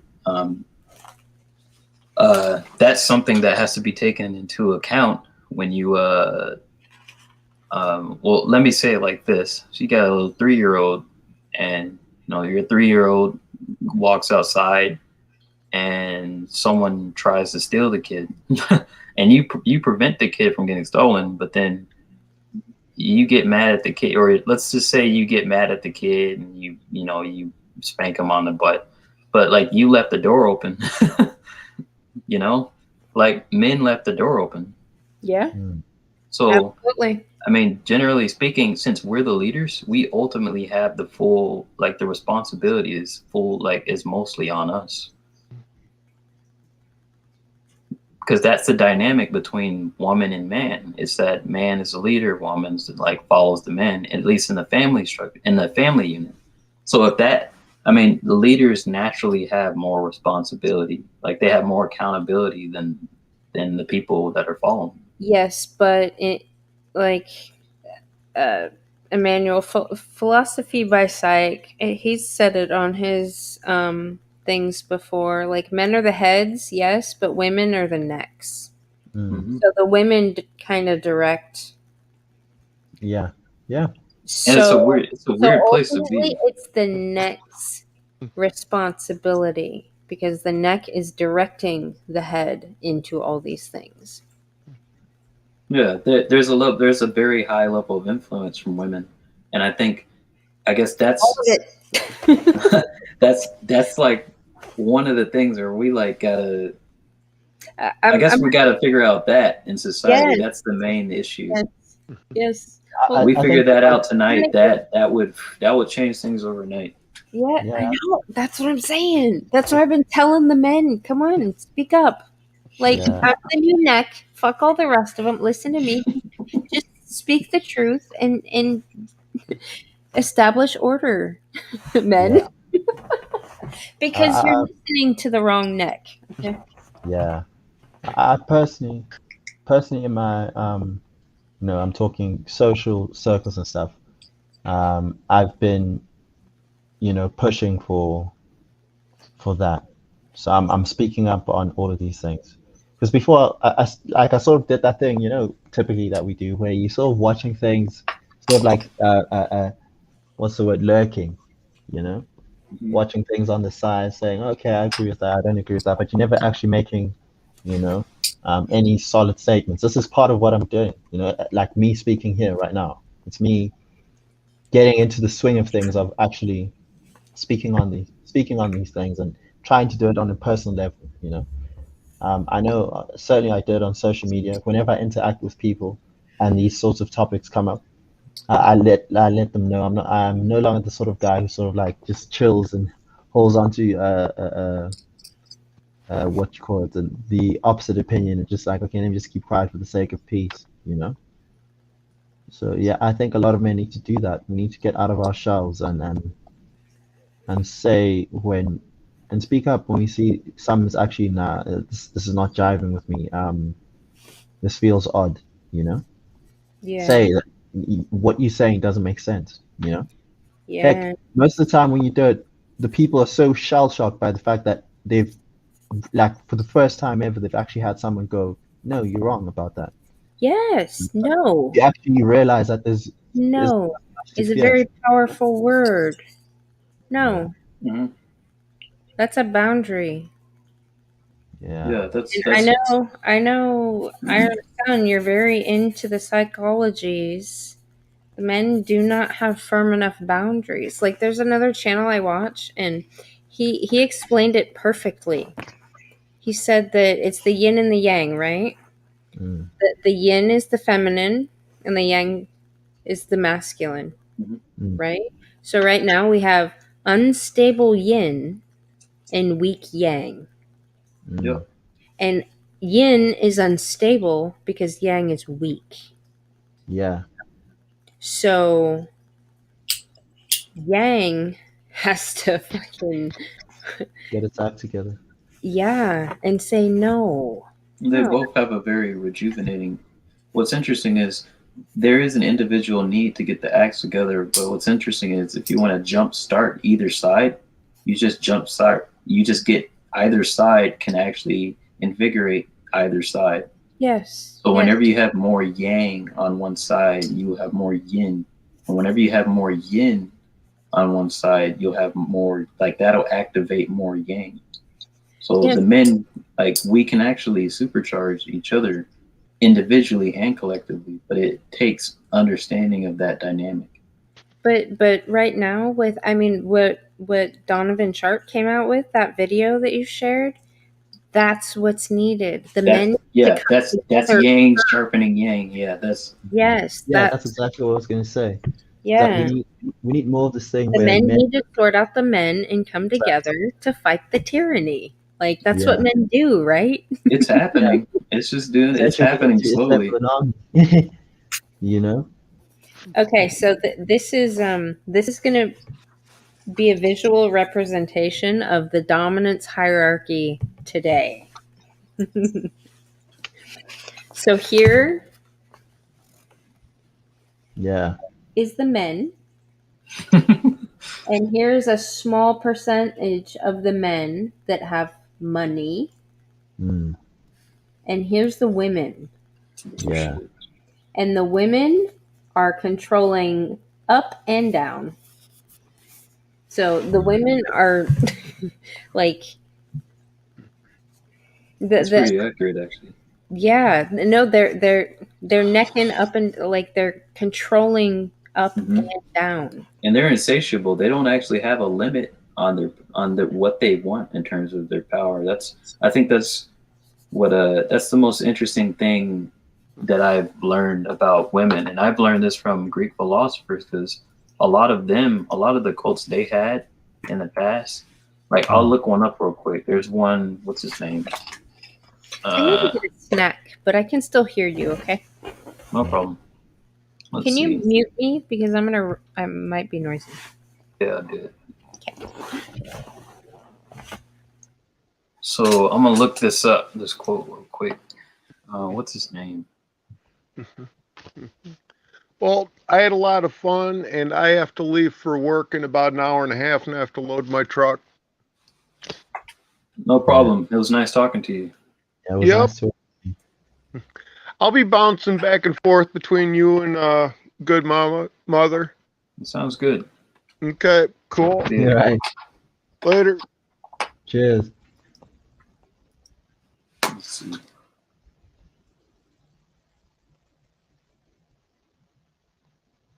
Yeah, it's interesting what Good Mother had with with that depiction of the hierarchy, because it kind of illustrates the logical inconsistency of a lot of the positions that women hold.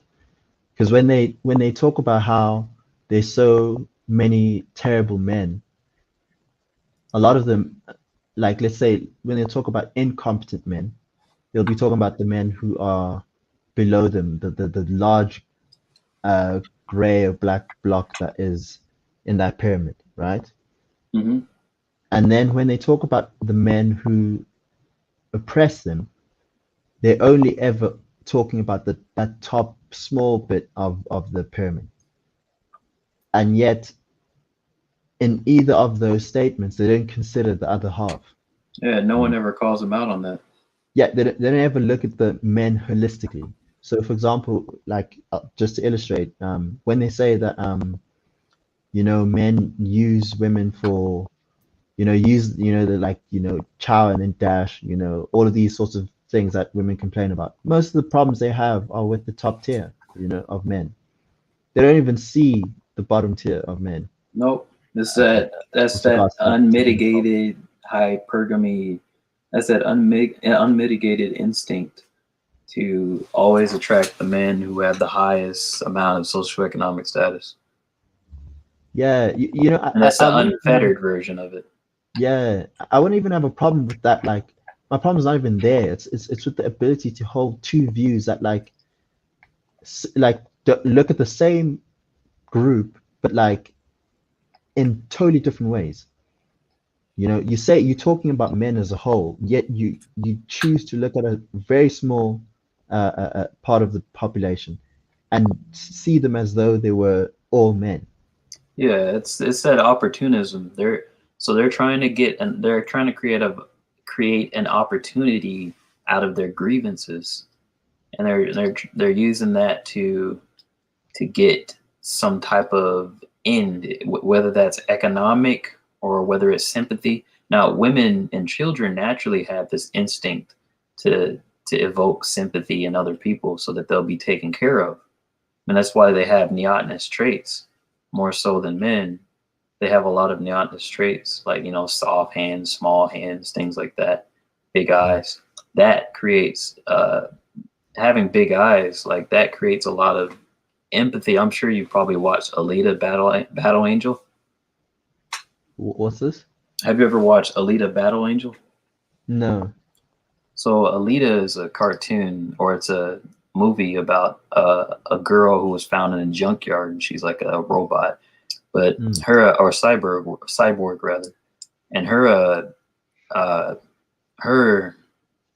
eyes are actually really big in the movie, and you see it a lot with the Disney princesses.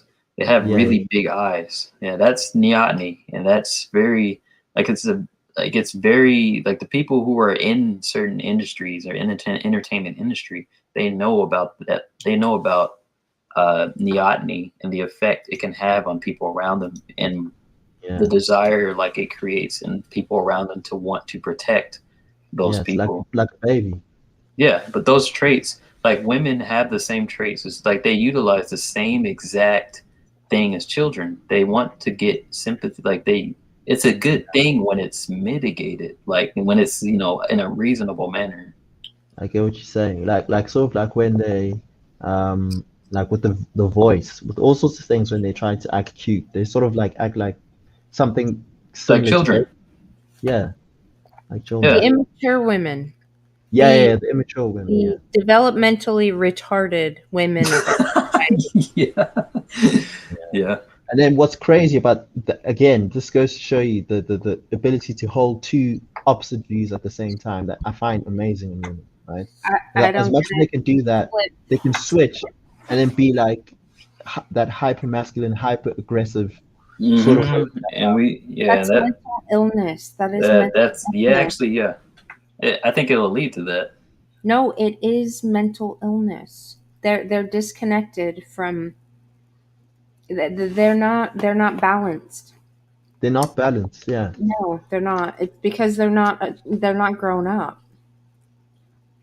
They haven't developed properly.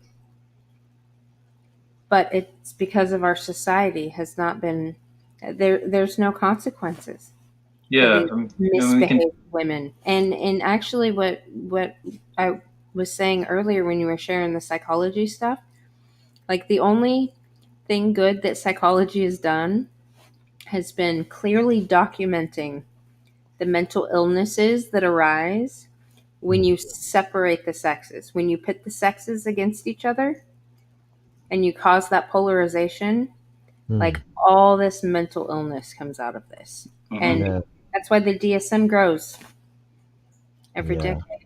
Like they've been documenting it. And all these personality tests, all these different types of people with all these different modes of being, like those are the MBTI how it kind of breaks down like the TI, the FI, blah blah blah. Mm-hmm. It's really, I mean, these people are kind of stuck because you have so many different things you need to develop to be a balanced person up, you know. But there's pieces that are still stuck in very juvenile modes of being. Yeah. And they can develop if people stop telling them, well, that's just the way you are. Yeah, Like, you have to give them criticism for them to be able to develop that. But Yeah. we're kind of keeping them from getting that criticism. I agree. yes, because our nature requires nurture, and a lack of accountability stunts development. Yeah, and men are kind of victims, or we are complicit in that in a lot of ways by trying to get sex out of women. Oftentimes, we'll prevent ourselves from criticizing a woman just to be able to get the opportunity to have sex with her. But that's a biological thing. Well, no excuses, though. It's true. It is, but no excuse. Because like women trying to get what they can out of people in an opportunistic way, that's also biological. Like there's no excuses there. Not the way it's used though. It's How not much- used properly. How much what you're seeing in men enabling women would have been eradicated had the access to women been, eased? So, for example, as you're saying, part of the problem is that men enable women because they want to have sex with them, right? Mm-hmm. Yeah. Had it been, this goes back to what we were talking about the 10% of women being allocated as, essentially the women that guys use, imagine if you were that one guy, the simp, the person who enables women, Mhm. and you were to know, like, I don't have to put up with this woman's nonsense because heck, I can call Sally, she's available to get me everything that I want from this woman, right? Exactly. But Yeah. the reason why she does that is because of her own insecurities and her own serious fucking problems. Mhm. So those kind of men are taking advantage of those women. Yep.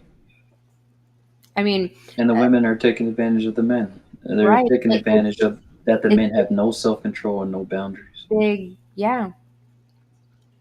Mm. There's no Yes. defined boundaries. There's no rules of engagement. There's nothing set in stone that our society has sat down and been like, okay, we're going to repair the social contract between the sexes. We're going to both agree to do XYZ. And like Emmanuel brought up earlier, like, okay, like in the workplace, what's the rules? Yeah. That needs to be hashed out. Yes. The rules in the workplace, I got an idea for that. Fire all the fucking women.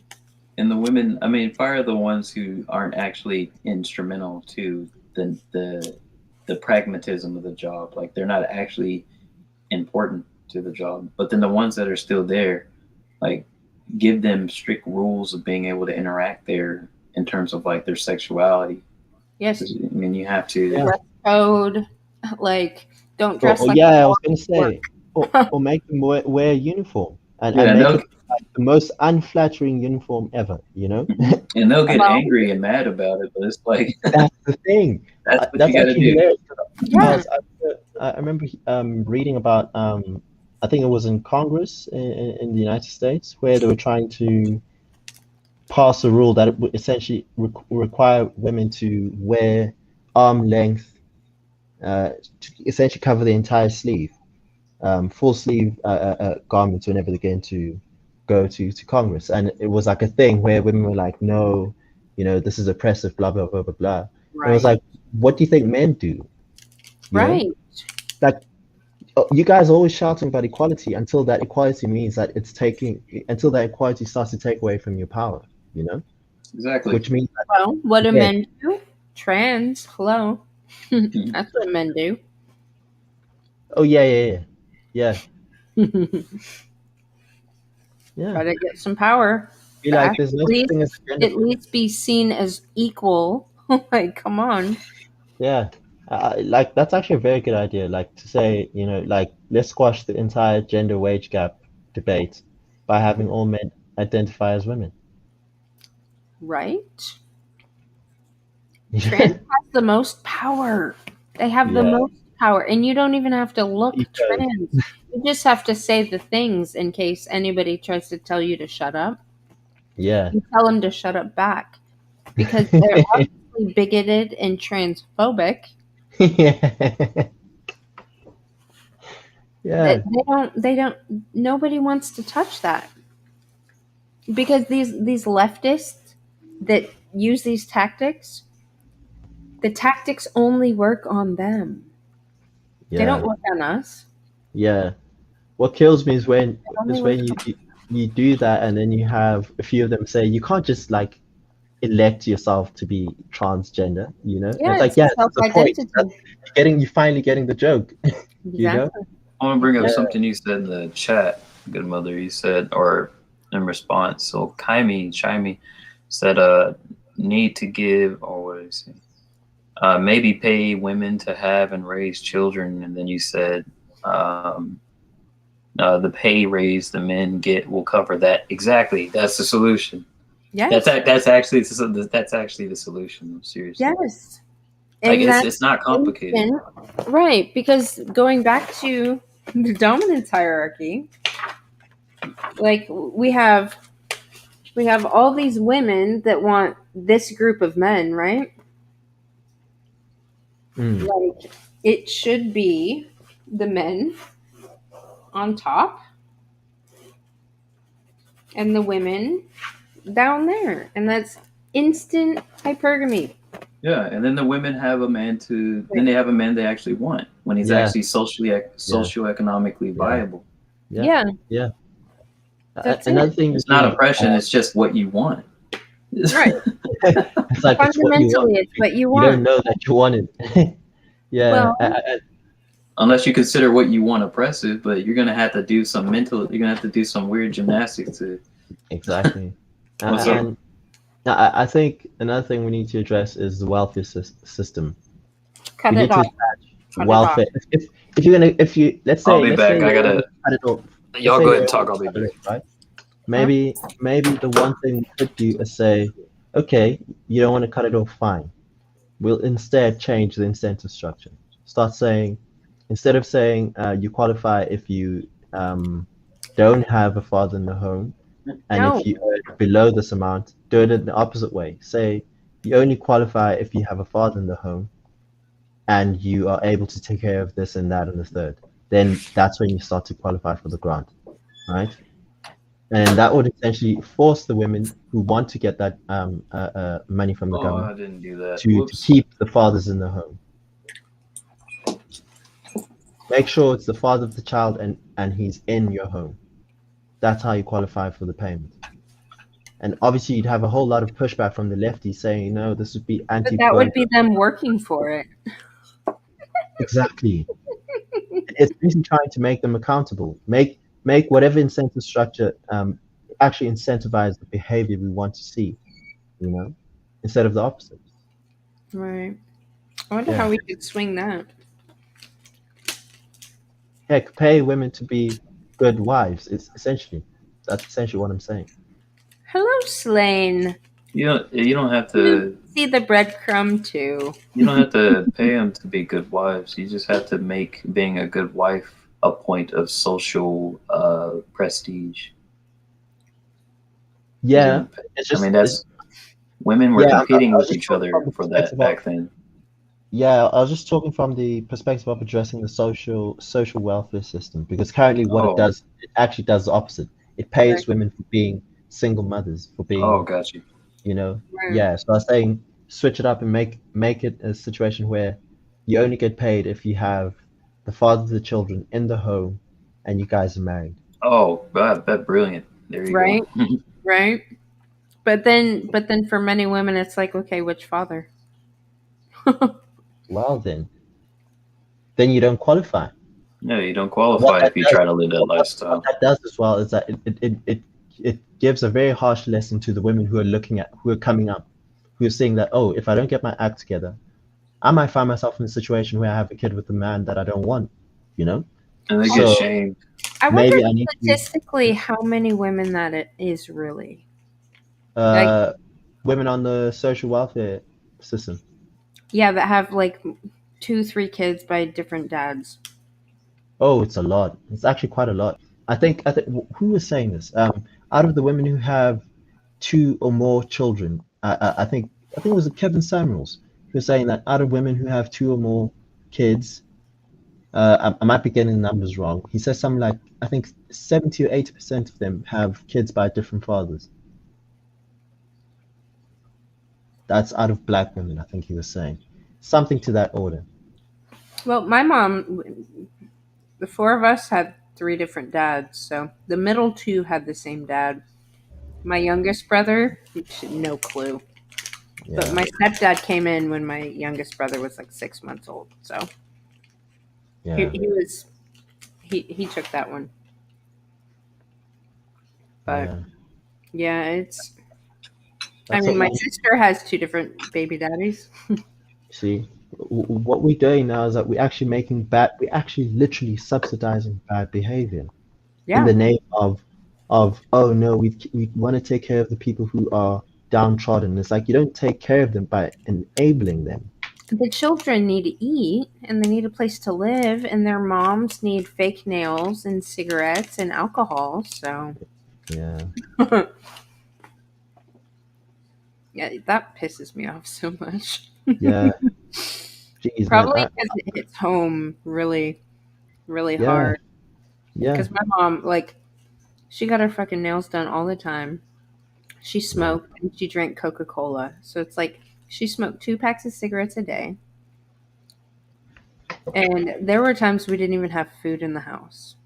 Yeah. But she I was actually still going to ask that. nails done. Yeah. I was going to ask if you were to look at the average amount that these sorts of women get from the government, how does it compare to the expenses of actually having to run a single mother household? Does it cover it? Does it cover like only a portion? Honestly, I don't know exactly. Because like it's different in every state, I guess. Yeah. In Washington State, you can get food stamps, you can get vouchers to pay your utilities, you can get vouchers to pay for your rent, you can get gas coupons for your gas, you can get a free cell phone. Jeez, what? You get a cell phone? Yeah, you can. My sister goes That through is cell horrible. phones like fucking mad. She Like, can't what? keep a cell phone. Why? What?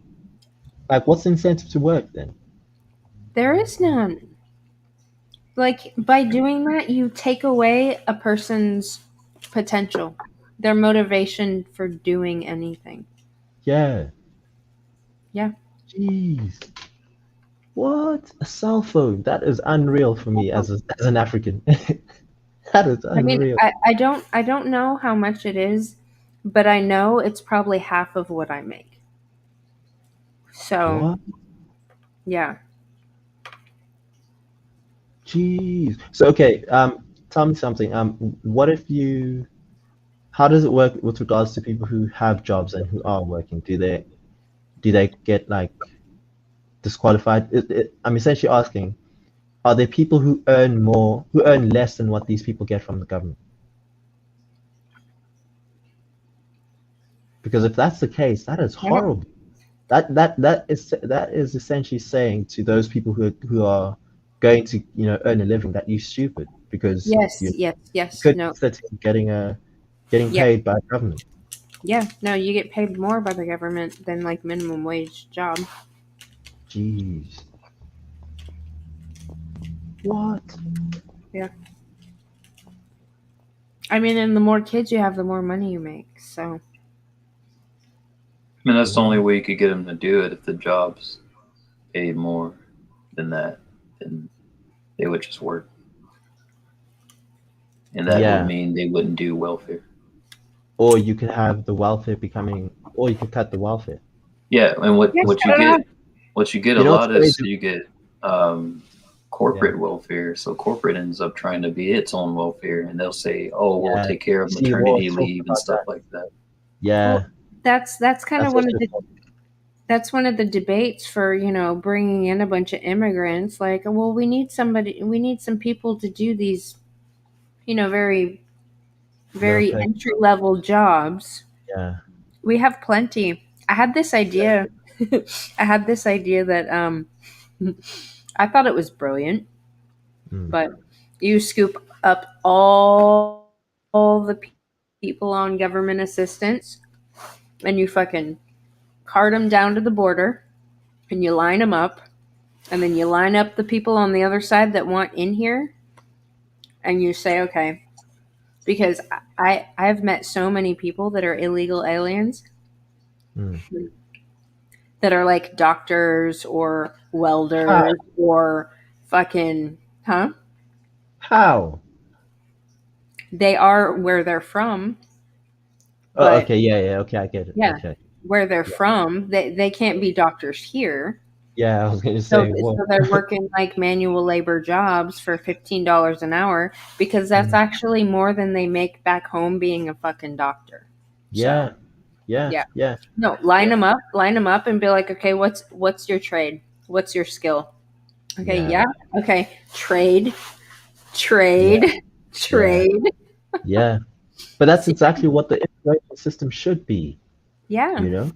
Yeah. It should be a thing of you guys trying to get the best of the immigrants from a different country, you know? It shouldn't be just anyone comes through, you know? Well, but also the problem with that is it sucks because it's like those people, the best people, Yeah, when they leave, they crush the country.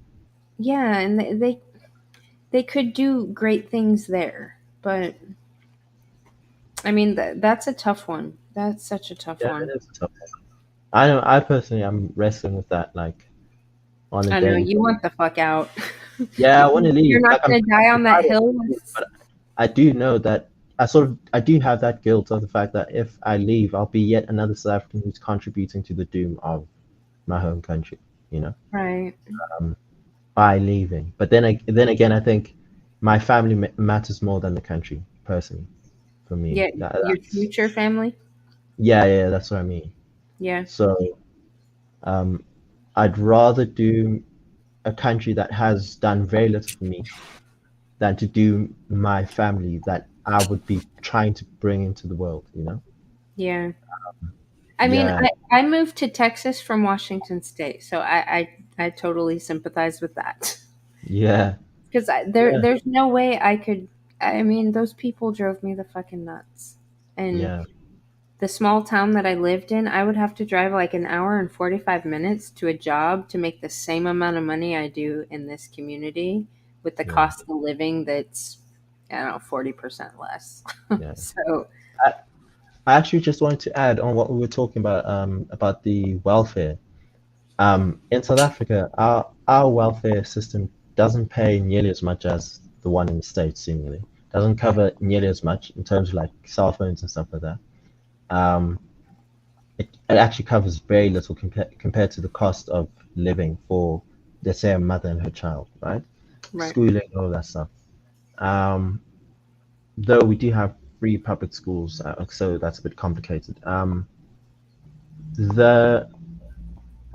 What I want to say is that even though the government pays so little compared to the actual cost of doing the stuff, these people still have these kids with the aim of getting that much more money, you know?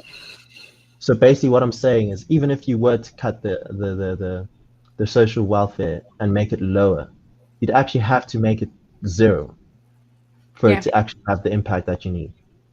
Yeah.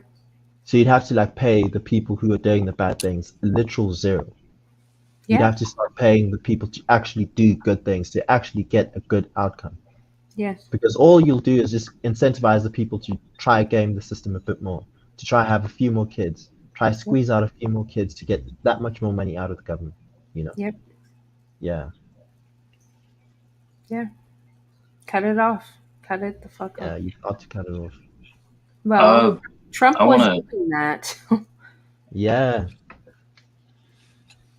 Yeah, but that's the thing. All you have to do as the average lefty is to just campaign against Trump and say that he is anti-poor. Like the whole thing that's happening with voter ID that's happening, that's the whole discussion. Yeah. For me, it's just again, it's ridiculous. In South Yes. Africa, everyone who wants to vote has to produce ID, Yes. both when you register and, if I remember correctly, also when you vote, right? Yes. And yeah, so it's like, why is that even a discussion? And heck, it's not only South Africa. Nigeria is also like that. I know a lot of other countries in Africa like that. So why why is it being portrayed as something that's, I don't know, racist or oppressive or whatever in the States? Yet, even in the poorest of countries in the world, that is a standard, Yeah. you know. Some of these Africans are surviving on $2 a day, and they're able to come to the voting booth with an ID. Like, With an what's ID. yeah, like what's man? You know what? No, it's not a real thing. It's not a real It's a problem. narrative. It's a narrative. Your media Yeah. is so far gone. It's crazy. Yes. It's because they use agenda setting theory and another theory, and that's all the professors fucking teach them. And it's weird because I talked to a professor last year before I woke up to all this bullshit. It was on a dating app. And I was like he contacted me and I checked out his profile and I was like, professor. I was like, yeah, what are you a professor in? I'm kind of leery about professors. He's like, Yeah. oh, media studies. And I was like, Whoa. oh, really? Yeah. No, he gave me all the things, Yeah. like his job. And well, he's like so excited about it because his students pick it up so quickly. And he explained the theories and how to do it, and even said Fox and CNN call them periodically to help them spin narratives. Oh boy. And I'm like, Oh boy. so That's not good at all. no, it's not. No, that's what I'm saying. It's just It's quite fucking subversive. yes. And I was like, okay, He's well, excited about being a tool.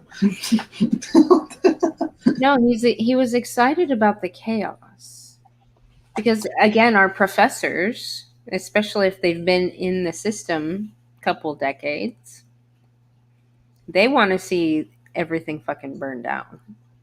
So Yeah. They've yeah, been so insulated from the actual effects of their policies and the rubbish that they're teaching, that they actually think they can get away with burning everything. Like, they forget that the very people who support that university, their tenured jobs and all that, are those same people whose world they're trying to destroy. but Whose they're, world they're just playing but with using weird theories and all that stuff. So hey, yeah. well, they've been subject to these policies that a lot of them have. So, like when they first went in and became professors, like all these little policies changed little bits over time. Yeah. And when it's one tiny little thing that they're changing, and everybody's like, okay, well, it's just this little thing. And do Yeah. I want to make a big stink about this thing? And nobody else seems to be fucking bothered by it. And Yeah. yeah, but he was telling, or I asked him if he, um, does he teach, does he teach like integrity in his class? Like, you know, and to be after the truth and all that. And he's like, oh, Yeah. that's not my job to do that. My job is to teach them these theories. Yeah. I was like, yeah. I mean, I didn't respond after that because I was like, well, that's really, or because he's like, without these theories, they're not going to be successful. I'm like, successful? Like, I think money wise, maybe Yeah. monetarily successful, but Maybe job placement wise as well. yeah, That's because it's one of the things that universities advertise. It's like one of the things they rated on, the extent to which their students can be placed. So that's like the drive is there. yeah, It's not about quality. It's not about how you get there. right. Right. It's about outcome. It's about the outcome. Yeah. That's equity. It's lefty thinking. Yeah. It's what we have to deal with here in South Africa. That's why it's the sort of thinking that has destroyed I don't know how many countries in the world. Yeah. Yeah. That's why I like as many Americans as I can. Like whenever I interact with an American, I like try to get them like, bruh, please, whatever you do when you go back, please vote against all of this stuff. Right. Yeah. But the voting doesn't even fucking matter anymore because the people Yeah. that run that shit are corrupt. And a lot of the, like with our election, like the majority of people worked independently to sabotage it out of fear. Because the media did its job in instilling all this fear because they literally painted him as all these bad things. And Yeah. those people believe it. They really believe it. Yeah. So, I mean, what would you do if Hitler was about to have a second term? Yeah. Yeah. Like, know. it's so screwed up. I mean, Germany accepted that with open arms. They're like, we don't want Germany. And they didn't even have the power of mainstream media. They had a version of it, but it wasn't even as powerful, and it still took them. I think they voted him in over 90%.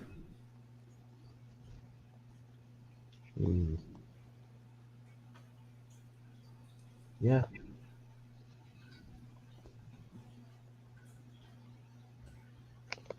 It's actually crazy to me how corrupt all of this stuff is. Like universities and all sort of like simultaneously.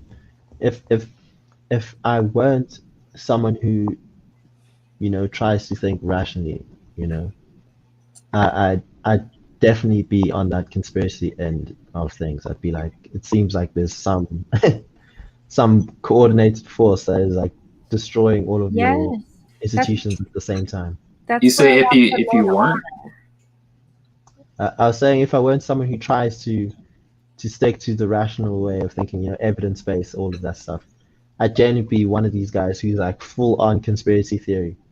I don't know, man. Conspiracy, you got to think though, like a lot of conspiracy theories, a lot of them are actually, like in my opinion, they're actually based in truth, but the truth is hidden behind, like the reason why the people who come up with like conspiracy theories, those are the people who are doing they're doing critical analysis.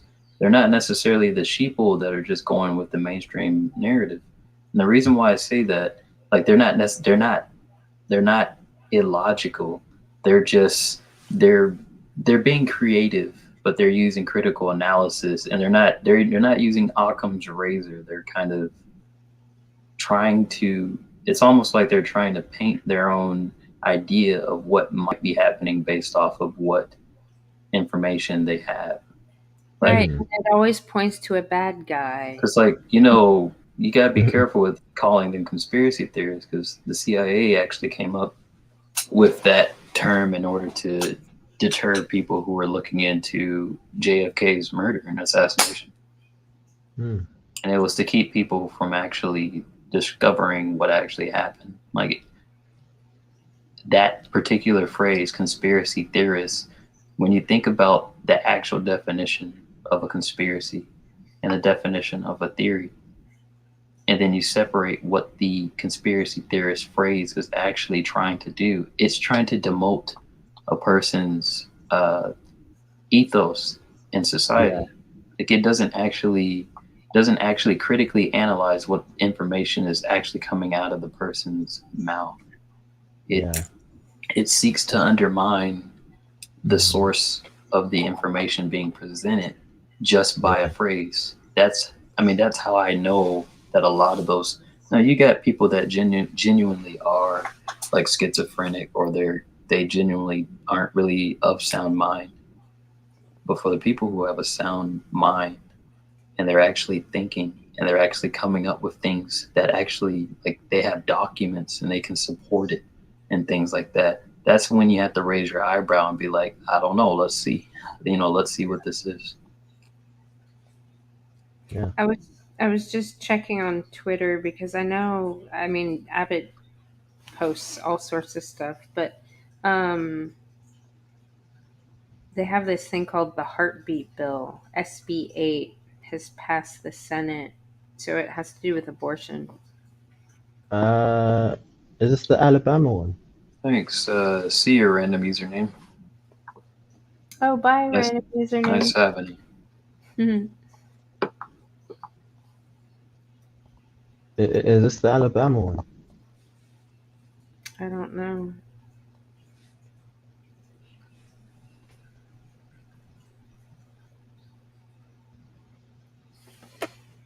I mean, Abbott tweeted it. But Senator Brian Hughes. I don't know. We have a lot of shit going on right now. Operation Lone Star. What's crazy about the whole abortion thing? I'll speak for again as a South African, is that we never really got to hear the opposite side of things. The first time I actually heard a properly laid out argument against abortion was through watching Ben Shapiro videos. That was the first time I was actually exposed to it. Before that, I was only ever exposed to the lefty narrative, the pro-choice narrative. Right. And I guess my experience in my transition to being on the right is part of why I've been a major advocate of adversarial media. Is that it's very easy to create these echo chambers, and especially if you are someone who's got a serious grip on the universities and the media, like certain views just never ever get the time of day. Like they never ever get they never come to light, Right. And a lot of people have certain views because they've never actually heard anything different, Right. I know I certainly was one of those, Yeah. So when I got to Boston, I actually picked up like a book on economics. Obviously, that's when okay, something sort of like was dislodged in my head, and then I spoke to people who had gone through some of the social ills of socialism, and I was like, okay. And then I started, going on the internet, which is why it's so important to keep this platform free, YouTube and stuff like that, because and I think that's why they're pushing to clamp down on it, because they realize that that's the thing that's turning people, it's what like how am I in South Africa hearing about Ben Shapiro, like Right.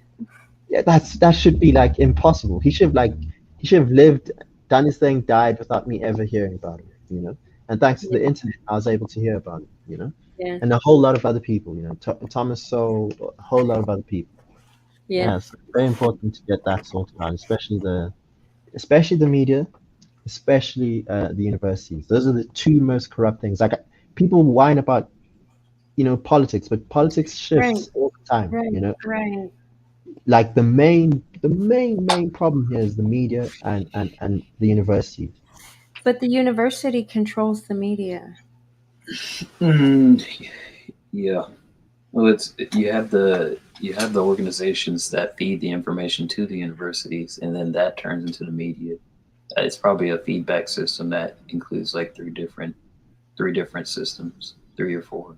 If the media professors got kicked in the balls and were told to change the way they're directing their former students, or else it'll be their ass, that would sort out the media. Perhaps so. I'd imagine what is happening with the professors, the rhetoric and the theories and stuff they're learning is probably being directly given from intelligence agencies. So, like that information they're being given, like someone is funding that. No, the media person calls them and says, "Hey, I want to spin this narrative. Help me do it." Interesting. And they help them formulate it if they're having troubles with agenda setting theory. Interesting. No, what did he say? It's like, actually, I'm gonna find it because I actually copied this entire. I copied the entire conversation word for word. I'm trying to figure out how to lie to people in a fun, in a cool way. Yes. How do I do?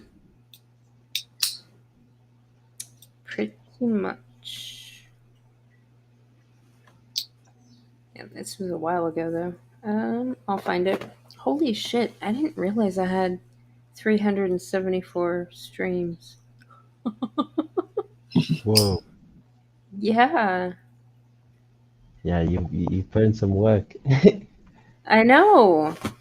And I feel like, I don't know, maybe I'm impatient, or maybe the men have a just as hard time listening as the women do. I, I, I'm actually very fascinated by the fact that you said you have a lot of women who listen. They listen longer on average, Yes, they and listen they longer and like quiet. consume. Oh yeah, they don't comment. Yeah, which for me is very fascinating. You know. It's not that fascinating if you understand there's a lot of women who think the same way but are afraid to speak about it. And then the trolls, the ones that don't, the feminists, they're actually just cowards and they know I would fucking chew them up and spit them out.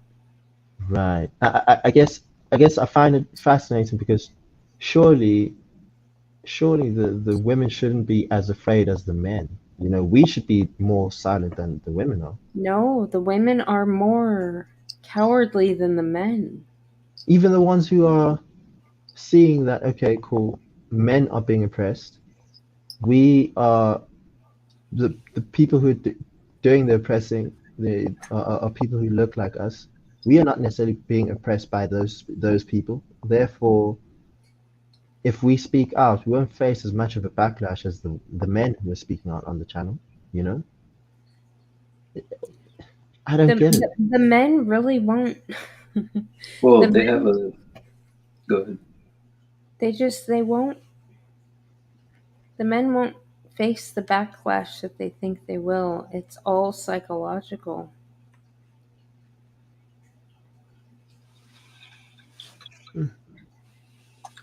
Yeah, I was just gonna say the women aren't gonna go. They're afraid also of going against the group consensus because I mean I think that's the biggest thing.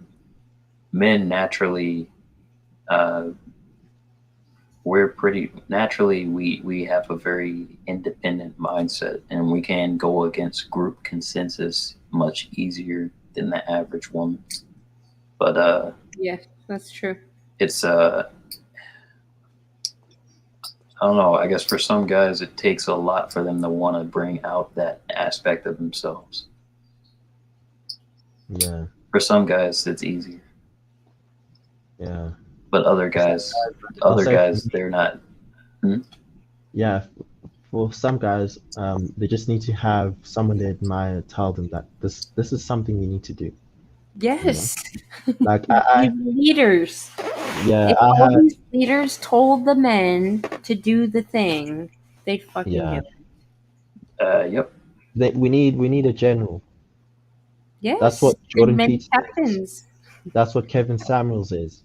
That's what a lot of these guys are. They're like generals. We're like Yes. saying, "Oh, look, we need to stand up and say something," and men are responding to that energy. You know? Yes. I have a whole folder of them. I've been Yeah. collecting them. They're the ones men need to listen to, and I women. think we need even more generals. You know? Yes, we do. Yeah. Okay. There probably exists, so we could probably scour some of the YouTube and just probably find some and interact with them. 'Cause there's some Yeah. new ones that are up that I know about. Yeah. Like heck, I wouldn't have found Psychology of Psych if it weren't for, going through Good Mother. You know? Yeah, you gotta find like channels that are saying what you want, and you gotta promote Yeah. them with give them like incentives, Yeah. Yeah. like offer to do a live stream or like send them like money during their live streams or something. Well, I have contacted many channels. Many. You get anything back? Acknowledgement.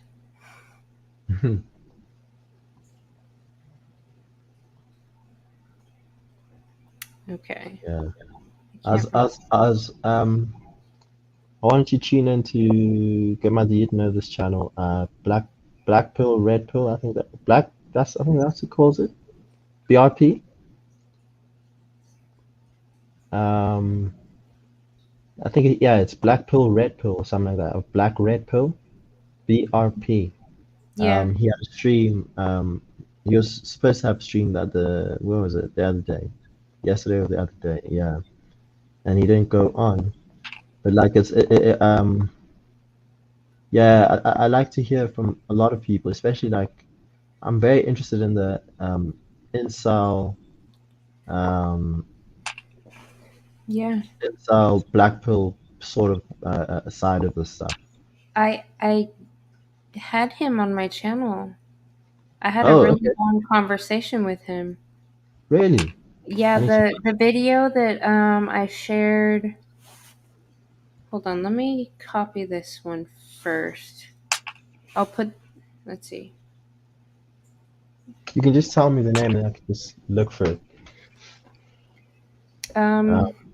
It's the one where I shared the psychology girl, the way.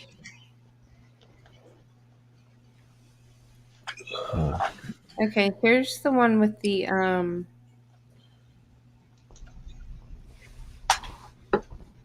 Wait, let me double check. See it. Yeah.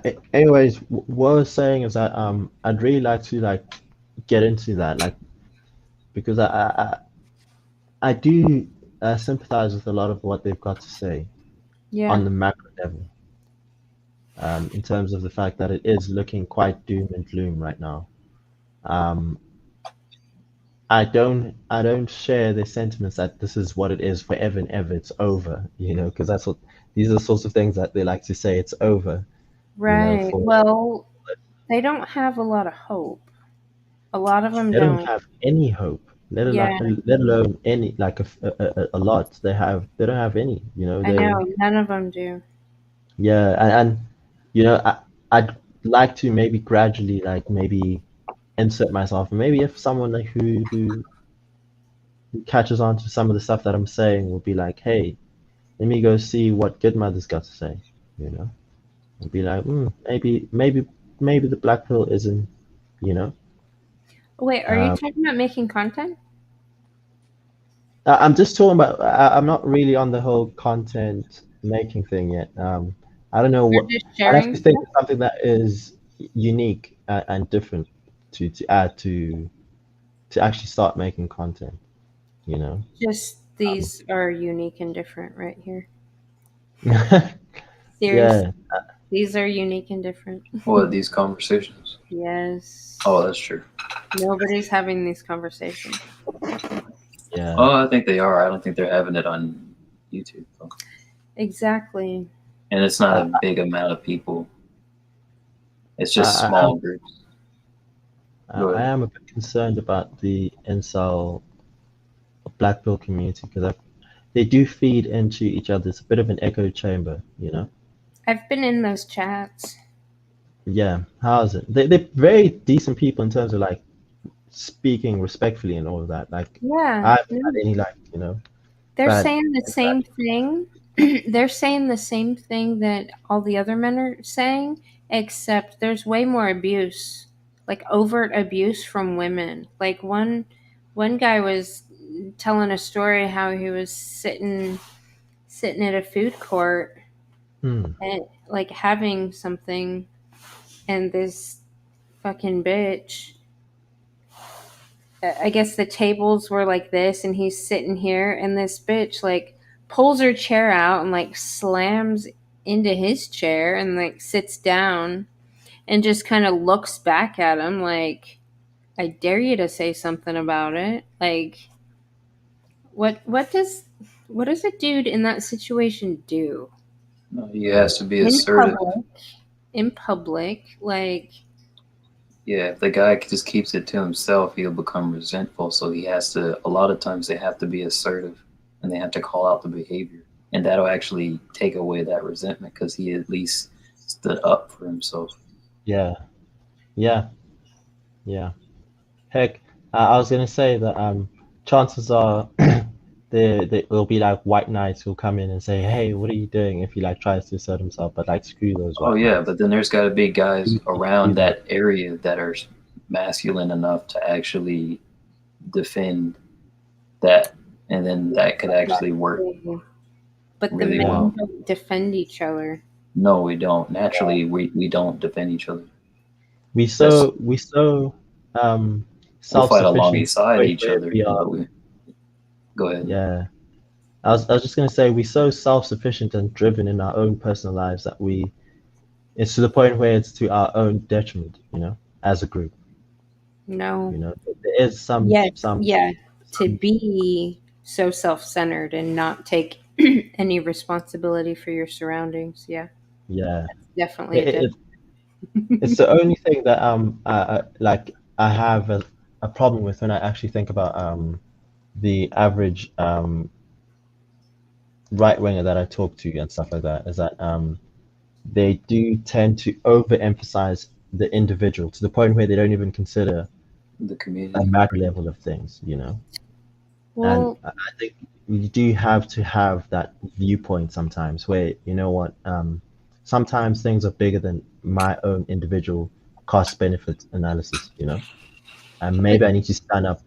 And for me, I would call that honor culture. I'd call that duty. I'd call that, care for the next man, Yeah, universal rules: do no harm to others. Yeah, and if you see harm being done to someone, say something, do something. Yeah. But that's part of individual responsibility is taking Yeah. responsibility for others. Yeah. Okay. Yeah. If you put it that way, yeah, of course. So it's your individual duty to do so. Yeah. Yes, absolutely. Yeah. Okay. Yeah. I've never actually heard someone word it that way. So yeah, that's Well, new. Yeah. Jordan Peterson talks about it. Like, first you take responsibility for yourself, and then your immediate surroundings, and then once you got a handle on that, you go out more, and you go out more, and I mean, Yeah. I do know it's like where you are in life, but at least if you've taken responsibility for yourself and then your immediate surroundings, you can take that anywhere. Like, Yeah. It's a skill set. yeah. Yeah. How come I can't find this fucking video? I don't remember how long ago I did this. But yeah, it was BRP or RPB. Yeah. I've been very, I'm very concerned about them because they it seems like they're citing very serious problems, and I don't have any clear solution for them because the red pill doesn't help. If you're a two, you're a two. Right. There's a couple of ideas there's a couple of ways to solve it that I can think of just off the top of my head. Okay, basically, this is what these guys are saying, right? Let's say you are 5'4", 5'3", a man, right? Mm-hmm. You're not attractive. Maybe you're not even blessed in terms of IQ as well. Mm-hmm. What are your prospects? How much can you do to improve your life to the point where you can find yourself, having a reasonable prospect of getting a wife, kids, and having a good life? You can do quite a lot to that end. There are women under 5 foot. Yeah, exactly. And also there's a gym where you can go and you can get a membership and you can work out. Right. And that'll increase your prospects. So you just give them the cold hard facts about what they can do. Yeah, you say that. It's just the problem is that and again, this is why I'm sympathizing with them, is that they do have some points when they say that a lot of the women nowadays don't even consider anyone above below, I'd say I would personally say 5'8", 5'7". Yeah, If you're below that, it's like you don't exist, you know? yeah, and The even the short, ideal is like maybe 6 feet and above, you know? yeah, even the short ones do that. Exactly. The That's the short problem. women, they end up trying to get taller guys too. Yeah, that's my thing. You know? That's what we're working with though. You got to give them the cold hard facts. Like if they want to increase their chances of getting better, they have to Yeah, maybe. they have to work. That's the reality. I didn't say it was pretty, but there are things they can do, and you have to give them those things, and then you have to see if they're willing to do those things. If they make more excuses, there's not much more that can be done. You getting a flight? Yeah, I get that. I actually share your sentiments. It's just at the same time, I Because they'll understand the drag fact you down with them, with their mindset, yeah, if you try to go further.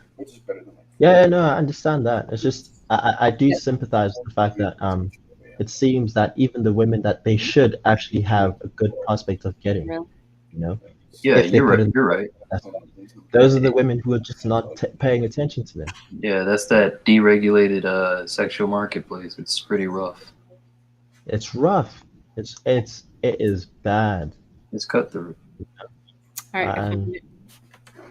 I just worry about the fact that there's like this bitter subsection of the community, you know, that has like no outlet, you know. They need to win. That's the man's nature. We have to win at something before we can actually get that confidence that women are attracted to. Like Yeah. we have to win at something. So they got to find a way to win in their own little way, so that they can develop the confidence to then develop the strength to actually and the will to actually do better. But if you like, I feel the same sympathy because I went for a long period of time. I was actually involuntary celibate for a long period of time. So I understand the rage and the anger. I understand where they're coming from. And I don't look at them as a vain. I understand that where they're coming from is just a product of what we've created.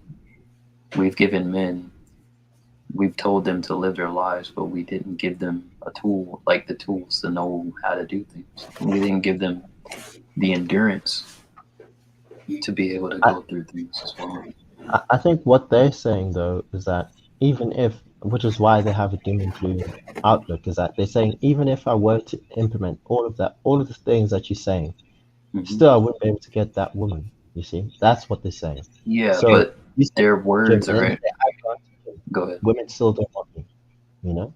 Yeah, but it's a self-defeating, self-fulfilling prophecy. Like at the end of the day, they're men.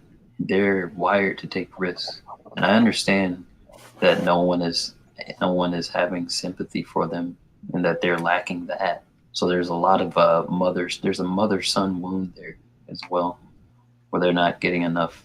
They didn't get enough empathy. They didn't get enough emotions from their mother, so they're seeking that out.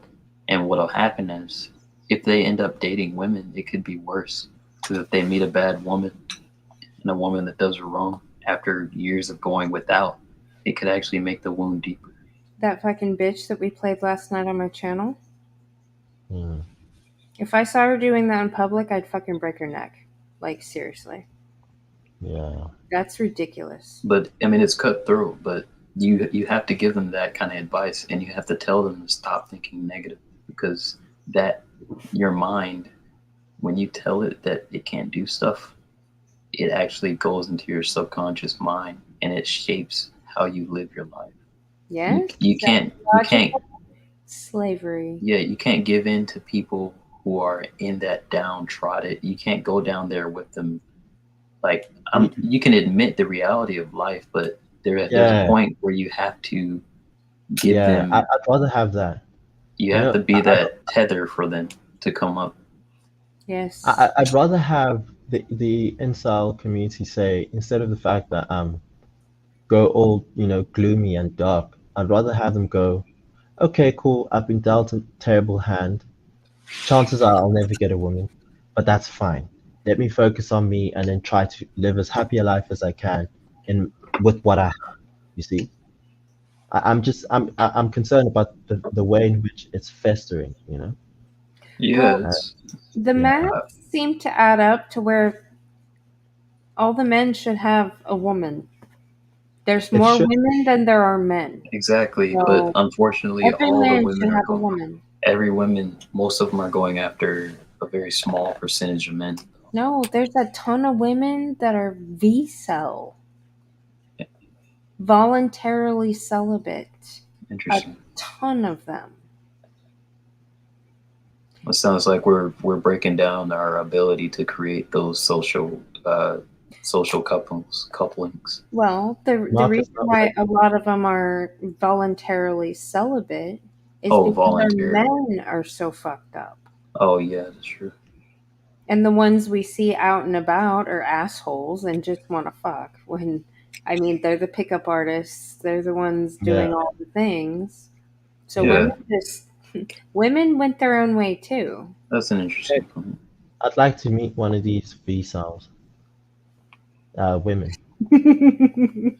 Yeah, I'd really like to meet one of them because Men, I really that's believe that this is the optimistic like side of me, which is like, heck, it's like 0.0000001% of me because I'm mostly pessimistic. well. I mean, she said voluntary. It's not involuntary like a man. Yeah, It's yeah, just the women. Voluntarily celibate. yeah. What I'm saying is that the optimistic side of me is saying, like, is hoping that those women exist and that they, good women, and that Oh yeah. I've not been able to find them. That I hope one day I might just come across someone who is that, and it just clicks. I think so. I personally think that you can actually inspire virtue in people, but you have to show you have to show your boundaries to that person, and you have to be willing to do that over and over and over and over. And Yeah. you can actually inspire, especially in women. Like if they see that a guy is righteous or has virtues, Yes. that has a lot of power. Yes. Because women hate liars, and I mean, I know the women you guys all talk about. I don't see those women. You see those women online. That's such a small percent of women. Talking about the negative ones. Yeah. Yeah, the crazy about the bitches, the 304s. ones that are out in the bars, like that's Yeah. not the majority of women. It's not. Yeah. Yeah, there's a lot. There's Dude, I there's hope some that's the decent case, women 'cause out there. it's very difficult for me not to believe that, given everything that I'm seeing, not only on social media and stuff, but like even just in real life. I don't know if I'm just running around in the wrong sorts of circles, but geez, man, like all I'm seeing is women like fully indulging in the hookup culture, and I personally don't want to be married to any of that. Yeah, But that's a really negative thing that they've kind of developed over time as a result of becoming more masculine. But when they were yeah, more heart based in the past or more feminine, they were trying to get one decent quality guy. yeah. I'm hoping like these good women are hidden somewhere, and I just might just walk across and find these areas where these women like live together. Be like, hey, I'm available. And be like, yeah, Mhm. yeah, Yeah, because I mean, a lot of the ones that are good, they're most likely either taken already or about to be taken. Because when dudes recognize that, the dudes that are wise, they don't really ignore that. They act on it pretty quickly. Yeah. So those women are taken up pretty quick, and what's left, that's why we think that there's not really a lot of good ones left, most likely. They don't show their faces. They don't. Yeah, they're They quiet. don't go out there because they get bombarded with a bunch of shit. They're not looking for that. Mm-hmm. I wish they speak. I wish I could go onto a channel, a YouTube channel, and find like loads of women who concur with, let's say, some of the stuff that we say. Oh no, there are. Go to Facebook, type in anti-feminist group. They exist, and I think the numbers are pretty high too. Yeah. And also go to Google, type in red pill women. Yeah. The number is like 50,000. Yeah. And they represent different countries, not just Yeah. United States. It's growing though. So that's just I two hope communities. There's probably several hundred pockets of different online communities of women actively trying to become either more feminine, or they're trying to actually develop virtues and actually trying to grow, actually trying to fight bad social movements and stuff like that. Yes, they're just not the noisy ones. Hmm. It's out there and it's growing. We need them. We need some sort of way to get them to coordinate, like to meet up with the good guys who are also like sort of like checking out, you know? So this is what we could do. We could have Matchmaking service.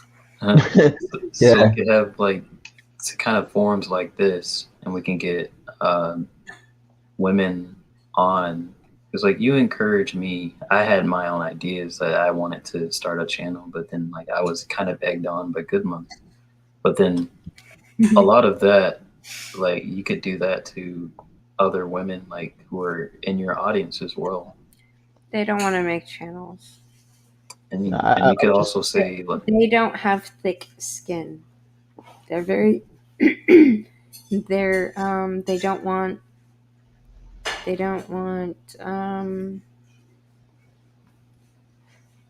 conflict. They don't want oh, that's fine. So I have a way around that too. So you can give them actionable things in ways like the Allison Armstrong thing I showed you.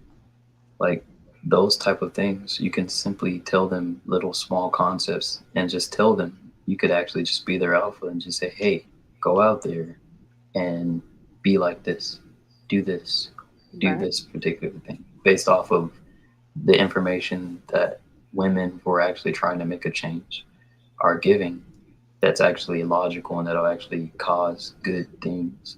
And you don't have to call them out and just say, hey, ladies, the ones that are watching this, these are things you can do to help with this. And just that small thing, they'll remember, oh, from this one live stream, she said do this, like when she gets in an argument or something.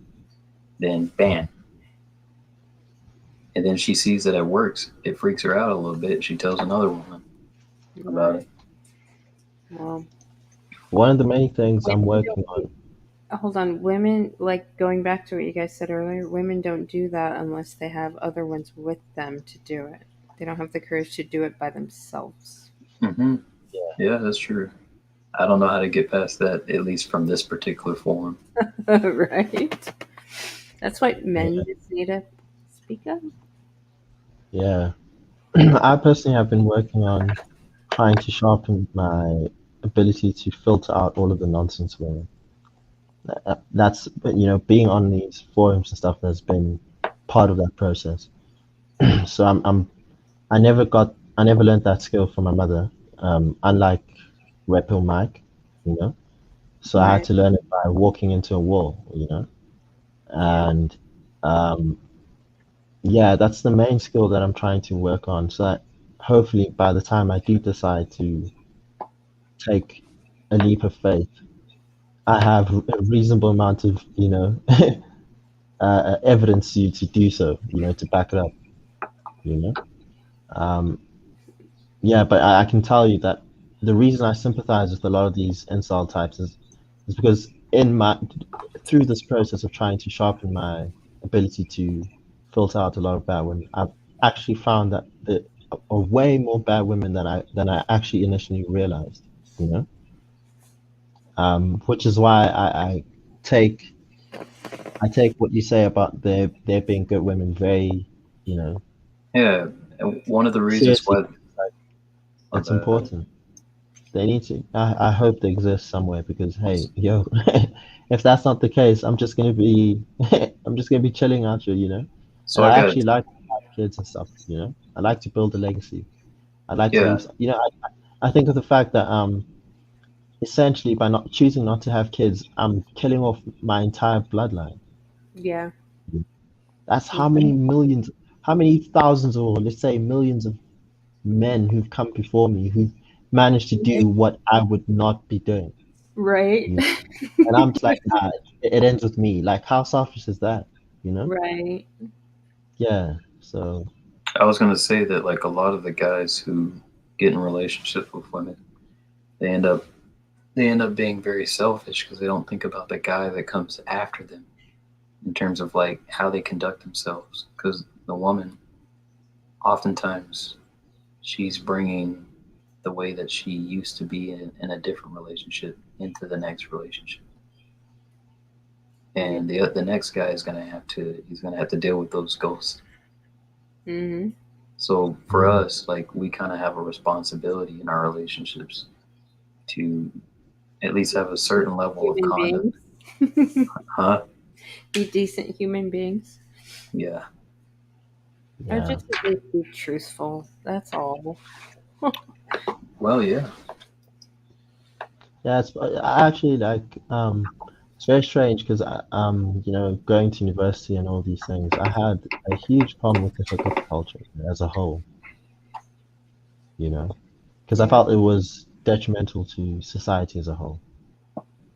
I think the long-term effects of being willy-nilly with something that's as serious as sex is we're still going to feel the actual impact of that, you know. Yeah. On a societal Yeah, level. yeah. I think with regards to how women's ability to pair bond, men's, you know, it's like it's a preference for most men to be with a woman who doesn't have like 80 bodies or something like that, you know. So We talked about this in the beginning. Maybe you weren't there, Emmanuel. JC Blunt brought up some stats. yeah. Were you there when that happened? But what was this about? Oh, on he found some statistics about the average man has had 7, and the average woman has had, what was it, 20 or 22 or something in Yeah. their lifetime. Yes. Yes. Yes, good mother. Like most, you know, the idea that that men are just out here sleeping with all of these women. The vast majority of men Right. probably haven't had sex in like the past year, 2 years, 3 years. Right. Well, and Yeah, it's funny because all these ones that are talking about hundreds, I'm like, you're a fucking liar. they're lying. Well, They're of course lying. we're gonna make it sound good. What are the chances of them even getting the women to say, like, entertain them for 15 minutes, like, for a conversation? Right. Slim to none, you know? Right. And for them to act like, yeah, you know, I'm just killing it, you know, getting all of these women, you know? It's just not the case, you know? And another thing that people don't really factor is that man also has to actually want the woman. It's not like they want just any woman who comes by, you know? So that already like filters out quite a lot of women, you know, and then the women filter you out. So you have like this very minute possibility of actually ever having sex with a woman, you know. Well, RPT was just mind blown because he has it in his mind that high value men have sex with hundreds and thousands of women. No, that's And impossible. a woman's body count is way higher than 22 or 20 or whatever. No. And I The know, vast and majority- they were trying to explain the bell curve and how, okay, well, you know, here's a woman over here who's had 2 in her lifetime, and then one over here that's maybe had 80, you know. And he just wasn't, it wasn't adding up with the, what was it, the 80-20 rule over here, and then Yeah. No. it's because the majority of women sleep around with a body count of like 30 and 40, and I'm just like, no, all that shit is not even true. None of it Wait, is true. wait. Let me just get this straight. You said how many men does the average woman sleep with? I think it was either 20 or 22 in her lifetime. Insane. That's insane. Holy fuck. That's insane. I mean, like, compare that to like 8 years ago. I mean, back when like virginity was still a thing, you know, having Right. as few partners as possible was still a thing, you know. Right. I'm Right. sure the numbers like multiplied, like I don't know how many fold, you know. Yes. That is insane. Well, And But all the guys keep saying like, oh well, yeah, if there's a body count involved, I just take that and times it by 3, because the men don't trust a number. But Well, because the I mean, women are trying to The women signal. do downsell it. They know the like. For example, if a woman tells you, okay, no, I've only ever slept with like 8, most guys know you have to double it or at least triple it. To get the Women, actual number. Because most women well, lie. yeah. I mean, the Most women women know do. that the guy will R select the woman, so they'll only have sex with the woman, and they won't emotionally invest if the guy doesn't see that she has a low count. Yeah. So they're Yeah. manipulating. They're kind of hedging their bets against the man, so that a lot of them are. I can't say all of them are doing this, but Also, good man, you've also got to realize that if there are some women who actually aren't as sexually active as that, like getting like 20 bodies or whatever, right? Those women aren't the women that these guys are talking about, because they right. wouldn't have had sex with them. So the women that these guys what most of them are talking about are the women who are sleeping around. So they Right. are the women who are incentivized to lie about their body count. You Yeah. see? it's kind of Yeah. also up to the guys to not deal with the women that are uh, not good, though. Of course. But But a lot then of guys just want what to. women do then is that they, Yep, they try to portray themselves as that type it's of a struggle woman, Yeah. you see? because if That's another they're thing that happens. go ahead. As if they're not, like they try to behave, they try to mimic, they do a chameleon thing. They try to blend into the background. So See, but I identify as a chameleon because I can go anywhere and fit in anywhere. So when it's one you thing to guys like be say able. chameleon, I'm like, yeah, I'm quite the chameleon. But apparently, it Yeah. means something negative in the manosphere. No, It's no, no. I negative mean, when you're hiding a lack yeah, of when you're morality. hiding, like, yeah, that's what I mean. I mean, in that specific context, where a woman tries to blend in with a background that is better than what she is, you know, Yeah, she's like not a by moral hiding person, things. and she's pretending to be moral. It's like male feminists. Ugh. It's exactly like male feminists. They're disgusting perverts. Yeah, Yeah. it's because they don't tell women how they feel about the women. Like they don't tell the women that they like them. They try to they try to sneak their way into talking to women and getting with them, and that tends to Yeah. create this kind of perverted sexuality. It's No, a lot slimy. of them are fucking sex addicts It's and porn slimy. addicts and Shit, that's almost me, pretty much, basically. well, I Yeah, hope but not to the extent that I've witnessed before. So No, it's not that bad. I mean, it's not like to me, it's crazy that people generally believe that men have more sex than women. It's unbelievable. Like I think I was saying to you, good mother, about the numbers for AIDS in South Africa and yeah, how the I don't know if you caught this, Einstein. Basically, the AIDS infection rate, or is it positivity rate? I don't know which way to phrase it, but basically 4 times the number of women compared to men are well, positive, essentially are infected with AIDS between the ages of 15 to 23, 24, somewhere there, mm, right?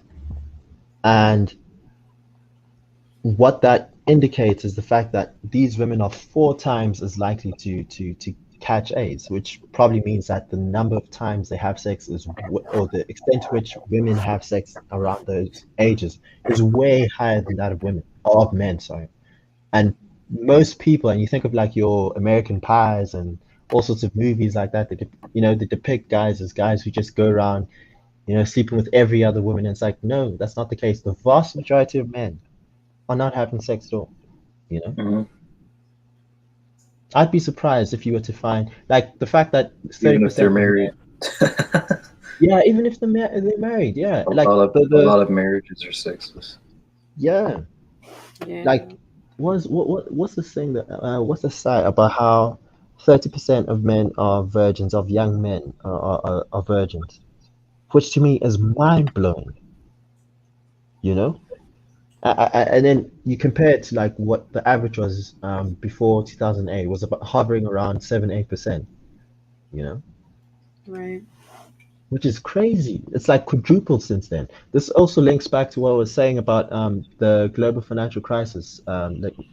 Good mother, I was actually saying that a lot of these numbers also seem to, you know, they seem to turn from around that time. Whether it is actually the global financial crisis or not, but a lot of the stuff is happening around that time. I think that turmoil and stuff sort of like kicked it off in much the same way that the coronavirus is, you know, done with OnlyFans and all these things, you know? Right.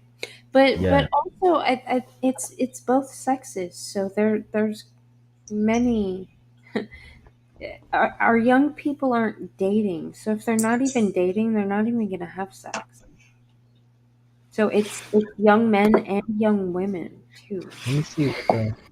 I'd like to see what the virginity rate for young women is, because if I can find that, um,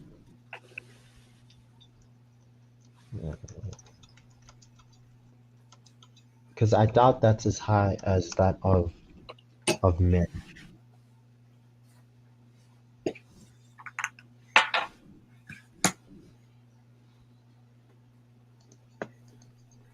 Yeah, I think this reinforces the whole hypergamy thing. You had people having these conversations back a long time. So like Greek philosophers are actually red pilled. I'm gonna read off something that Aristotle said. He said, slavery is wholly lacking the deliberate element. The female has it, but it lacks authority.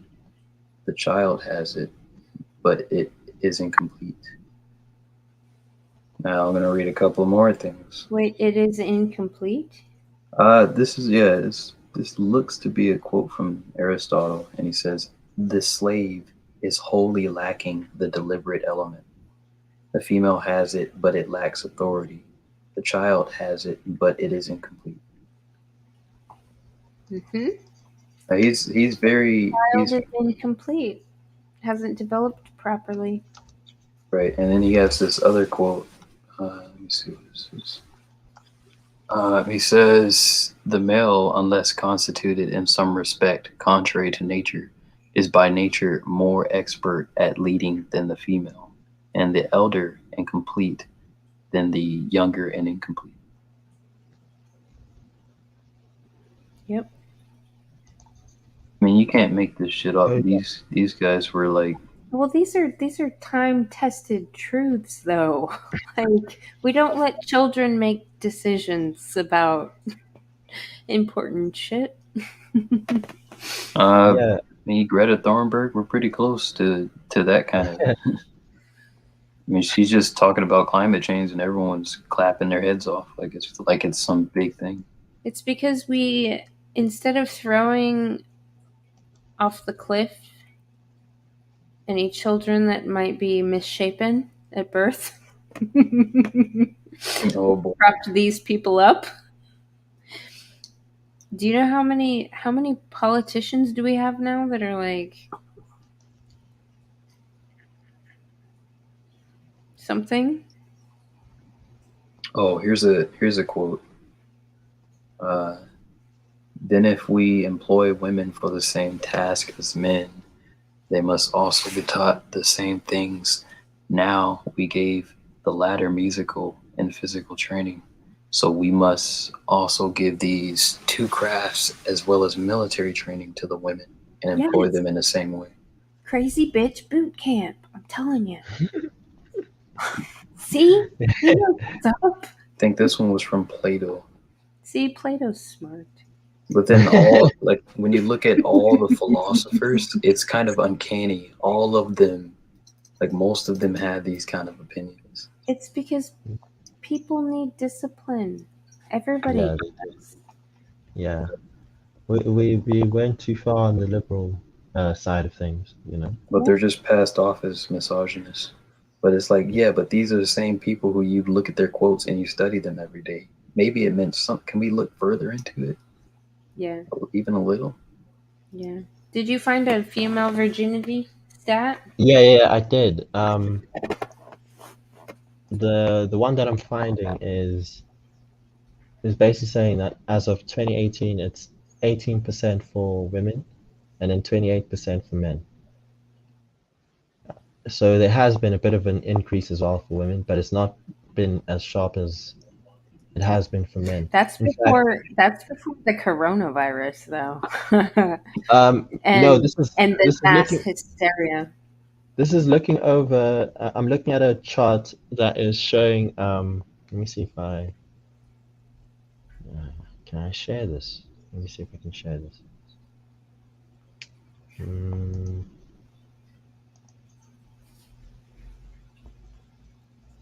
gonna try open it. Yeah. Just give me a second. I can't type in the regular chat on there.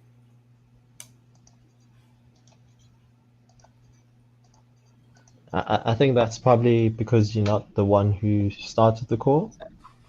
Maybe you need to comment from. What are you trying to do? YouTube. Wait, what are y'all trying to do? You want to share something? Yeah, I just want to share something quickly. Send a message in the normal chat and I'll put it up. Oh, okay.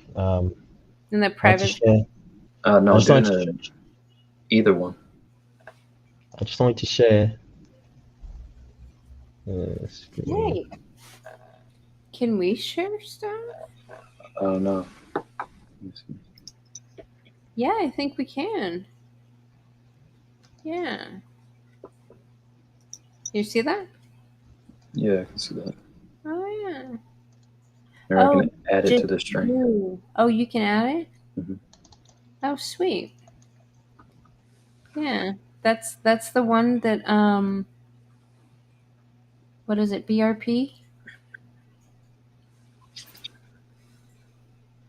Yeah, that was the conversation I had with him. I was just sharing that and he came in. Yeah, I have him on Discord now, so he sends me lots of messages. And last time I was in his chat, he actually showed his face, which was weird because he had a bunch of people on, and when I was chatting, he was just like periodically like showed his face. Oh, because he was talking about his beard or something. I was just like, oh, there's another one.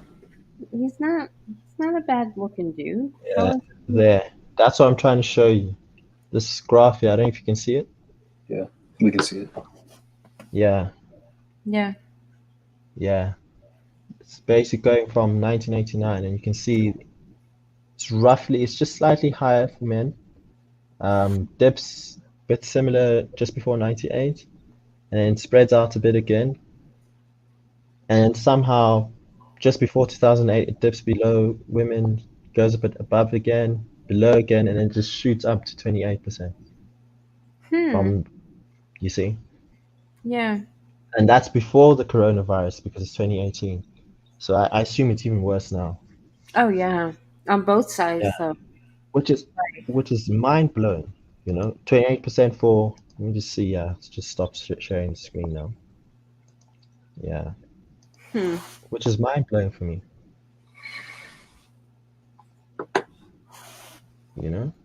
There's one more quote I'm trying to find from this one philosopher. This one was kind of the most stark one I've ever seen on this.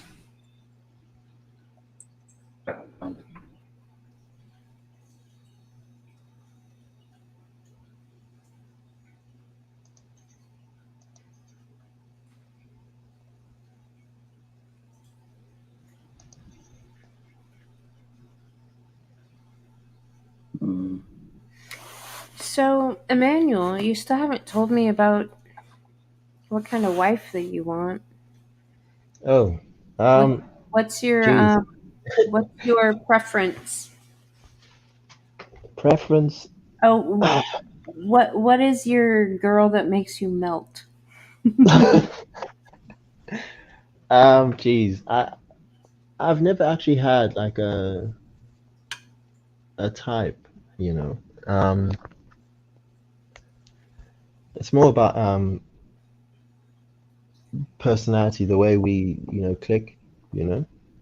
Yeah. Um, I mean, do you want a black woman, a Hispanic woman, an Asian woman, a white I woman? have I have no I have no preference when it comes to that, really. Black woman, Hispanic woman, white woman, whatever, as long as you've got your priorities straight, I'm good, you know. Um, yeah, one thing I would say is that I don't want like a tall woman, you know. Yeah, yeah. So preferably, max height would be like 5'7", you know. That's for me. Um, yeah, yeah. I don't really have any issues with anything else really, because I guess that comes again from the fact that most women that I've come across are just like so lacking in the personality department that I'm hyper focused on that, you know? Yeah. Yeah. Well, have you taken Jordan Peterson's Big Five personality test? Um, I took there's one of the tests you mentioned. I think I have taken it like it was a while back now, so I don't. This is back when he was blowing up after the Kathy Newman thing, so I can't remember what my thing was. Well, it's still online. It should be saved Um, because I'm that not sure that if is I a took. really good tool. You Yeah. link email addresses and then you can compare reports and see how Mm, compatible you guys are based on personality type. yeah. Yeah, that'd be a good way to go. I would say, let me just, maybe I can delve into personality and values a bit more. I prefer someone who's conservative. Um, Really? yeah, you wouldn't have guessed. Um, You don't want a feminist? no, it turns out, yeah, so preferably conservative, Mm-hmm. but not like stuck up, not to the point where it's like, geez, you're inflexible, you know. Right. Um, yeah, I am agnostic, so I don't mind if the person's religious or not. Just don't push any of that on me, you know. Yeah. Um, what else? Do you like long brown hair? Yes, yes. I I like have long brown I have hair, a long black 20 hair. I have a 24-year-old in my mind that has long brown hair. And she's half Hispanic, half white. But she looks white. Okay, yeah. Like as long as your values are in the right place, Oh yeah. Oh yeah. Yeah, They're all there. She's a yeah, patriot. yeah. And then like, okay, maybe if I could get like a bit more specific in terms of like interpersonal dynamics. Hmm. I personally prefer women who opt to cave and then speak to me a bit later on than people who are way too confrontational, you know? Mm. Um, Like so like yeah. ignore you, be all like passive aggressive or what? No, no, no. Like be able to absorb whatever conflict there is and then approach me maybe when I've cooled off or when she's cooled off, you know? But I'd expect that sort of thing to be done more by her than by me. Basically, that's what I'm saying. So Right. say we're having like an argument, Explain right? this. Say we're having an argument, right? And then things get heated. Ah, no, blah blah blah. You know, maybe getting a bit emotional, right? I would like her to be the sort of person who'd have no problem being the first person to go, okay, cool. You know what? To walk away from you. To de-escalate it, yeah. Yeah, because I am disagreeable, so I can't. You Yeah, don't seem very disagreeable. I am incredibly disagreeable. Like, I think the reason you don't see it is because we agree on a lot of things. Right. Yeah, Well, see, that's why it's perfect to find a Texas girl. exactly. So I should be going to those sorts of areas to look for potential wife. Yep. Yep. Yeah. Let me see. Well, I don't that's know. I've never actually like answered these sorts of questions, like in any comprehensive way. So I well. don't These really are, have these are like important, so I can find somebody and y'all can make a deal. I've never actually had to like put it into words. It's yeah. So I don't know what sorts of questions would you ask if you were trying to ascertain whether a guy is trying to put him into a few boxes. Maybe I'd be able to answer those questions and you could like suss out what I mean or what I would like. Yeah, I don't put people in boxes. Right, because I do. I think that's a bit of the man thing where I need to have things a bit organized to That's how understand, we're wired. Yeah. So yeah, I'm very like free when it comes to that stuff. As long as you've got I don't care about what music you listen to. Don't mind that. I gotta Don't use the care what. bathroom. I'll be back. I don't care about food preferences and stuff like that. Oh, on the whole conservative thing, I'm more introverted than I am extroverted. You're a man.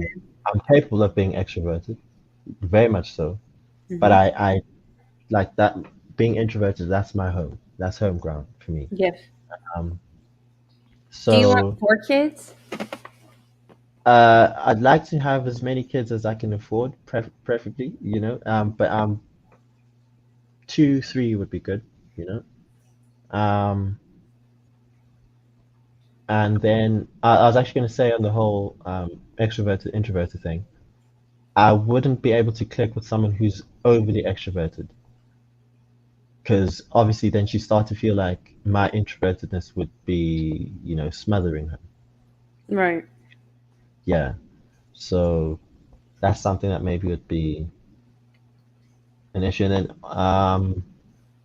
I'd like to be with someone. I've actually answered this in a different way.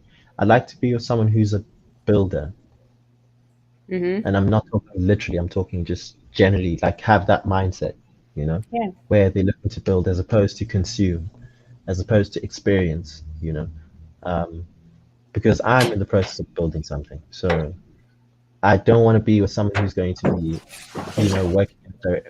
working in a direction that's counter to what I'm trying to go, to where I'm Right. trying to go. So I'd like to be with someone who's got the mindset of building something, I'm talking everything in terms of how we spend money, in terms of how we, bring up our kids, in terms of how we just approach most things in life. Mhm. Um, I'd like to be with someone who's got the mindset of a producer. So I probably wouldn't click.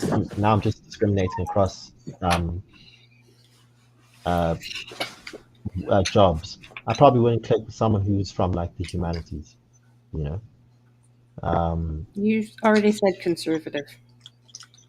Yeah, so I wouldn't click with any of the media guys. I wouldn't click with any of the politicians and stuff like that. So um, engineers, people who work in the health field, people who work in the sciences. It's just at the same time again, she should be Or willing to. ag. Yeah, I wouldn't like to find someone who is like Brett's wife. I don't think that will work with my disagreeableness. If Yeah. one that was what? Brett Weinstein. Weinstein? Oh yeah, no, Yeah. she's a feminist. She's a feminist. Yeah. Yeah. Um, oh, I'd my also bad. like someone who's well, you know, like this is sort of like a shortcut. If she wasn't raised by her father and her mother being together, I'd like her to be someone who's well aware of the shortcomings of not being in a home like that, and Yeah. who is in the process or has already worked on it. Well, I think that's a big thing. this person I have in my mind, her parents are still together. Yeah. Yeah. So that solves a lot. Well, and Um, she actually had to check her mom because okay, actually, here's some backstory. Dad's 15 years older mm, than mom. Mom's Hispanic, dad's white.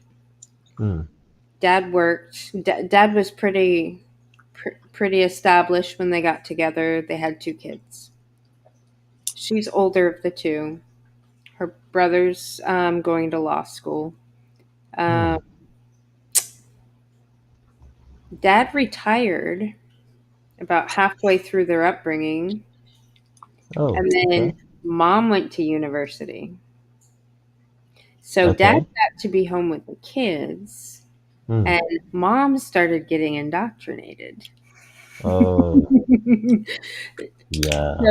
So she watched her parents' relationship do that shift where the mother kind of started taking the more dominant Yeah. masculine form or whatever you guys call it, Mm. and it caused like complications and stuff. And by the time she was in college, like because she didn't know why she was changing until she Yeah. took a couple gender studies classes or whatever, and was like, Yeah. no wonder. And so she Yeah. started checking her mom. Yeah. Yeah. No, she's very vocal towards her mom. Like she had to sort her mom out.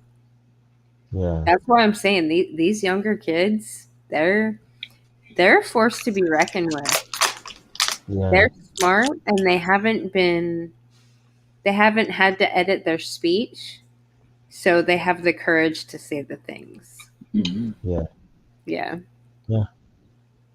No, Yeah. it's I've never so actually like. interesting because she's not. Well, she was also a tomboy growing up, but Mhm. I mean, she's had male friends and stuff, but she works with so many women, and she so fucking hates them. She hates them. She Mm. hates them. Yeah. Yeah. Yeah. Yeah. Yeah. I think that's Out where I of stand two in other most things. girls, huh? Heck, man, I don't even know. I don't even know what the proper way is to answer such like a question like what do you want? You know, I'm sort of like I'm way more versed in what I don't want. You know, Yeah. No, like that's good. What you don't want. yeah, yeah, yeah. I know what I don't want, and I'm very flexible on everything else. And Yeah. as long as you have good principles and we on the same path in terms of the fact that you're looking to build, I'm looking to build. Uh, oh yes, because she'd be conservative. This falls under being conservative, but strong family values. That Yeah. is Yeah. that is pivotal. That's Yeah, conservative. yeah. I sort of need to. The reason I'm sort of like enunciating these things, right, good man, is because we don't have that in South Africa. We don't have a very distinct conservative movement. Mm. We don't have that. We have churches. We have we have conservative people who like live in churches, but they vote liberal. Like Really? much like Black Americans obviously in America. And That's what's crazy. weird about that is that you'll have conservative parents sometimes producing children who are liberal, you know. So there'll be like a weird hybrid where they can sort of seem maybe call themselves conservative, call themselves Christians, but then Right. have a very liberal mindset because they've been, in and around that stuff, you know. So I sort of Right. I sort of have to specify that, yeah, you call yourself a conservative, but these are the things that you need to cover, you know. Yeah. And for Americans, it's like that's obvious because, like, I mean, that's what a conservative is. But on my side, it's it's very different. Like, yeah, yeah, we don't have an organized group of conservatives that makes it easy for people to understand at the drop of a hat what I mean when I say conservative. So I have a tendency to want to, Yeah. lay that out. Yeah. I found that quote I was talking about. Would y'all like to see it? Yeah. Yeah, yeah, sure. Read I'm it. gonna share the screen. I don't want to read. You don't want to read it? Will you read it to us? Yes, I'll read you a bedtime story. Hold on. Yes. My eyes are getting crossed because I didn't sleep today because I wanted to wake up in the morning Oh boy. at a decent time. So I'm running on fumes. Okay. All right. Well, we're gonna cut this stream. I'm gonna cut the stream at 4:30. Okay. I'll be known as having the lesser of the two. Slightly I mean, less long. you're 6 hours in. That's Yeah. more than average or the majority. Yeah, that's true. Yeah, that's way above. Yeah. Oh well, I tried. Let's see. So the quote, there's a couple of quotes. One of them is, "Suffer women wants to arrive at an equality with." This is from Cato the Elder. It says, "Suffer women wants to arrive at an equality with you, and they will from that moment become your superiors." Who said that? Cato the Elder. Cato the Elder. Oh, is he the one that Kevin Samuels quoted Probably, I'm not sure. from Rome, ancient Rome? I believe is it. He might be. It doesn't say. Mm. There's a few more. So one is, "All mankind rules its women, and we rule all mankind, but our women rule us." So I think that's the man is the head, woman is the neck kind of thing. Yeah. And then there's one more, which is kind of way more contentious than all of them, but it's go. true. This one is, "Woman is a violent and uncontrolled animal, and it is useless to let go of the reins and then expect her not to kick over the traces. You must keep her on a tight rein. Women want total freedom, or rather, to call things by their names, total license. If you allow them to achieve complete equality with men, do you think they will be easier to live with? Not at all. Once they have achieved equality, they will be your masters." They'll be. Their I masters. didn't catch the last. They'll be like- your masters. Yeah. Yeah. So Jeez, he's- man. Yeah, this You call that contentious, but like, man, if that isn't the most appropriate quote I've heard in a it's true. long time, I don't Yeah. know what is. You know what? Holy. I wanted to find. I've been wanting to share this. I have to find out which video it's on though. Somebody made a comment when I first found Alexander Grace's channel. Oh yeah, I know that guy. Yeah, I really like him.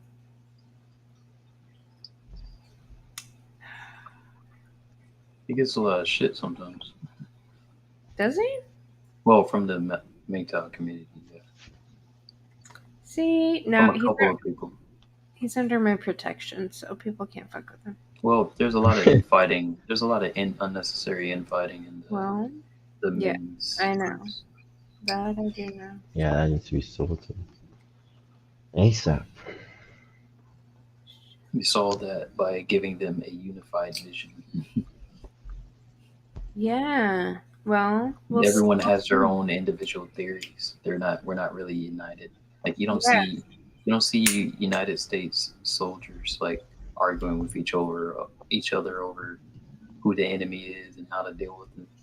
They're actively engaged. Like they have their own individual missions, but that mission is part of a full like it's part of the mission. But their missions are counterproductive to the bigger mission. Yeah. They need to knock We it need the manosphere needs a Donald Trump. They Good need a luck with that. charismatic leader who's going to get everyone to sing from the same hymn sheet. You know? Just saying we need a top alpha. Where the hell are we You gonna say? find that? Well, Jeez. you know, I'm starting to think, because men have this thing that they want to compete with each other. Yeah. And I've noticed that when I try to get the men together, and you know, it's a little rocky at first when, you know, some people don't maybe speak the same language. Yeah. But ultimately it does get smoothed out, I feel like. Yeah, I had that in the past where we had live stream. We were doing a live stream and dudes kept talking over each other, and I was like, no, don't talk over each other. But then, yeah. And the guy was like, I don't need a referee. It was like, well, dude, like, you're gonna talk over the other person, you're gonna need a referee. So like, you guys can't be talking over. Yeah. I mean, both of them made good points. It's just whenever they were talking over each other, we couldn't really get. Oh yeah, I remember that stream. It was just really tacky. I remember that. Well, but that's reality, though, you know? Well, we got to that naturally has to be sorted out, and in order for that to happen, you have to have that alpha in the group has to call that out. Otherwise, it just gets worse. Yeah. Yeah.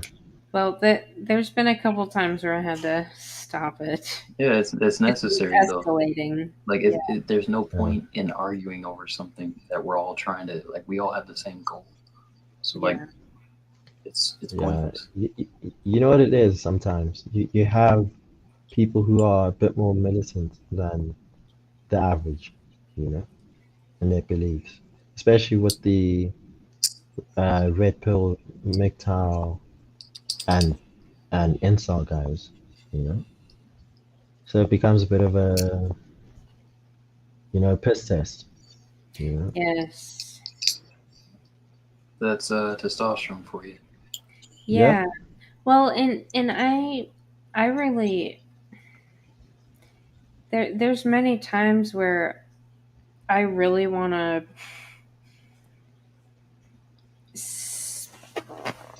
kind of step in, but at the same time, it's like part of me is like, I gotta let the men sort it out between the men. Yeah. Too. Like, I don't want to, because I'm so against cancel culture. Like, that one night I fucking muted that guy. Like, I really tried really hard not to do that. I was tired of fucking arguing with him, and I was tired. And I did understand that he was new to the channel. He didn't watch any of my content. And I sat there for like 2 fucking hours and listened to him tell me everything that I've been saying for months and everybody else has been saying. Were you talking about the guy who was talking about the politician he didn't like? This was about like a week or two ago. It was the first one that was like, yeah, I can't fucking find it. I'll find it later. But it was the one, him and Derek got into it. Yeah. And he kept, hey guy, calm down, like very cringy. And I think I remember that. And then Leaf Trimmer was in the chat, like fucking poking at him too. Like Derek was like, I thought he did pretty good, considering. Oh man. Well, I think I remember that because one guy kept coming in. He's like, this is what I was trying to say about whatever the other guy was saying. And he came in like 2 or 3 times explaining himself.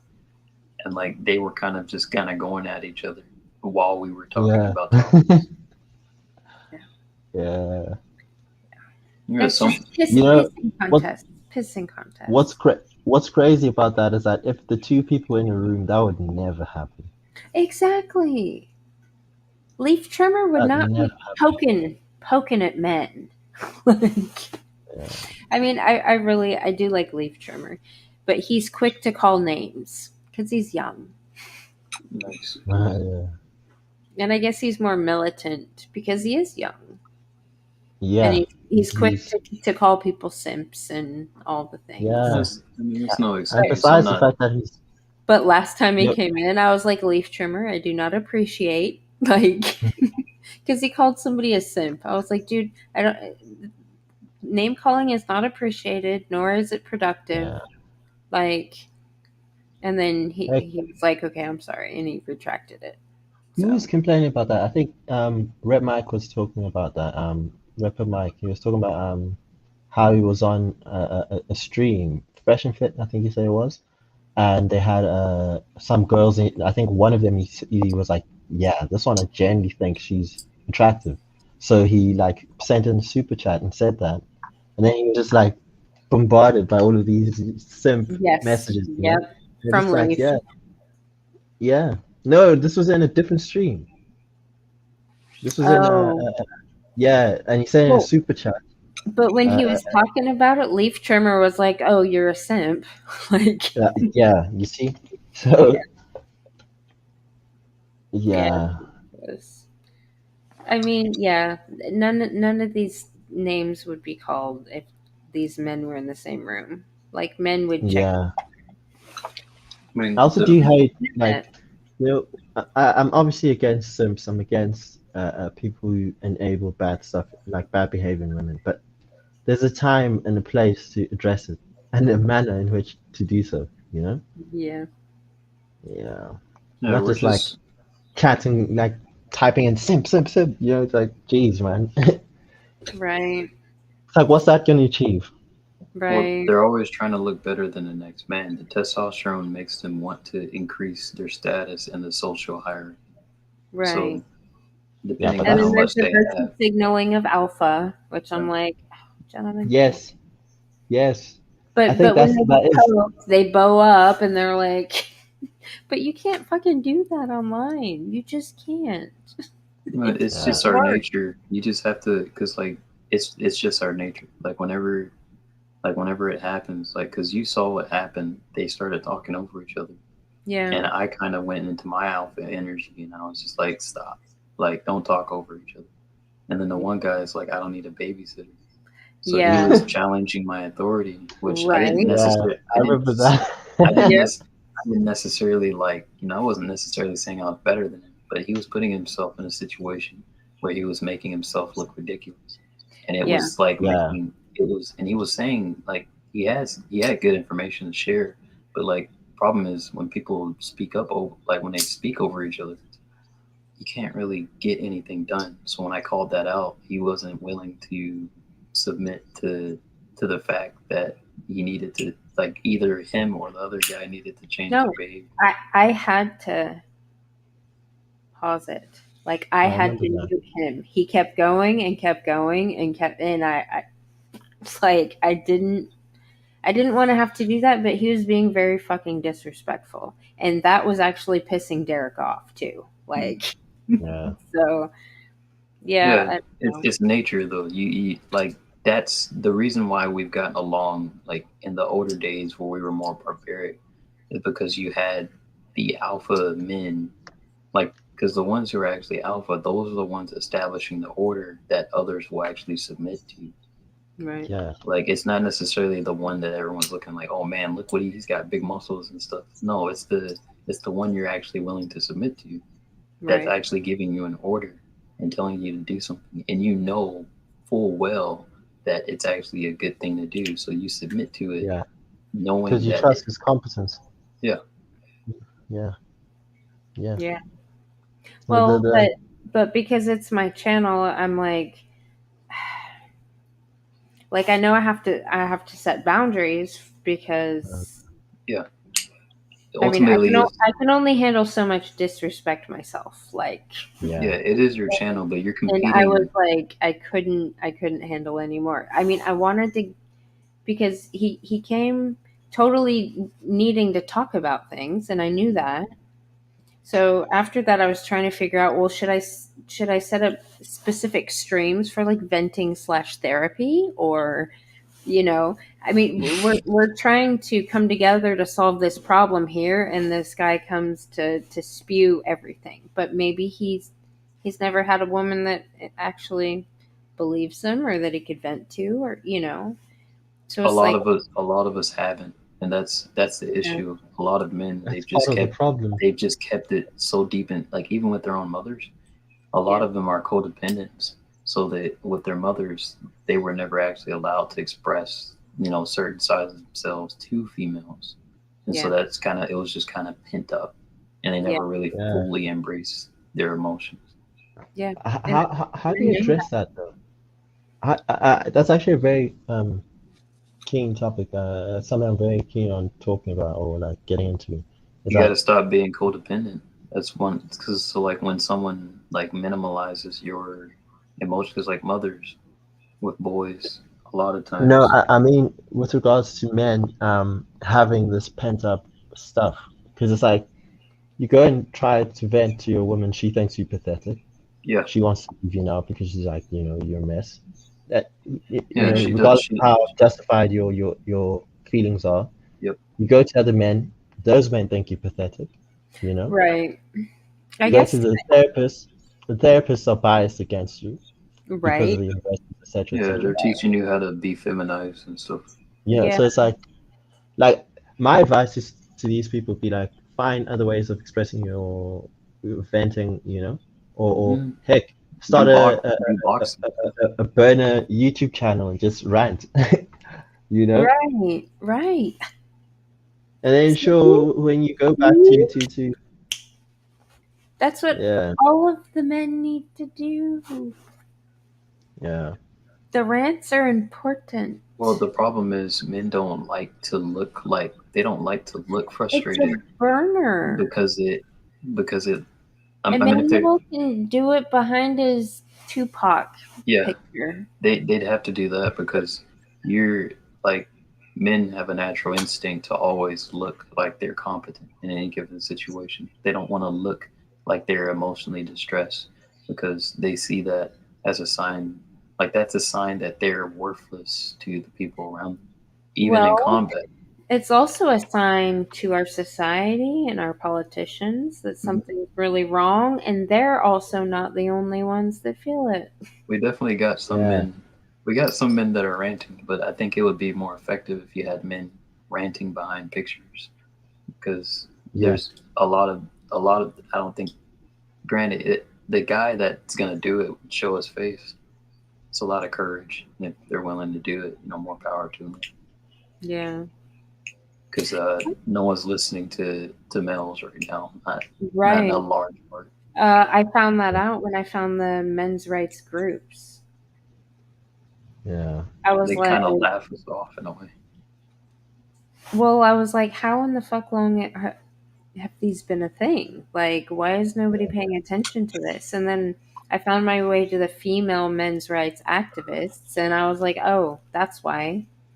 They're there to talk about the things, but they're not there to say, hey, no, like, stop. Like, here's what we need to do. Like, let's formulate a plan. Okay, you guys have permission to speak the truth now because everybody on the same page is what's going to fix this. yeah, Not, I'm sorry you're a man in society today. It's no, like you are men in our society today. Like you guys Yeah, need encouragement to be the order, the stability. Like that's the kind of stuff I like to hear because a lot yeah, of times women say like, "Oh, where are the real men?" It's like, well, you and the men around you change the dynamic. The men are just as strong as they were as their ancestors, but you and the men acquiesce to a different way of living. Like the strength in men is still there. yes, Like there's still that alpha energy in males. It hasn't gone anywhere. Just like there's right. yeah, femininity in women. It Yep, hasn't gone anywhere. We're just trying to trade places foolishly. yeah. right. I was in a very dark place a few years ago, like bad, bad, bad, and due to there being no no resources around me, obviously I had to pull myself up, And oddly enough, the thing that like helped me get through where I was like after an outburst I had, and I spoke to my younger brother, my little brother. He's only 2 years younger than me. Um, and he said, I remember him saying to me, like, bruh, they don't care, you know? And he's like, yeah, no, what you talking about?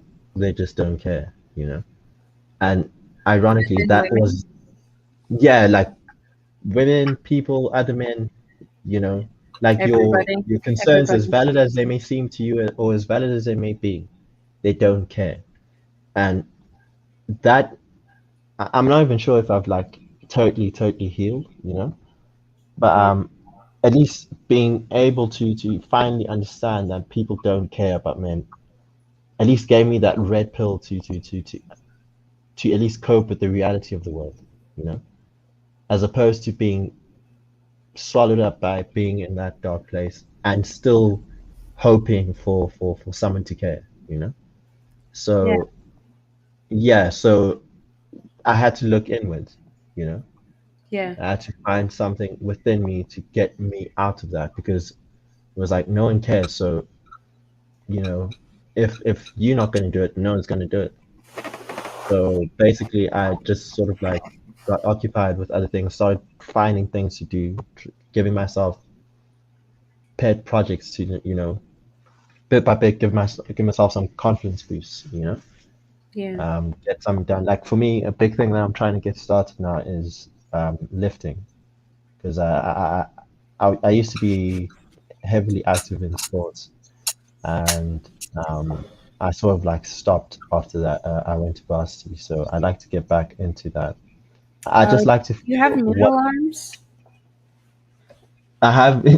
Well, let's That's see. going to be important Yeah, information. You got to be upfront about it, Emmanuel. yeah.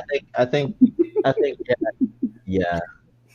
They kind of, yeah, I've certainly been bigger in my life, so I'd like to get back into that. You know, these are small things that I'd like to get done. The small, you know, reading was part of this stuff, this process of trying to rebuild myself. You know, finding men who are of similar, who are in similar places, just having a few chats with them. You know, knowing Yeah. that even they don't care, but like maybe we can have some alignment of interests. You know, Yeah. that can temporarily like give me some sort of boost, you know, and then Lifting will and then definitely give you that. yeah, so that's the sort of thing that I was doing, and then yeah, so that's the next big thing for me now is to get my physical shape in order because I know that's going to feed into my academics, it's going to feed into my overall well-being, it's going to feed into my self-confidence, my testosterone, etc., etc., etc. So Yeah, it'll yeah, all skyrocket. Yeah. yeah, yeah. Well, something that might make you feel better. It seems like all the people that have been spending longer than a work day on my channel at any given night, Mm. they all seem to care.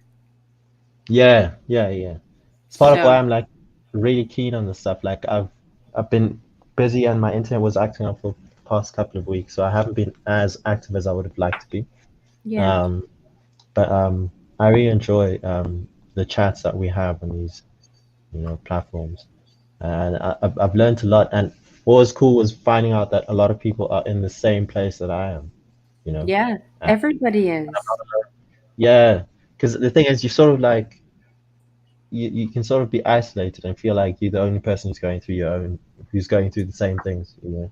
And you just all you need to do is just in a healthy way find people who are going through the same thing and then hopefully lift yourself out of it instead of like wallowing in it, you know. Yeah.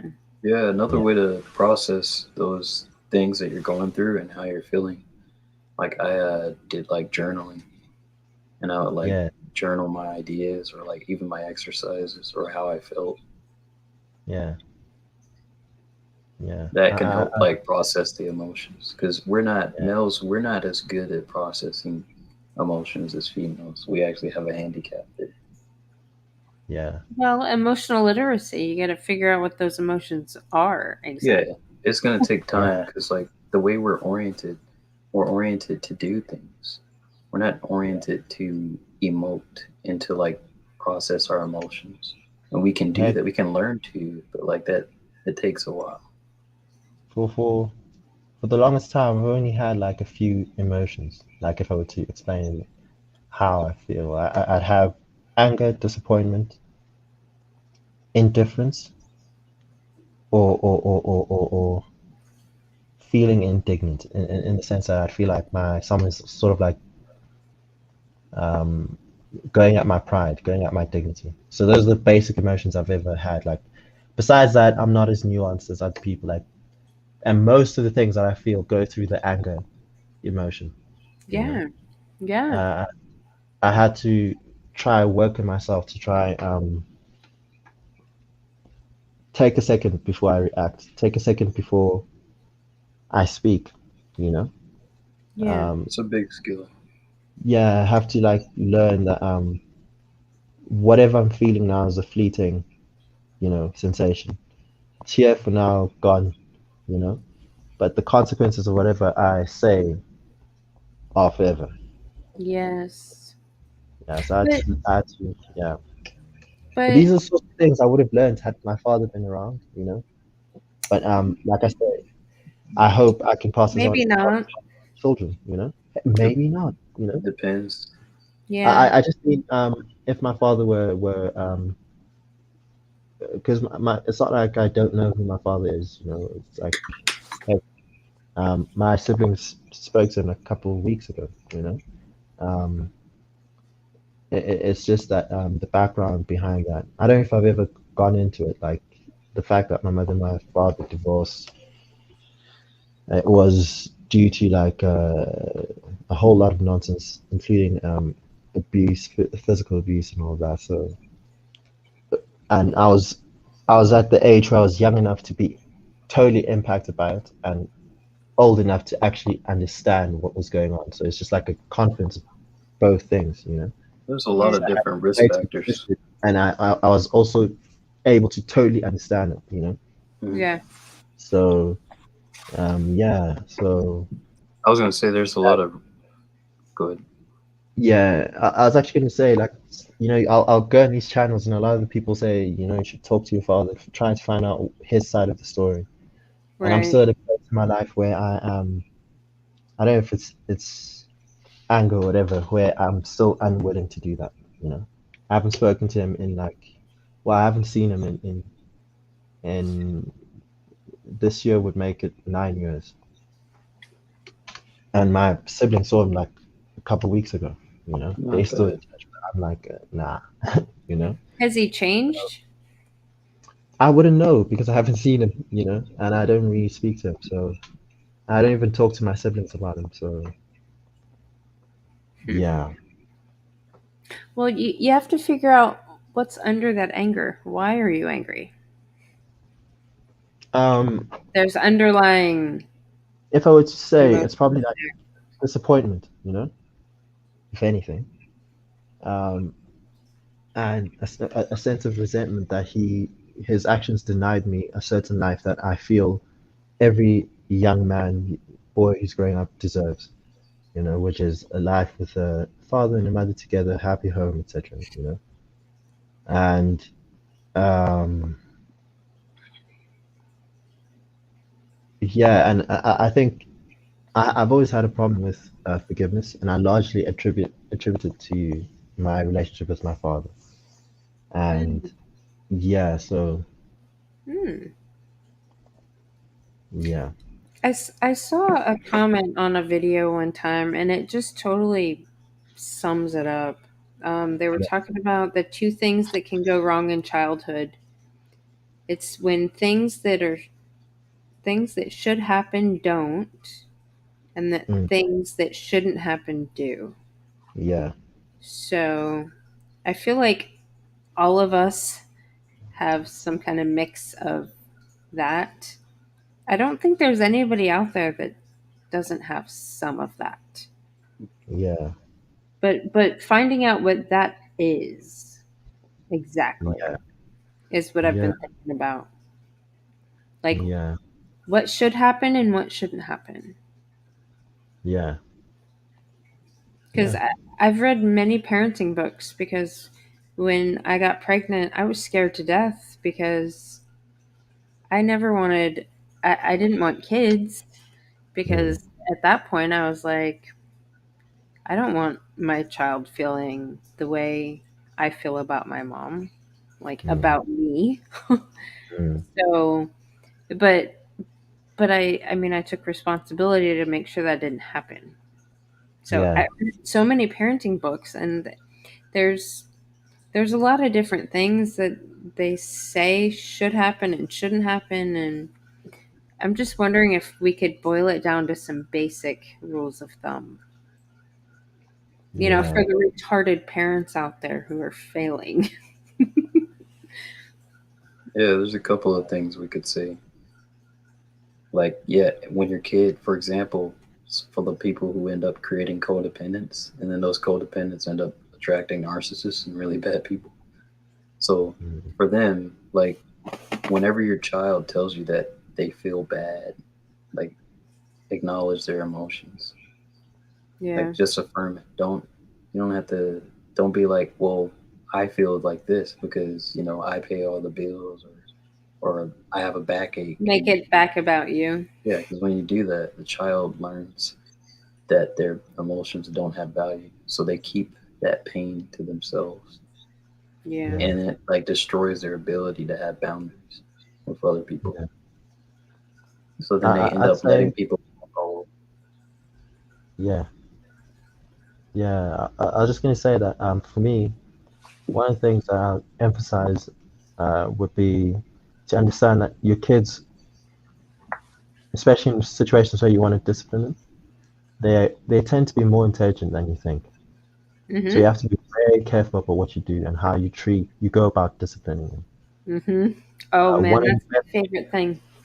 Yeah, one of the best ways in which I think a parent would have been able to talk to me, because not to toot my own horn, I was more intelligent than the average. So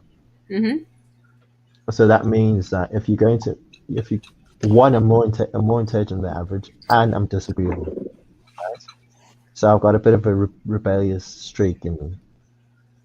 So the last thing you want to do It's because you're smart. is to bring up, is to just say it's my way because you do this because I said so, type of thing. That's the worst thing you can do if you're trying to discipline me. That's common. In fact, what would make sense would be for you to take your time and explain to me why I was wrong, and trust and if it clicks, it will never happen again. Right.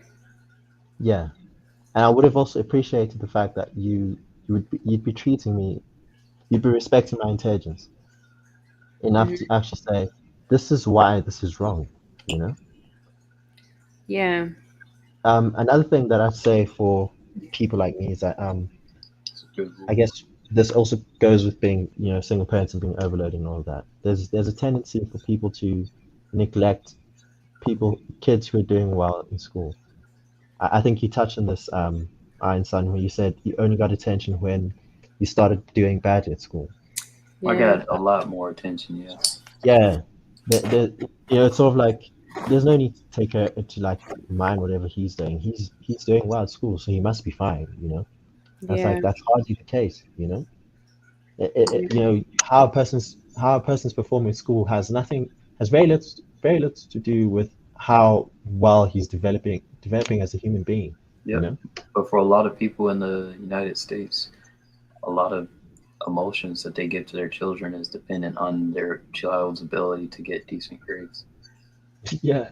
Like they won't give the child, they'll actually take love, or they'll refrain from giving the child affection if the child doesn't get proper grades, which for mothers especially, that's really important for mothers to love the sons even when the sons do wrong, because that's what allows the kid to grow up and have decent relationships. Yeah, I agree with that. But mothers, a lot of times, especially if it's like the single mothers, like because of because of the issue with their partner and the fact that a lot of them are raising children by themselves, that creates an emotional imbalance in them where the mothers end up becoming hard and they kind of lack that element, the feminine element, because they're trying to facilitate both the masculine and feminine, but they Yeah. end up being more hard than soft when they do that. Heck, I'd say for my mother, she actually passed like a year and 3 months ago. Mm. Yeah, but if anything, I only ever had the opportunity to have the proper discussions with her towards the end. Maybe a year, last year of it happening. And what was crazy is that when I spoke to her, she never replied. She was livid, but she never like gave a rebuttal because I guess to some extent, she acknowledged that what I was saying was true. In terms of a lot of the problems I had with my upbringing and stuff like that. And I just wish she had had someone tell her that, like maybe found people like us while she was bringing me up, you know? Yeah. So that she could be aware that it's very important for a young boy to be surrounded by good male role models, Yeah, Yeah. that's another reason. Go ahead, sir. I also wish I'd done some contacts for her.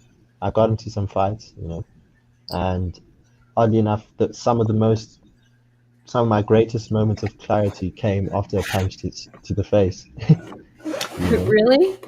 Yeah, like it's sort of like it was humbling. It was course correcting. Put me on a like, okay, now you've really gone off the plot. You need to address something because you should be. Right. So in an odd Consequences. way, um, exposing your sons to some element of danger is actually what they need to start to become fully formed men. Oh yeah. Yeah, Yeah. man. Love danger. Men didn't used to file. We didn't used to go after other men for assault charges and stuff. You used to have men fight each other like physically to deal with Yeah, issues. Like that was like yeah, the most primal aspect. Like where dudes Still would actually. do that. They But still then do that now. after they did it, yeah, but it wasn't like drama and stuff. The You law. just fought, and then after you fought, you actually got the respect for at least deciding to fight, and you were actually cool after that. Yeah, yeah, that was my high school. yeah. But now people like press charges and shit, and that like I understand They it for just like a press guy like charges. trying to hit a woman or like trying to hit like a young kid or something like that. But when it comes from like when it's guy to guy, honestly, Bitches press charges. yeah, Yeah. Oh. Hmm. I think that's one Yeah. of the good. Can I just say that I failed at a few of those things at various times? Yeah, but it's understandable. Wait, what And things? this is why I wish I had the opportunity to properly have a talk with my mom over, is that as much as I was livid over a lot of the things, um, I understand that, you know, there are only so many hours in a day. You Yeah. only have two hands, there's only so many ways and so many directions in which you can stretch yourself, Oh yeah. and the lack of a partner is going to show up in one way or another. Yep, I've, Yeah. I've seen the Yeah, difference between my dynamic, my family dynamic, and one of my mom's close friends. She has a husband, and they're with each other, and I can see the difference in femininity between her yeah, and the other, yeah, and it's an extreme, very stark difference. I mean, this woman was like walking around, like hugging people. Very, you could feel the energy, like it was potent. And I was with my fiance, and we actually were around her, and I had told her like straight after talking to her, I was like, that's what femininity is. But like, Yeah. you only get I, like women are will only express that whenever they're comfortable, whenever they have like security, like to that level. Right. crazy you say that, So right? yeah, Some of the most awesome times I had with regards to the dynamic between my mother and I was whenever there were like little periods when she and my father were getting along. And I remember hearing how she'd speak to him and recognizing that she had a different voice when she was speaking to him. Like it was so distinct that whenever she spoke to him on the phone, I could tell that you must be talking to my father now, you know?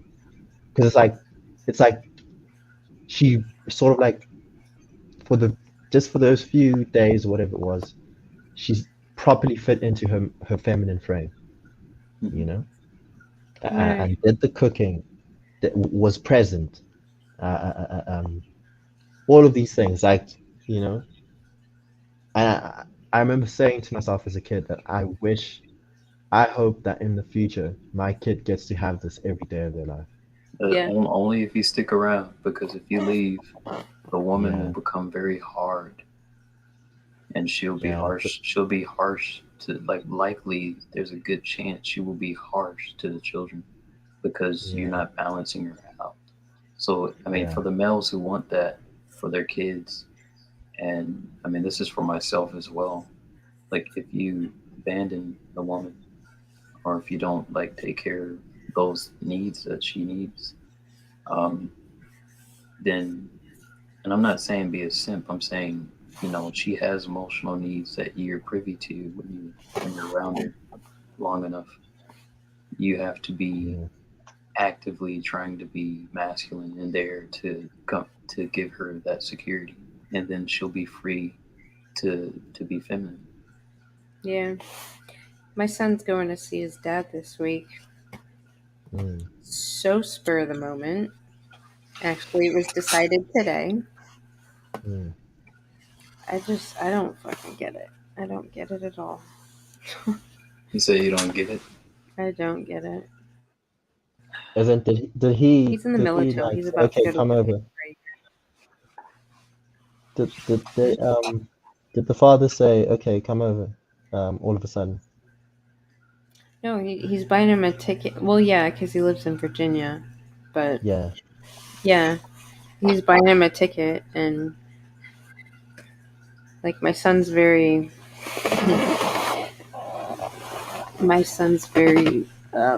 looking forward to maybe there being a car waiting for him Oh boy. Oh yeah. because he's told him his whole life that he's gonna get him his first car, and then when it came time, he didn't do it. He's one of those So dads. yeah, no, he's one of those dads. I'm gonna He put still that. drinks. He still drinks like he did when I left. So, and he just now, the woman he was with since then, they were together for many years, and then finally got married, and that lasted a year before they're divorced, and now she wants like $4,000 a month in spousal support. Even though he has been complaining about paying a fraction of that for his child support. Like, but she had a daughter, and like, my son doesn't understand why her daughter got a new car, and his dad did all this Oh stuff for them, and kept yeah. saying he was going to do for him, and never did any of those things. So, Yeah, I like remember Christmas this. presents and fucking missed birthday presents and all the things. But Yeah, that was my growing up. I had a dad like that. yeah. Well, he's Yeah. looking forward to seeing him because he hasn't seen him in a year. But he's about to go to Japan, so Yeah, I was just so telling he's him. getting on a flight Tuesday, and he'll be back Thursday. Oh, I'm like, that's whatever. I remember. I specifically remember one day going to father, and I just finished a term of school. I got my report back, and I had like, if I remember correctly, I had like, I don't know how many 80s, and then I had like a 90 for my maths mark, and then I had 70 something for my English mark. And I remember giving him my reports. Obviously, I'm a kid, mind Yeah. you. I'm a young, probably, how old was I? Maybe 12, around then. I'm getting to the age where male approval is very important to me, you know. And I'm giving him my reports, hoping for, like, some approval. And he Right. replied with, "Why isn't your English mark up to scratch?" You know. And I remember as a kid at the time, I was just thinking like, "Hey man, like, you don't even pay school fees. You don't even know what I eat day to day. You don't Right. know anything. Right. Heck, you should be thankful I'm even producing these 80s. And Right. you've got the nerve to ask me about why my English mark is not like a 90 as well, you know?" Right. And I've And I always think, been pretty yeah, lenient on that because I'm like, there's no fucking way you're gonna be badass at all of it. And if if I was to pick and choose, I would rather have a child that was more math and science minded than English minded. yeah, yeah. He's a lawyer, so he's that way inclined. That's Yeah. gonna be your male kids, like generally speaking, like the things you're saying. Yeah. You say I'm saying the qualities that about she was math and saying, science? Yeah, Yeah. I generally mean, speaking. I never really got English either because it's not principle based. yeah. Like it's not it never It's a made sense. I'm like, why are these random fucking rules and yeah, like just never it was my least favorite. I was all about the maths and science, so yeah, yeah. No, but that's where critical my thinking comes from. yeah. And worse yet, for me, I'm coming from a home where we don't speak English at home. Yeah. So I literally couldn't speak English the first day I went to school. This was uh, preschool. Was that a year before the first grade? I couldn't speak English at all, not a lick, you know. And then I went to school, and then my teacher was like, "This kid doesn't know how to speak English. We can't communicate with him." So I remember my mother had a file full of words that she like make me recite. So I was basically reading like in preschool. And by the end of that term, I was speaking English to the point where I could like have conversations and understand everything that people were saying to me.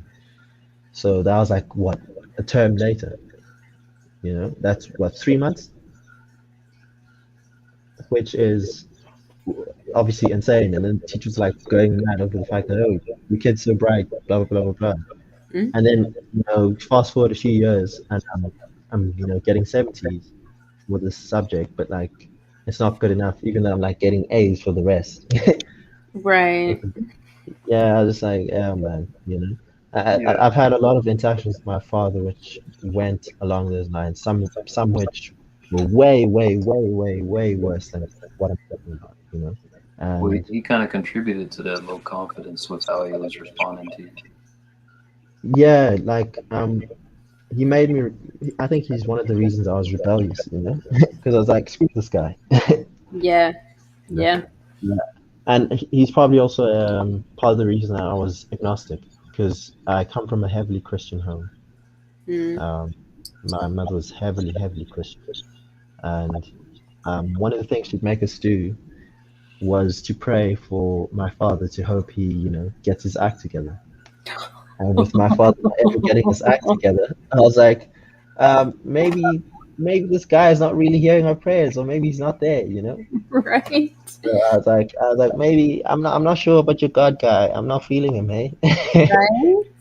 Yeah, so that's when I like sort of like stepped away from Christianity and stuff. That was like in my early teens. Yep. That's the thing. That's Free the will best can kind of time. be a bitch. Yep. Yeah, and then that's when I really started looking inward. Like, okay, it's on me now. Yeah. Yeah, And yeah, last time I spoke to him, as I said, was 2012, and then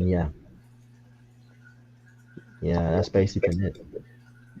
I don't even know. Like I'm actually thinking like there's so many social interactions that I'm going to face where there's a possibility where of me having to interact with him, and I'm just like mentally I'm thinking, how the hell is that going to go? You know? So It'll yeah, go but great. It'll go great. You gotta geez, Because you don't yeah, have to talk to him, right? yeah, I don't have to talk to him. It's just I'm thinking of things like say if my sister gets married or my brother Yeah. gets married, you know? Yeah. Yeah.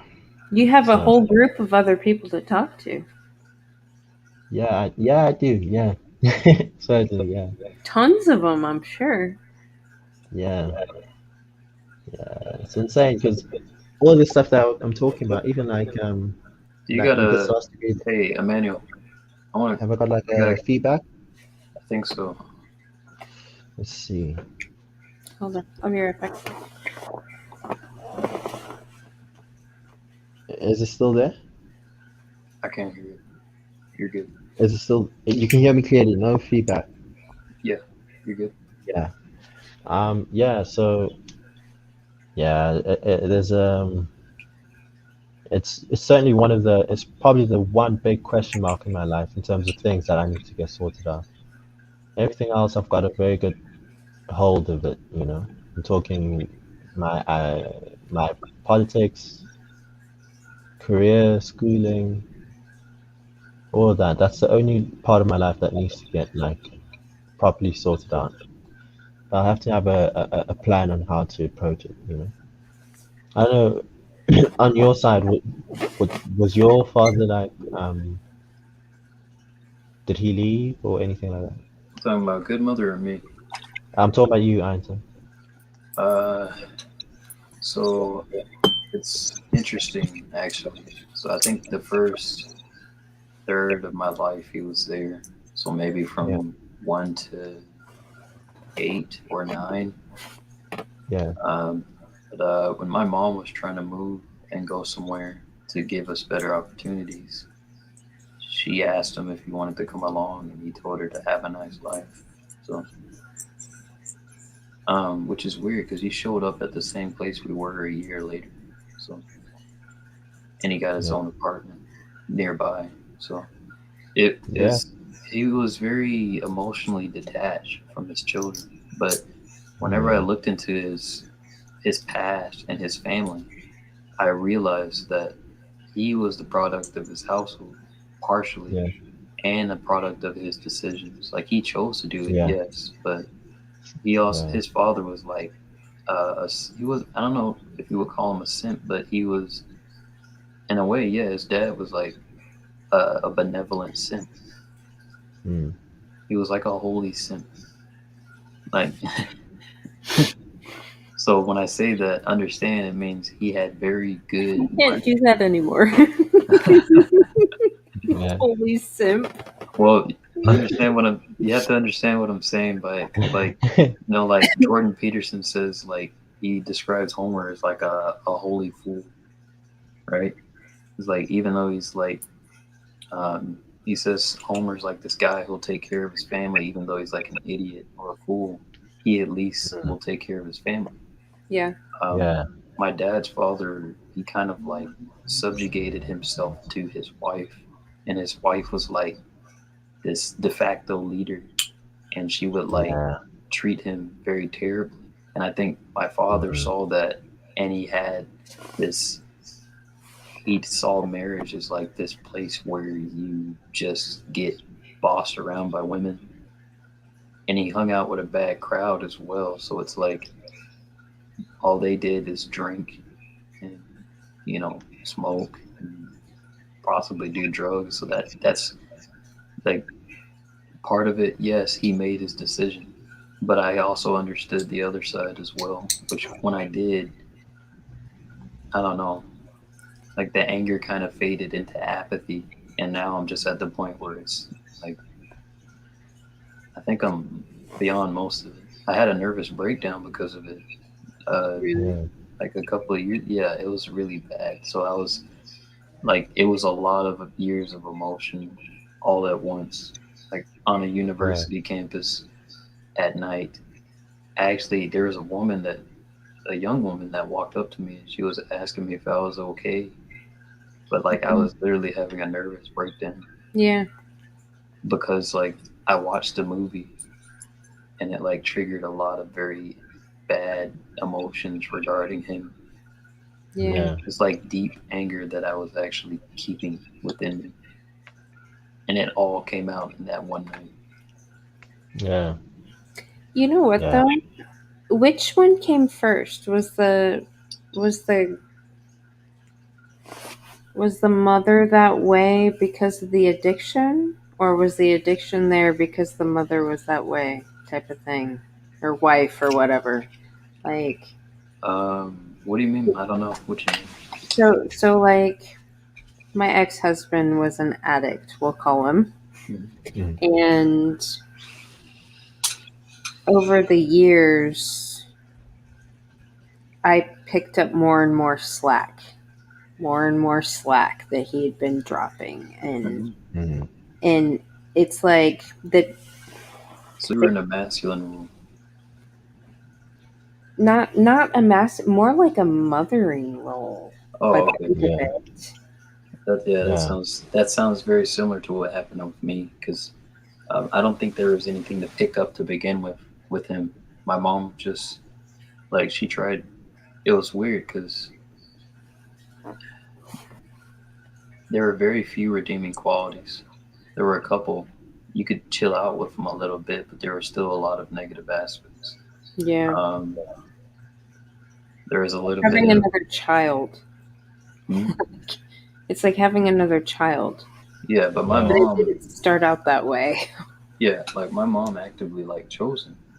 So Yeah. whenever I thought about the qualities she was looking for, I was thinking, well, he's a tall, like he wasn't tall, but he had a pretty rugged build, like fairly athletic. I could kind of see that she was just going for looks, and she kind of sacrificed a lot of virtue for like swag, which is kind of common in the black community. Yeah. But also, she also had like a lot of there were a lot of things like low self-esteem and stuff like that. But a lot of the men in her life, like she was really attractive when she was young, and the men in her life, like the elder men that were taking care of her, told her that she would be used by a lot of, like, basically be with a lot of men. So that, I mean, that probably is, it's probably not a good thing to tell your your daughter or someone that you're taking care of. Yeah. So it's very tragic. My family's like both sides are very tragic. Like you had a father who never accepted the leadership role, and he didn't have the guts to speak up. Because like he wanted to teach his sons how to play music and how to do things, but the wife was always saying no, and he just acquiesced pretty much every time. So he didn't have the guts, and because he didn't have the guts, his sons kind of fell by the wayside. Yeah.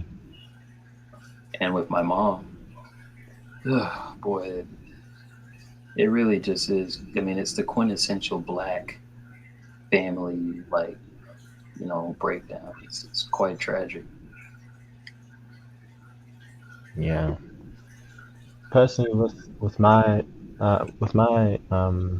family, my mother and father met in high school, if I'm not incorrect, and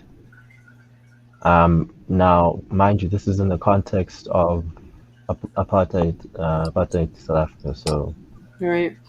my father left soon after high school. Went in exile, and was gone for like, let me just remember how many years, 16 years before he came back. Wait, good mother's gone. Oh, she's gone. I'm looking at my cat. No, Even my cat gets on my lap and she's purring and she's warm and I she's. saw her Okay. I her one thought you paw passed came. out there. No, I was looking at her face because she like curled Okay. up. She's like curled up in this weird. She always does this thing where she like tries to get my attention. Yeah. Yeah. What was I saying? Oh yeah, I was saying. So he left No, for but 16 years. I am. You're still alive, You yeah. did your time, huh? I'm still alive, but I'm super tired. And What with the makes you? cat on me, I'm like, oh man, I want to melt. Well, let's come in agreement into an agreement so we can actually at least get some shut eye. I'll end the stream at 5:30. I know I said I'll end it at 4:30, but the conversation was getting good. Right? So Yeah. we'll just have a collective agreement to end it at 5:30 and just finish this out. Okay. Yeah. A good 7.5 hours is good. Yeah, that's good enough. Maybe we need Yeah. more streams like this where we're just sharing our stories. Yeah, I think we should Yeah. do one stream where we're just sharing stories. Yeah. Yeah. So where was I? So he left for like 16 years and came back. Father and mother linked up again.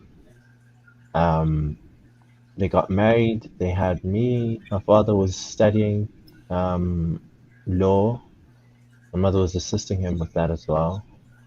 The marriage lasted a few years, and then they divorced. So in between, they had me, my brother, and my sister. My brother being the last one. Right. So I guess in between there was abuse. There was all sorts of nonsense. It led to the divorce. They divorced. Now, after the divorce, my mother had periods of like, sort of like, how can I put it? Like getting on with my father. So it was like a bit of a back and forth, you know? Like fighting or getting No, back together? as in like, yeah, that, as in like, it seems like they're sort of getting on. So we like being roped in, no, bring the kids over, go to dad's house, There's a couple of those. chill there for a few days, something happens again, go back home. Sort of thing. Over and over again until I can't remember what age where my mother sort of was like fed up with it. And then, yeah, and then she sort of like chilled. And that was probably the most peaceful after that, you know?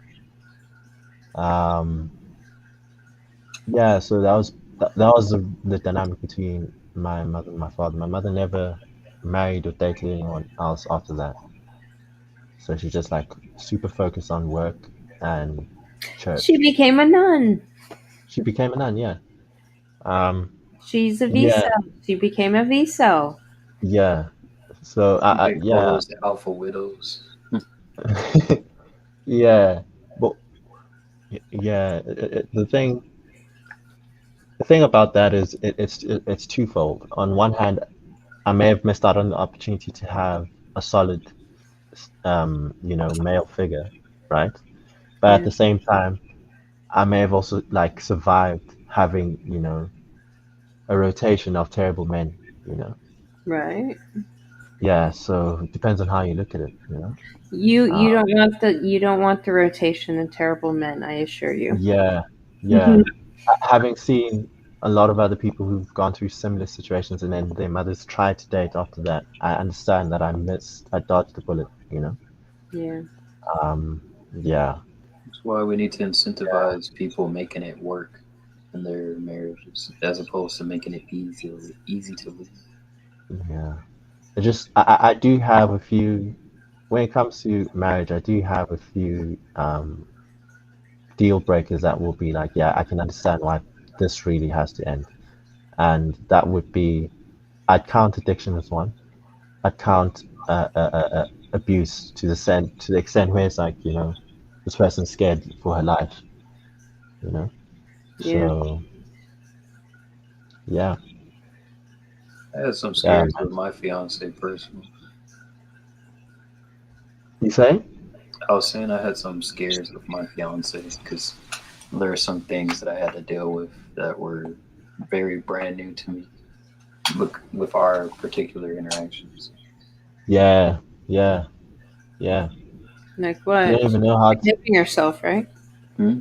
She's behaving herself, right? Well, yeah, I mean, mostly I mean, there was a lot of contention actually. So there were like, she actually broke up with me just out of the blue. She was like, hey, I need to talk to you. I'm like, all right. And she did it. And then the next 2 or 3 days, she was like really sad. And she, like, the reason why she broke up with me, she was explaining it. And then I explained to her because she was like criticizing me about things that I did, like just like little things, like, oh, well, you did this when you drove, or you did this and you did this. And I was like, and I told her the reasons why I did those things. And then, like, maybe like it didn't take until like 2 minutes in, she was saying she fucked up and she screwed up because I told her that I was actually vetting her for marriage and I was very serious about long term, but then you kind of ended it immediately. Right. And she was very like sad and saying, damn it, that's true. And she was like, I fucked it all up and stuff like that. And I was like, yeah, you did. So it's kind of up to you. And I kind of, what's interesting is the only reason she's still my fiance is because I said, look, you ended this, so you have to bring it back. I'm not doing anything. So if you show up at my apartment, then you can then you can stay. But otherwise, you know that otherwise we're going our separate ways. And she Yeah. showed up. It would surprise me. Yeah. Like a lot of times, women, there's like this drama that they feed off of in relationships, and Yeah. I think there's a certain level of it that's actually healthy for them. But then No, our it's not society healthy. is. No, I think it is. No. I don't think the version that we went through was, but like I think because like emotional stimulation and like in women is the reason why a lot of them are attracted to psychopaths. There's a lot of like psychopaths, they can take women on those emotional highs and lows, and Yeah. it like takes But them that's to. not healthy to be attracted to that. Oh no, but that emotional, like the drama, like that's very important to a woman. No, to a mentally ill person. No, it's Yeah. I No, think the emotional stimulation, like No, when I no, say no, drama, I no. just mean No, that there's healthier emotional stimulation that doesn't involve cortisol. Mm. That's the building, that's the excitement, that's oh the yeah, when you're on purpose and you have this Yeah. just this excitement and things are just clicking Fulfillment. perfectly and you're creating. yeah. Of course, television has That's made it different. very television's kind of skewed the type of drama, the type of emotional stimulation that Yeah. women like. It's kind of made that really difficult because if you look at the type of television they watch, like the characters they watch in the shows, like they always kind of, they're very narcissistic and they're very, like if you watch like Little Women, like in Atlanta, or like Basketball Wives and stuff like that, they're very selfish and they're very like outlandish and they scream at each other and they're I not would very like I would it's cut very that off. Cut that shit off because that is unhealthy shit. yeah, that's very dramatic, but that's what a lot Yeah. of women are. That's what a lot of them are. That's what they think is normal in Yeah. relationships. That's not normal. Yeah. That Yeah. is adding cortisol. That's mental illness making. Yeah. Like I've always said that I would prefer to live at an almost constant 7 and have the occasional 9 or 10 in terms of like days or enjoyment of a day, you know?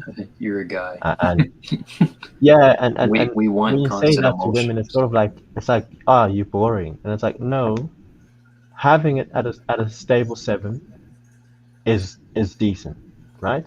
And then at the same time, the day you get a 9, the fact that it's scarce makes you appreciate it that much more. You know? No, that's a good point. Yeah. So, like, I prefer stability. Women prefer emotional instability. The current group of women we have. Yeah. Yeah. And So that Because if they're adolescents. that's no, another trait. even the older women. Good mother. You know what? That's another trait that I'm looking for. Oh, Stability. stability. Yeah, gotcha. Yeah. No, I've been taking notes. It's like Mental Yeah. notes. I take mental notes. I'm not a writer. Same. I can't. I have pretty photogenic memory. I just file shit away, and they Yeah. connect dots when they're ready. So. Yeah. that's kind of the, like, when you think about it, like, that's kind of the nature of woman. It's just like man is order, but feminine energy is chaos. Like, so there are healthy levels of it, yes, but when it comes to women, like, in order, if you want to stimulate her womanly, like, that feminine energy, you have to, I mean, I guess you could introduce order as well, because like that, I think there's also stimulation by saying, "Hey, we're going here," and then the woman lights up. But then, like, so like an example of like a healthy level of like emotional stimulation would be like a surprise party, or like a surprise evening, or maybe you do some like impromptu, like you do something impromptu, like it would look like old school courting actually, because like in those days that was actually enough, that was enough emotional stimulation for the women, but But because that's of excitement, Hmm? and that's surprise, like a loving surprise. Well, yeah, but Yeah. when the men were doing that stuff and they were just doing something like without telling the woman, that the women got emotional stimulation from that, from not knowing. Like there's a lot about Yeah. women that they like the unknown. They're attracted to the unknown because they're very right brain oriented, and they're attracted to novelty. And Yeah. that aspect, you have to support that need in a woman. Otherwise, Yeah. they try to seek it somewhere Things else. stagnate. Yeah. They Yeah. try to find it somewhere else. Or you That's when can you get find the I'm a not happy. creative woman who creates her own shit. Yeah, I'd actually that's the unicorn, you know? I The think one there's who more. doesn't make maintaining a relationship a chore, you know? Mm-hmm. I When you think do it's things maturity. spontaneously. Guys got to be Sorry? realistic. Go on. I think it's maturity, Yeah. and Yeah. and not relying on external stuff. It's taking personal responsibility. Yeah. Heck, if I could find that sort of person, man, I'd get married tomorrow. Well, like you gotta be like Well, realistic. get ready. I'll find you one. Dude, Like, I live in a college town, Emmanuel. You are perfect age for pluck one of these college girls out of there. out of A&M, Fuck yeah, Texas A&M. there's gonna be a lot of conservatives there. All of them. Yeah. Yeah. Like, geez, imagine like finding a woman who doesn't make you feel like, geez, if I don't do something spontaneous, she's gonna get bored. Right? Instead, you're like, I'll just do it because heck, I just felt like doing it. Yeah. Like genuine spontaneity. Yeah, You know? it should You be shouldn't to feel the, pressure to do so. yeah, you Right. should be with the woman you want to do something for, not like one where Yeah. you feel like you have to. Because like Exactly. the video I showed you with the lady that said men don't want to be with a woman who emasculates them too much. Yeah. Like Yeah. one of the ways that like we get excitement out of like doing things for women is when they actually show appreciation. But that's what drives us to want to do those romantic things they say that they want. Yep. So like the women are actually capable of eliciting those type of emotions in a man, but a lot of times because of their lack of responsibility or accountability, a lot of times they just kind of hope the man will do it, but without actually inducing that type of response, Yeah. and vice versa. Even from the man's side, like the man's like complaining, saying, "Man, I wish this woman would be more feminine and stuff like that," but he's not willing to lead. So then Yeah. that's like, Right. so it's Well, like, Emmanuel, homework in the meantime, figure out how we can get your ass over here, and I'll figure I'll pick some women for you to, where do you live, man? heavily vetted them. In South Heavily Africa. vet them. Huh? South Africa. Okay. Yeah. So yeah, A&M, huh? I'm angling to leave. And a lot of the women here are corrupted anyway. So Well, they're Well, they're it's a gonna get predominantly black culture. it's a predominantly leftist. Wait, man, this place. I just want to leave. Yeah. Where do you think it came from? It came from. I know. What you say? Sorry, Emmanuel. I was Here, to saying- make up for it, we'll find you a wife, okay? Yeah, we kind of definitely from America. We'll take responsibility because we're adults. I need to drop a thanks, Obama. I need to drop one of those, man, because the stuff came around his time. Yeah. All right, we got 5 minutes. Any last minute thoughts? Mm. Anything to pull up for maybe future live streams? Mm. So you brought up the stories thing. I think that's a Yeah. good idea. Yeah. We can have a horror stories night. Oh. I mean, that's all I got. I'm sorry. No, actually, all Yeah. my fond memories are with my dad's. My dad's. Whenever I say that, I know people probably think like two gay men. I talk about my dad's. Like, no, my father and my stepdad. And my nana. My nana was important to me. She was my person. Yeah. She Yeah, quit drinking when I was a kid, so Oh yeah. she's the only one. I'm the only one in my entire family that's never had a DUI or an alcohol-related car accident. Whoa. Yep. My sister wrapped her car around a fucking telephone pole. Well, what kind of I don't know car how was it? she survived. My youngest brother John died in a car accident. Like the rest of my family, they all have DUIs and have had accidents. I'm like, why? My nana got a DUI, quit drinking. Yeah. Scared her so to death because she was so fiercely independent that she's like, fuck this. I'm not drinking anymore. And she was sober like 30 something years. Shut up. Yeah. Yeah. That's big. I was actually gonna say, another thing we can get into is self-improvement tips for men, for young men, and perhaps also for young women. You know. Yeah. Just something actionable they can do. Yeah. So, actionable, but also maybe kind of organizing this crazy bitch boot camp. Yeah. For the tearing down of the the ones that think they're up here and don't want to listen to anybody. Yeah. And then the charm school to build them back up. Wait, teaching the women? Yeah. Okay, you're gonna do that. I'm not teaching women how to be women. That seems weird. Yeah. No, that's a I got woman them. thing. I got them. I mean, I thought my role would be just to tear them to shreds and then throw them to another channel that likes to actually give a shit about these women, because I don't really.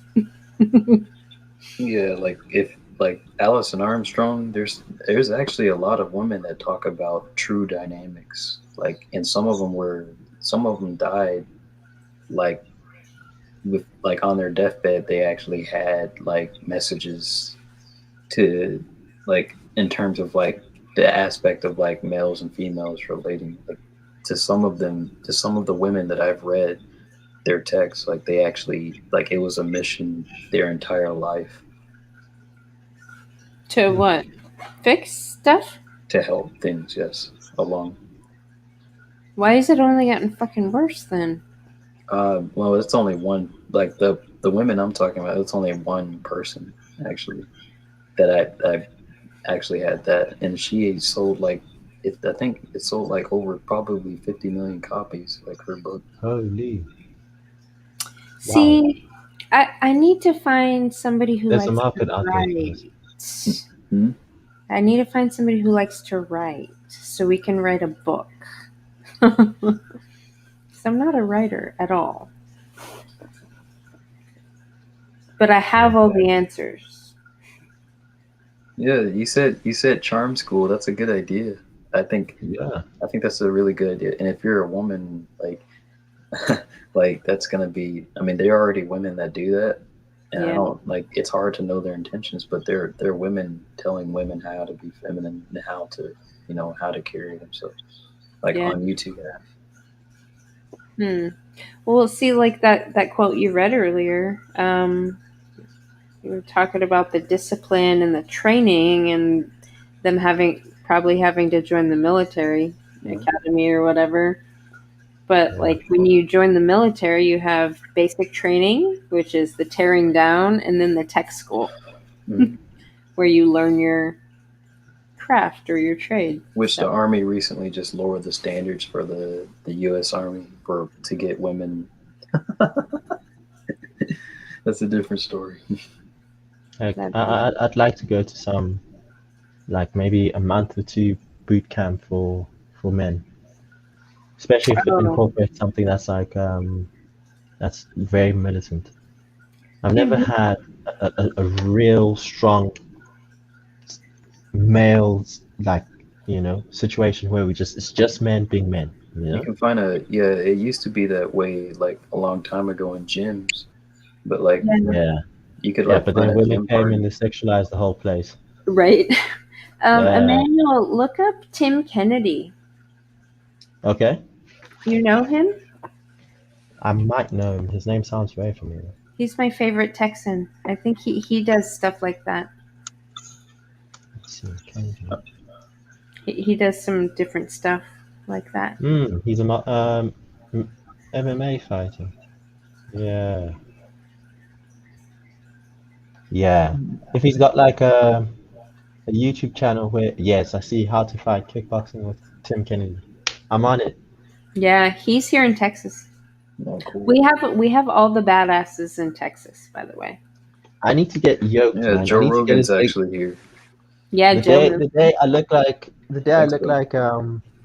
I know I'll Thank feel you. like twice as good as I feel right now. The day I look like this guy, like Kennedy here. Yeah, like it's one of the things that I think every man needs to do.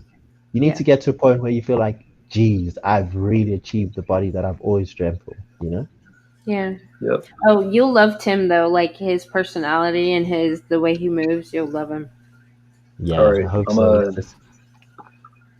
gonna go Yeah, ahead go. and end the stream in just a second. Okay. All right, no, chill. All right. Yeah, y'all this take is it great, easy. guys. All right. Bye. Before I Bye. leave, hold on, wait. Before I go, let's see. It's funny because I was one that ended it. So, I'm thinking maybe either Wednesday or Thursday. I'll probably do another stream. Okay. So with that, see y'all Cheers, man. later.